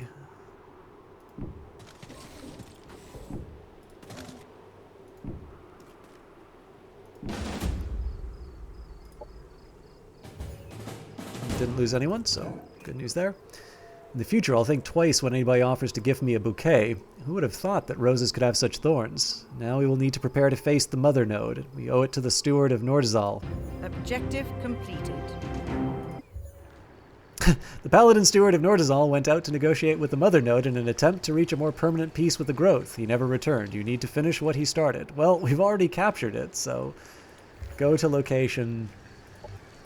Alright, well, that's easy enough for Luna to do, so. Oh, good lord. Okay, we need to see what the rest of the mission holds.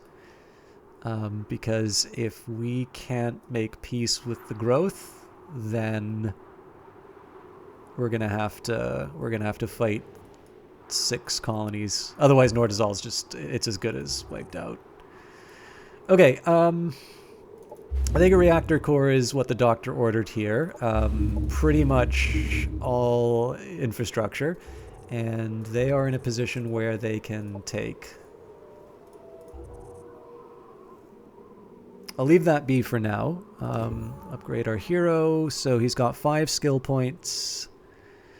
Right, this is my sort of weapons platform. So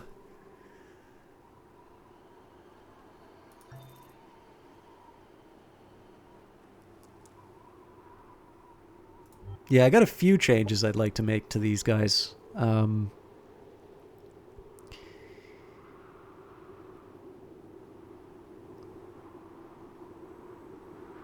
So phase shift definitely seems very good for this particular unit. And let's give him intuitive strikes as well. Okay, so now what I'm going to start doing is getting my mods in, because we've got a fairly high amount of energy and a lot of cosmite. So now is the time for me to really make everyone sing. So first of all, I'm going to turn him into a Paladin Lightbringer. We definitely need some better alternatives to Arc if we can. Next up, so I think Oath of Loyalty makes sense for a unit like this. We'll give him Shield of Remorse, and then Arc Retaliation Defense doesn't seem like a bad idea. What would my other alternatives be? So he doesn't have any entropy. Combat Stims, Tactical Supply Chart, yeah, Arc Retaliation Defense, and then what else? Target friendly unit gains Providence for 1 turn, but it takes a turn. Filled with Despair, Static Bombs, Electrical Blasters.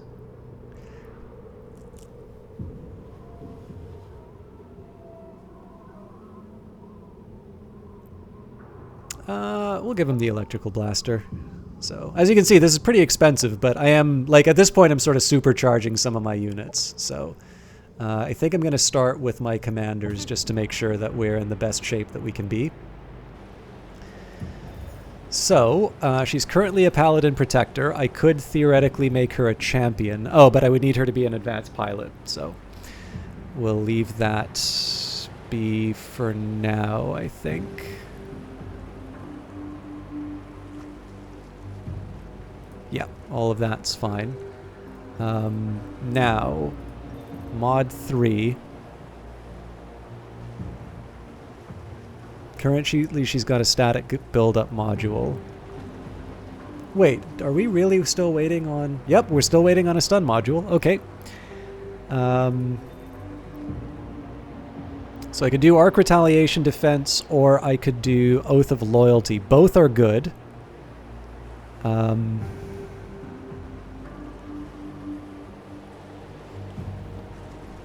I wonder if she... I can't recall if she gets enlightened because of the tenets of the Shield of Remorse. I think she just has that on her own, so what might make sense would be the Arc Retaliation Defense and Oath of Loyalty. Melee attacks heal for 10, gives Stack of Glutted on success. Man. Yeah, there's some really good ones for her here.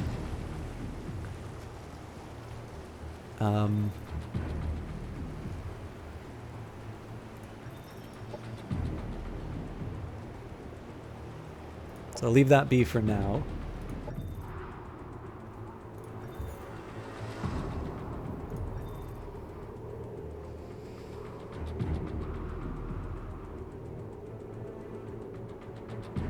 I suppose I can give them the static bomb. I mean, what else am I going to give these people, right? Right, so we just equip that guy. Now, I'm going to need to make some decisions for her, I think. Okay, so... Sure, static bomb, why not?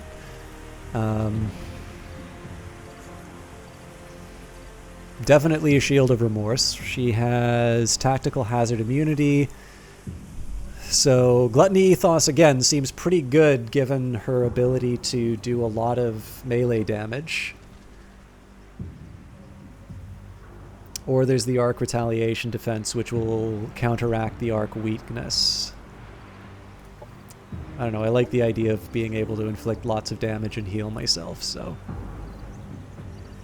Okay, so that's the heroes taken care of. Let's start thinking about my units. Nope, let's not think about my units because we don't actually have the mods that I want yet. Okay, so...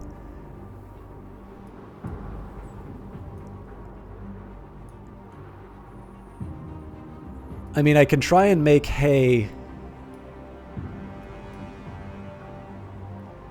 Now, you know what? Let's go clear out Victory Beach.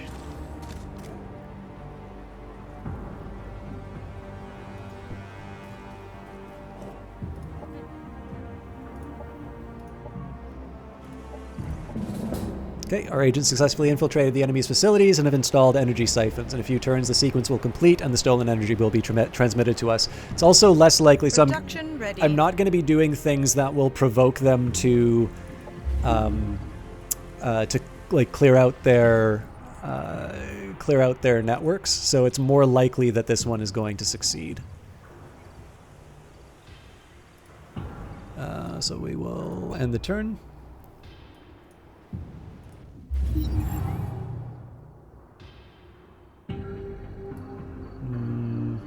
I think they have reclaimed that. Oh, yeah. Battle 1. Yeah, they didn't really lose anything out of that. So I suppose they did just lose a major industrial center, but that's going to be kind of a wash. Oh. Enemy operation detected. Our enemies have begun a thorough purge of their operations and personnel systems, a process that should take 2 turns. We should withdraw our agents immediately lest they be discovered. I'm going to give it 1 more turn. Most carbon-based life forms make poor conductors of electricity, flood the body with enough electrons, and the results are quite literally stunning. Professor R. Linnell Bunsen, Neural Electric Testing. Okay, new research. So we've got what we want as far as arc weapons are concerned. So now what we're going to do is we're going to take a look at what some of our other options are, and we're going to consider what other buffs we can give to either our existing units, so entropy, or alternatively what we want to do down the Celestian path. So for instance, we're short 1 unit, a star guide will only take us 2. The question right now is there a mod that I can equip that will give me an even better improvement? So for example, combat manuscripts, getting detection, sensor range, a 6 strength chance to give adversity. Well, the biggest appeal to... Oh, not even that one. I guess it's the 20% bonus, because right now we only apply atrophy. This would give additional atrophy, but it gives extra armor. This will give entropic decay and extra shields. Puzzle box. Amass chaos reality break times 210 strength to apply 1 random negative effect. That's actually pretty tempting.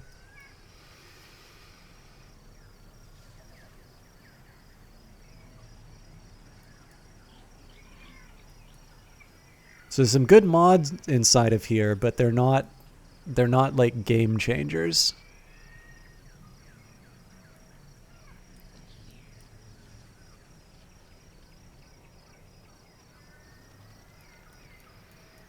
Maybe I just want to go for the star presence. Inner fire, actually inner target and okay, inner fire is a priority because we're going to be dropping that on the enemy before too long. Operations available for priming.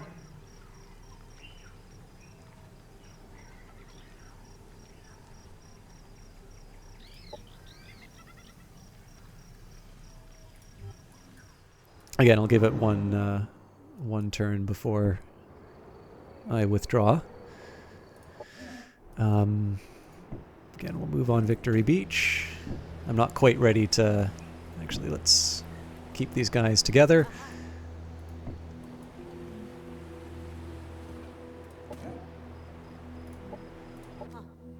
Sadly, she's going to stay put.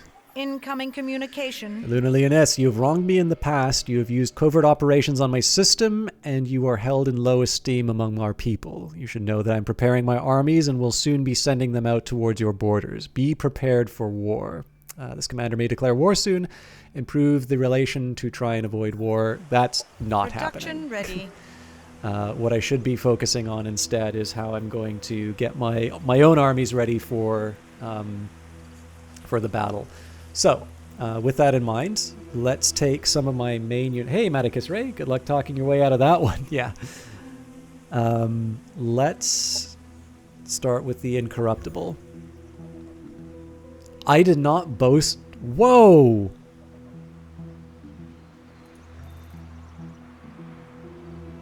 %30 increased well, I mean, it does give me protection from the arc damage, but I kind of feel like the stun modules...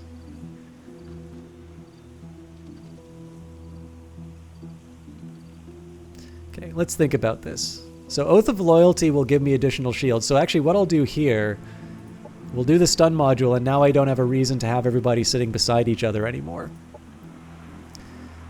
So these are now tasers. So the Diviner, we will set you up with Shield of Remorse, as always. They do not require the Arc Retaliation defense.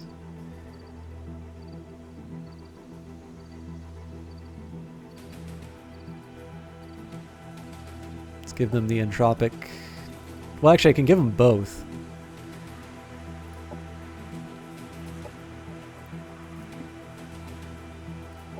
Paladin Champion also gets the stun module. This is more for the 30% rather than the stagger. As always, Shield of Remorse. And the Retaliation defense. Shocking. I think the Augur stays the way it is. The Resistance, however, is completely unnecessary, so we'll set them up with a Decompressor instead.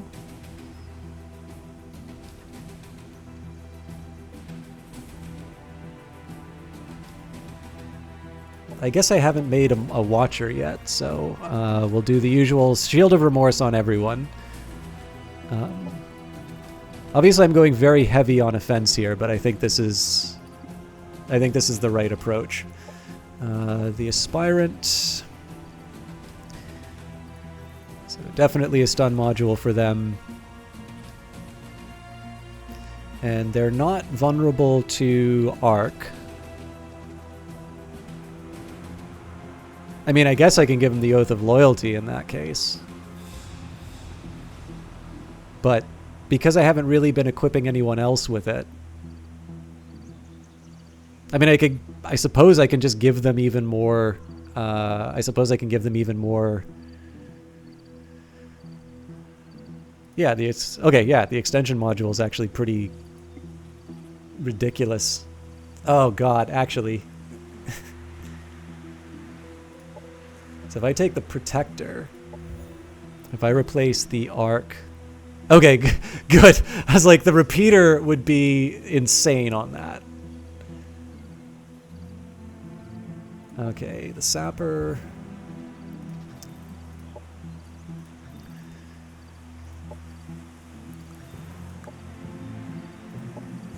Oh, I might have just made a huge mistake.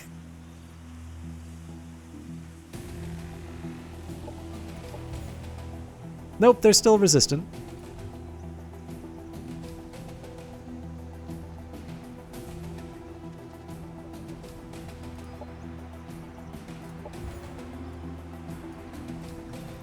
Okay, there's nothing else for me to really adjust here, so we'll leave that be. Roy 2, can we give you anything? Oath of Loyal. Well, we can afford it though, so. Reciprocating. I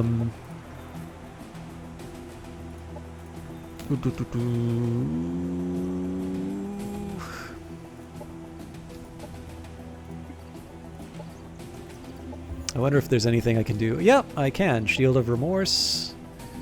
I don't see the need to do the retaliation defense, so maybe Tenets of Tranquility because I can get away with it. A Shaming Plague Lord. And the Bombardon. I can give him the Oath of Loyalty.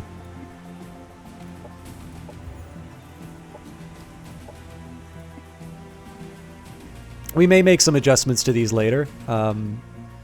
And then I guess the last step is the Paladin Exemplar. So again, he'll get the stun module for maximum damage. Definitely a Shield of Remorse. And then I suppose the retaliation defense. Fibrillator.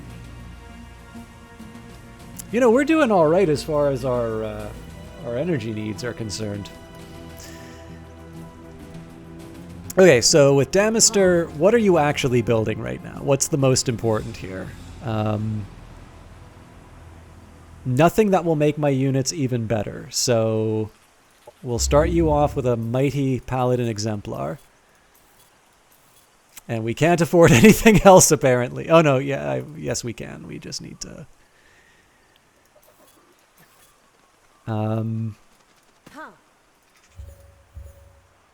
So 1 exemplar, we need at least one of these... So I think the Watcher winds up giving... So there's one of these units that winds up giving some extra experience. I don't think Diviners do that. Nope, they do. Okay, so Diviner for sure. This is going to be a really expensive stack, but this is going to be absolutely bananas in terms of its ability to make war. Okay, and now we're out of money, so we'll leave that be. Production ready. Happiness event in colony. Okay, let's see what the next turn brings.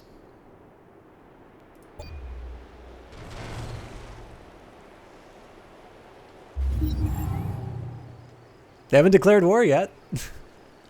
And our reputation's falling even further. What?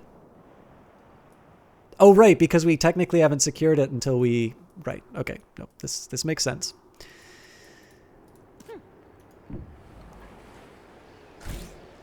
Akia Luna Leoness, our scrying drones maneuvered through the thicket of the tangle on the way to the mother node. You will not believe it, but they found the steward of Nordzal dozing peacefully amid the jungle of thorny tendrils and vines. How do you wish to proceed? So you'll handle it from here. A long sleep like this is usually ended by a kiss, right? Consult with Rascal. We need to act with caution and not further provoke the growth. If we wish to get the steward of Nordzal out of the mother node tangle alive, do you have any advice, Rascal, on how to navigate through this dense labyrinth? No advanced thinking or knowledge is needed to solve this new problem of yours, Examine Luna. Let a scryer map the area for you. It will surely find you a safe way of passage. You are right, Rascal. Thank you. Sometimes I am too forgetful about the marvels that our technology can provide. I will ready a scryer and send it into the tangle. Objective completed. Rascal suggested you let a scryer map the path through the mother node tangle. This way, it might get much easier for you to make your way to the center. The steward of Nordzal is still alive. He's sleeping at the heart of the mother node tangle. You will need to go in and wake him without further enraging the growth that could crush him.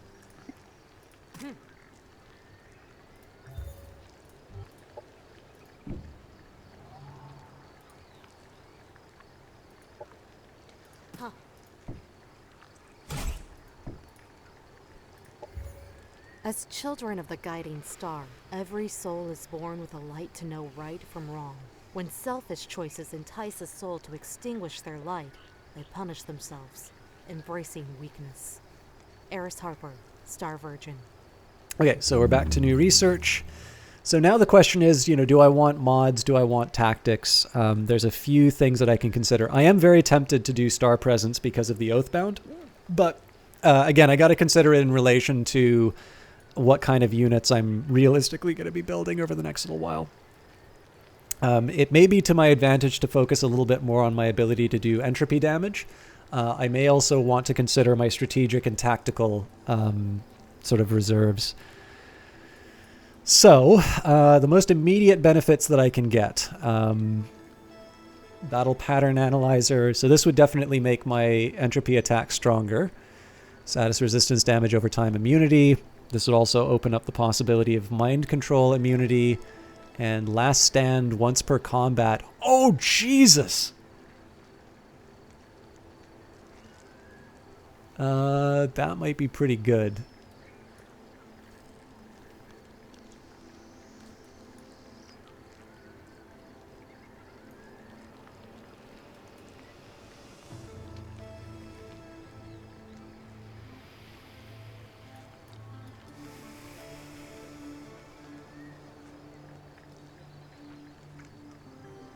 All units in the stack gain Resurgence and double XP for one strategic turn. That's also going to be a really big one. Target-friendly colony has... Okay, this is a pretty great one. So I should be focusing, if I can, to get Superb Communion. Looks like to do that, though, I am actually going to have to go all the way down this path. So you know what? For starters, just so I can say I have... Ooh, and yeah, the ability to get an Ascendant. Okay, so I will do Star Presence just so I can get that off of my list. Experience perfect illusions, free of nagging spouses and carnal limitations. Virtual entertainment will fit whatever twisted whims our citizens can conjure, but who am I to judge if it keeps the colonists amenable to their civic duties? Panas Bardem, Vardas 3, Colony Nuptial Broker. So hopefully this is going to allow us to get even more sectors. Let's think about what our next social benefit will be. Operation effectiveness actually seems pretty good at the moment. So let's try and clear out the riffraff. Not good enough. This will probably have to be the last combat because we're getting close to midnight. And I'm getting close to 4.5 hours. Alright, there's some new units here, so it should take a minute to... I should take a minute to familiarize myself.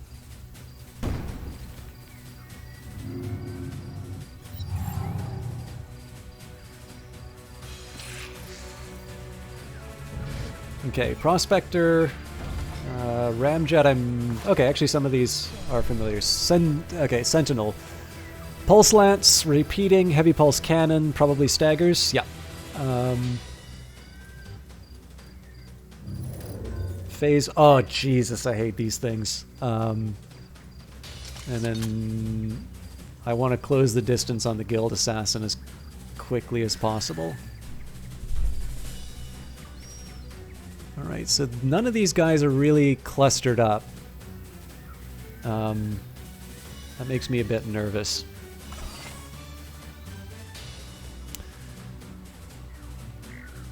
So here's how I'm going to handle this. Again, I don't need to worry about having my units beside each other anymore.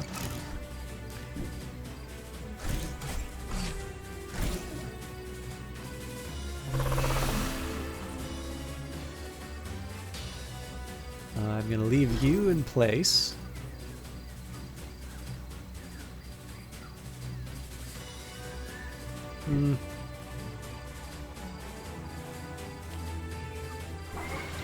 All right. I mean, I'll accept the miss. The possibility, of course, was that we could slow them down and just generally spoil their afternoon. What's the cooldown on this? 2 turns? All right. So the thing I'd love to be able to throw this on the assassin. We'll figure I'll give him a miserable start. And you know what? I changed my mind. I think I want to try and get the Bombardon a little closer to the action.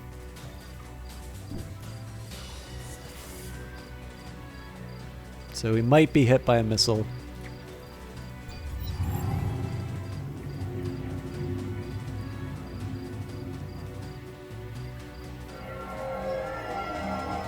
All right, well, I can live with that thing getting in close.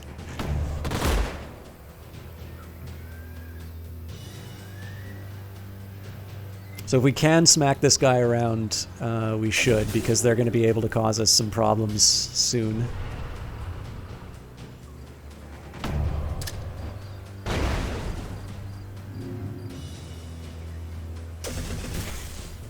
Oof.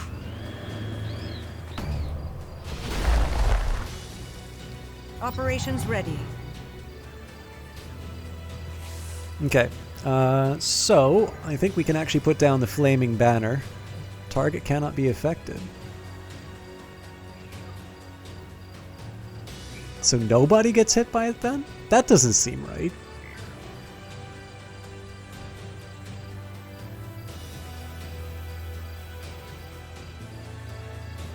I want to hit this unit above all because it could potentially stagger.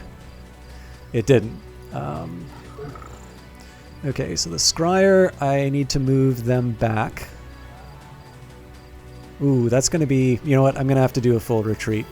I didn't want to, but that's the smarter move.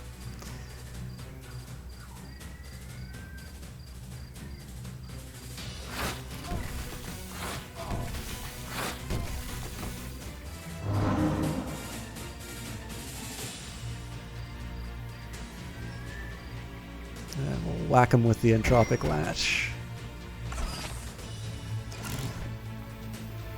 So I was oh so close to being able to take that guy out, but second best, I think we'll just take out the Devar when we can. Enemy destroyed.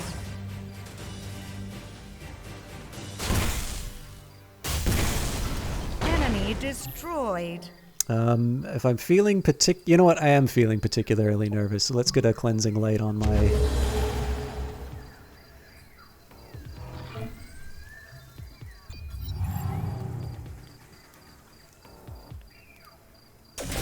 So that's not a huge surprise. They wanted to take advantage of the 3 moves. Unfortunately, this guy's going to take quite a bit of damage. Oh, nope. The banner did its job. Nice.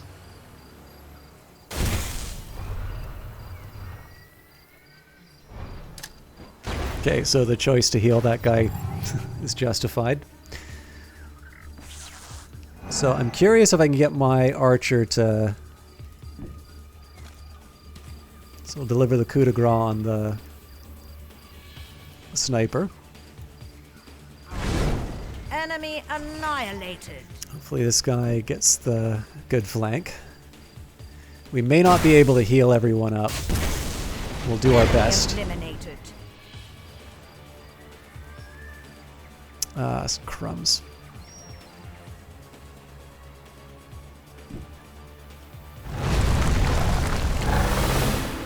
It's a preemptive embolden just to stop us from getting too banged up.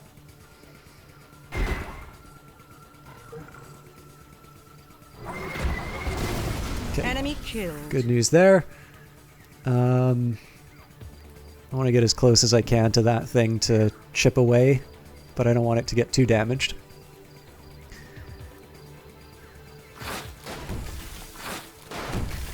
Yeah, it's better than nothing.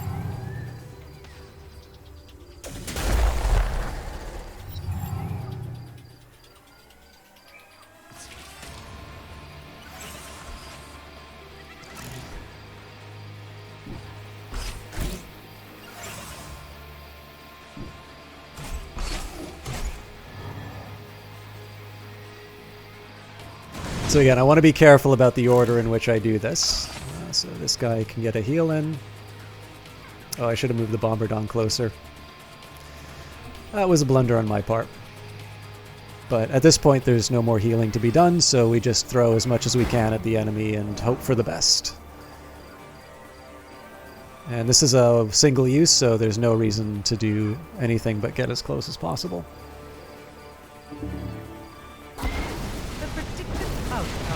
That feels like a particularly over-the-top death for that unit. Anyways, I will not complain about some extra science. Let's get them... Where did I say I was going to put all of these extensions?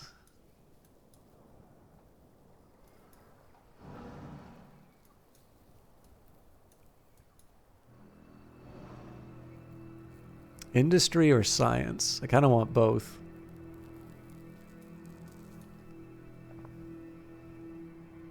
Let's prioritize industry first.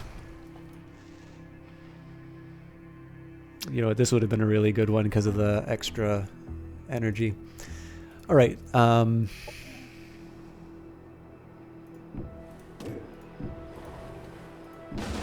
Can we get away without losing anyone? Ah, damn you. It's now midnight, so I've broken my my effort to get a decent bedtime.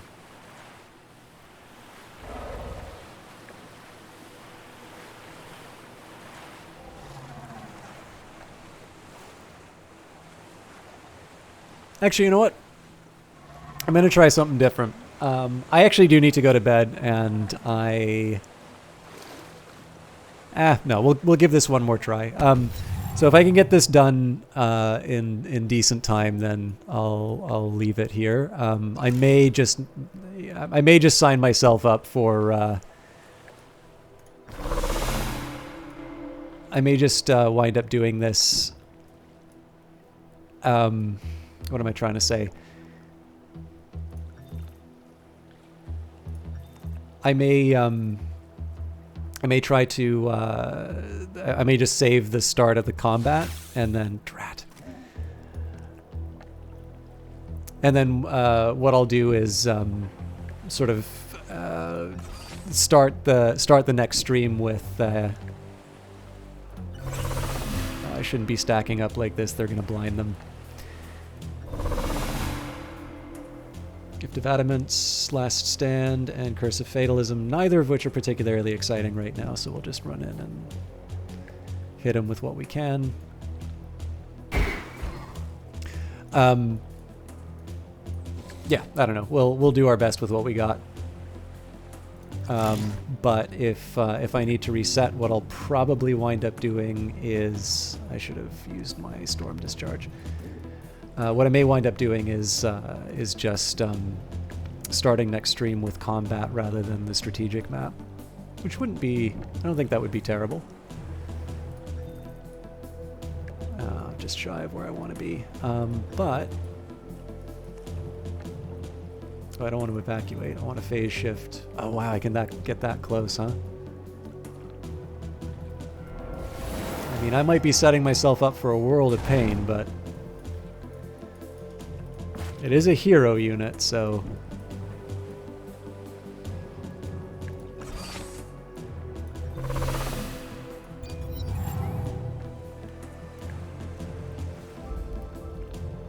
fair enough.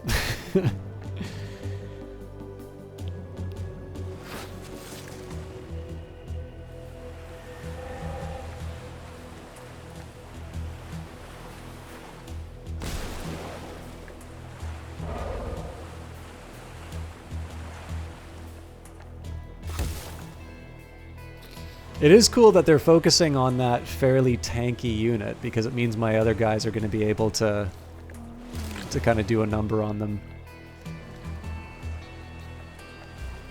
I do need to think about how I'm going to keep them alive during the entire event, though.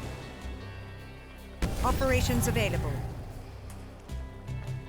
Okay, so the first thing I should be thinking about is my ability to... Yep. Bam! Okay, so who can I hit? Yeah, this guy gets taken out right away. Enemy killed.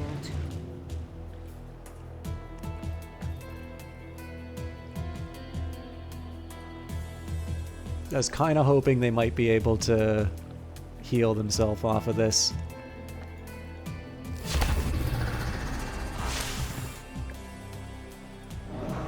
So the auger... Yeah, the auger can take this fellow out. As the Oracle foretold. So right now this is about getting rid of their sort of overwatches. Enemy down.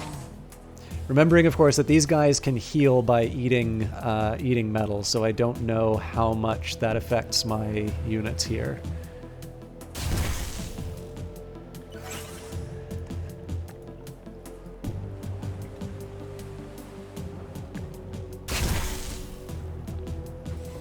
Okay.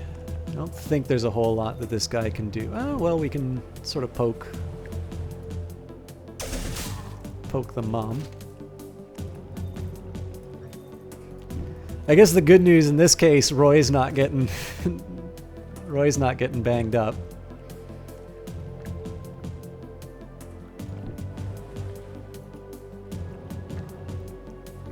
So we're kind of inviting disaster on this side of the map, but we should have enough people ready for retaliation if things get too hectic.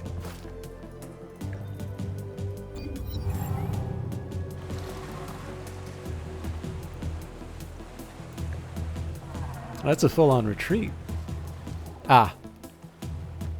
So now I need to kill the Chalice Egg, although my hero should be able to handle that.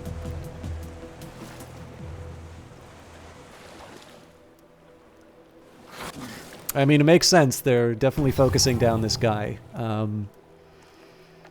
We should be able to finish this off. So, first things first. Enemy killed. Oh, still spawns some bad guys. Okay, let's just think this through. Okay,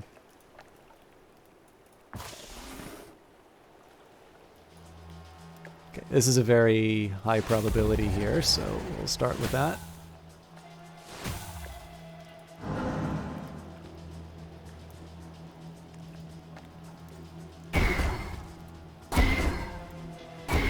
Yeah, not quite enough to finish the job. I'm trying to avoid using like my elites.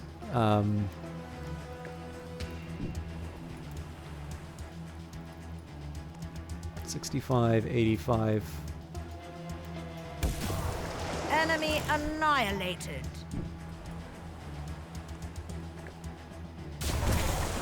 Enemy destroyed.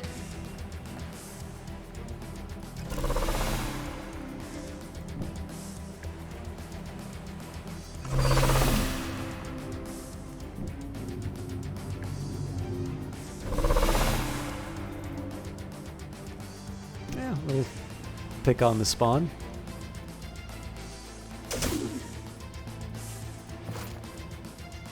Roy might also be able to contribute here with his AoE. Ah! So close. All right.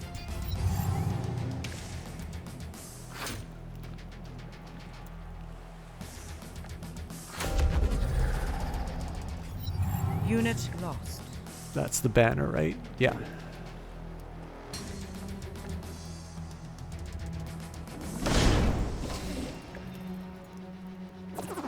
Enemy killed.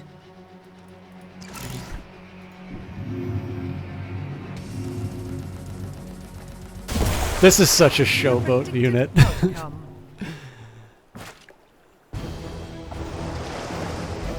Okay, so that was mostly I wanted to end the threats to the to deep sea crack. I'm really not sure where I should be keeping these guys right now.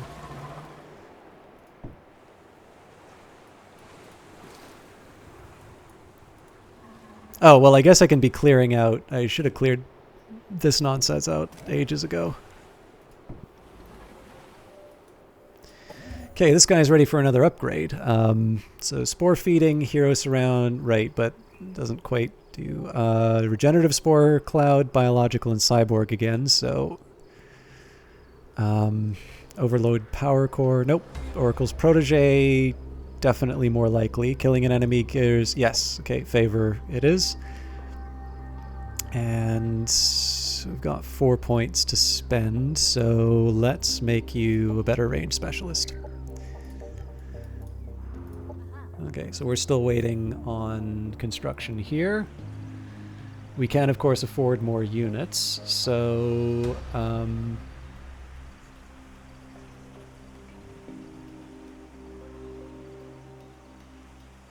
to figure at least one paladin champion for sure. And then maybe...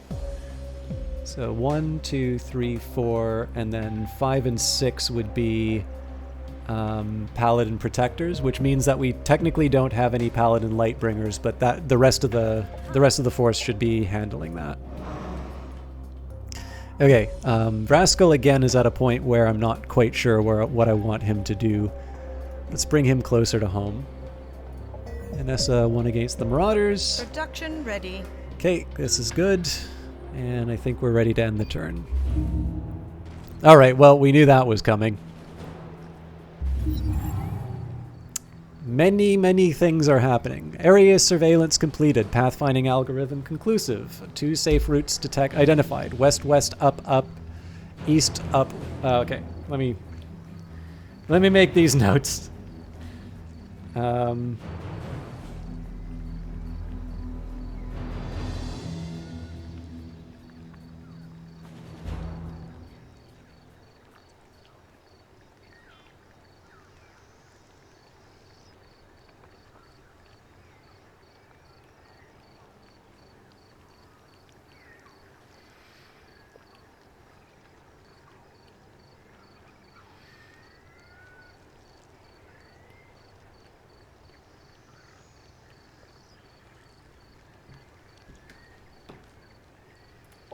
War has been declared on us. Let us see how you fare in the game of war, Luna Leoness. Enjoy a lesson from the best. You are now at war with this commander. Most diplomatic interactions are disabled until a truce is formed. So, Objective completed. this is going to pose a problem for securing, for getting to rugged mountains. However, we are in a decent enough position to be able to, it's not quite the way I was planning on attacking them, but we should be able to eat into Neo, N3B, and J6 Nevix. For too long, our world has been a loose conglomerate of frontier settlements. We cannot afford to ignore one another if there is the threat of an attack. We need to activate global policies and doctrines. It's time we unify. Percival Lord, first governor of Horizon Alpha. Okay, and you know what? I think I'm going to have a lot of decisions to make. So even though I've got sort of my doubts about the viability of Age of Wonders Planetfall, at the very least, I'm going to finish this campaign. Because again, I'm really interested in it, and I think it kind of sucks to sort of start something and leave everyone hanging. So, not F, it's finale.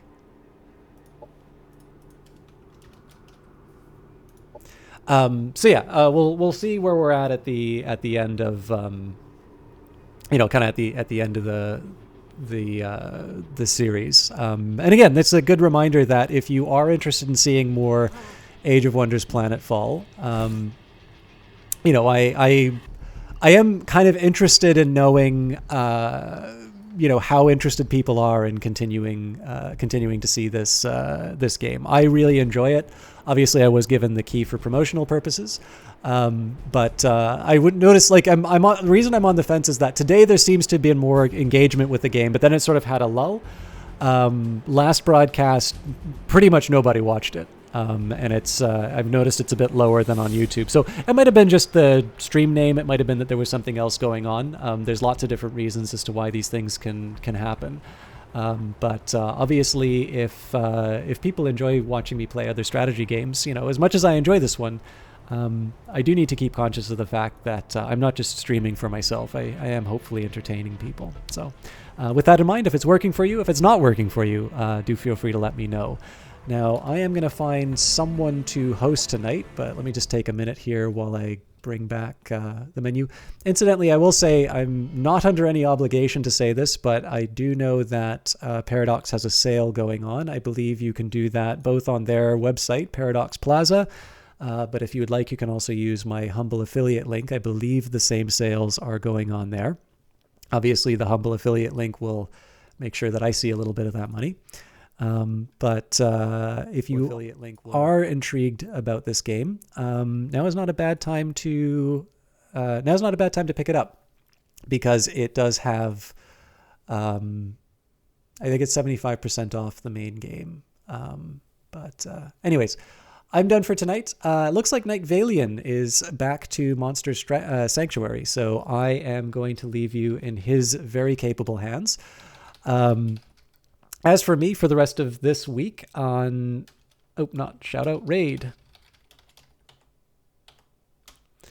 As for the rest of this week, I think the plan is tomorrow. I've already got the next episode of Morrowind uploaded. We're now on to Solstheim, the location of the second DLC for that game, Blood Moon. So that'll be a vodcast tomorrow at 7. If you want to interact with chat, if you'd rather watch the high quality version, that will be on YouTube. It's in 1440 horizontal lines of resolution at 60 frames a second. The Twitch broadcast is 1080 and 30. Wednesday we'll be back. I'm trying to decide between Phantom Brigade and Industries of Titan, because people seem to like both. I'll probably do Phantom Brigade. But as always, feel free to let your voice be heard. And I think probably for Wednesday and Friday, it's probably going to be the 2 Brace Yourself games for the next little while. So, and as always, let me know about your thoughts on those things. Thank you very much for staying with me for this extended stream. Please treat Night Valian well. I think Monster Sanctuary is good fun, and he makes it look very fun. So I feel very safe sending you off to his broadcast. Until next time, have a great one.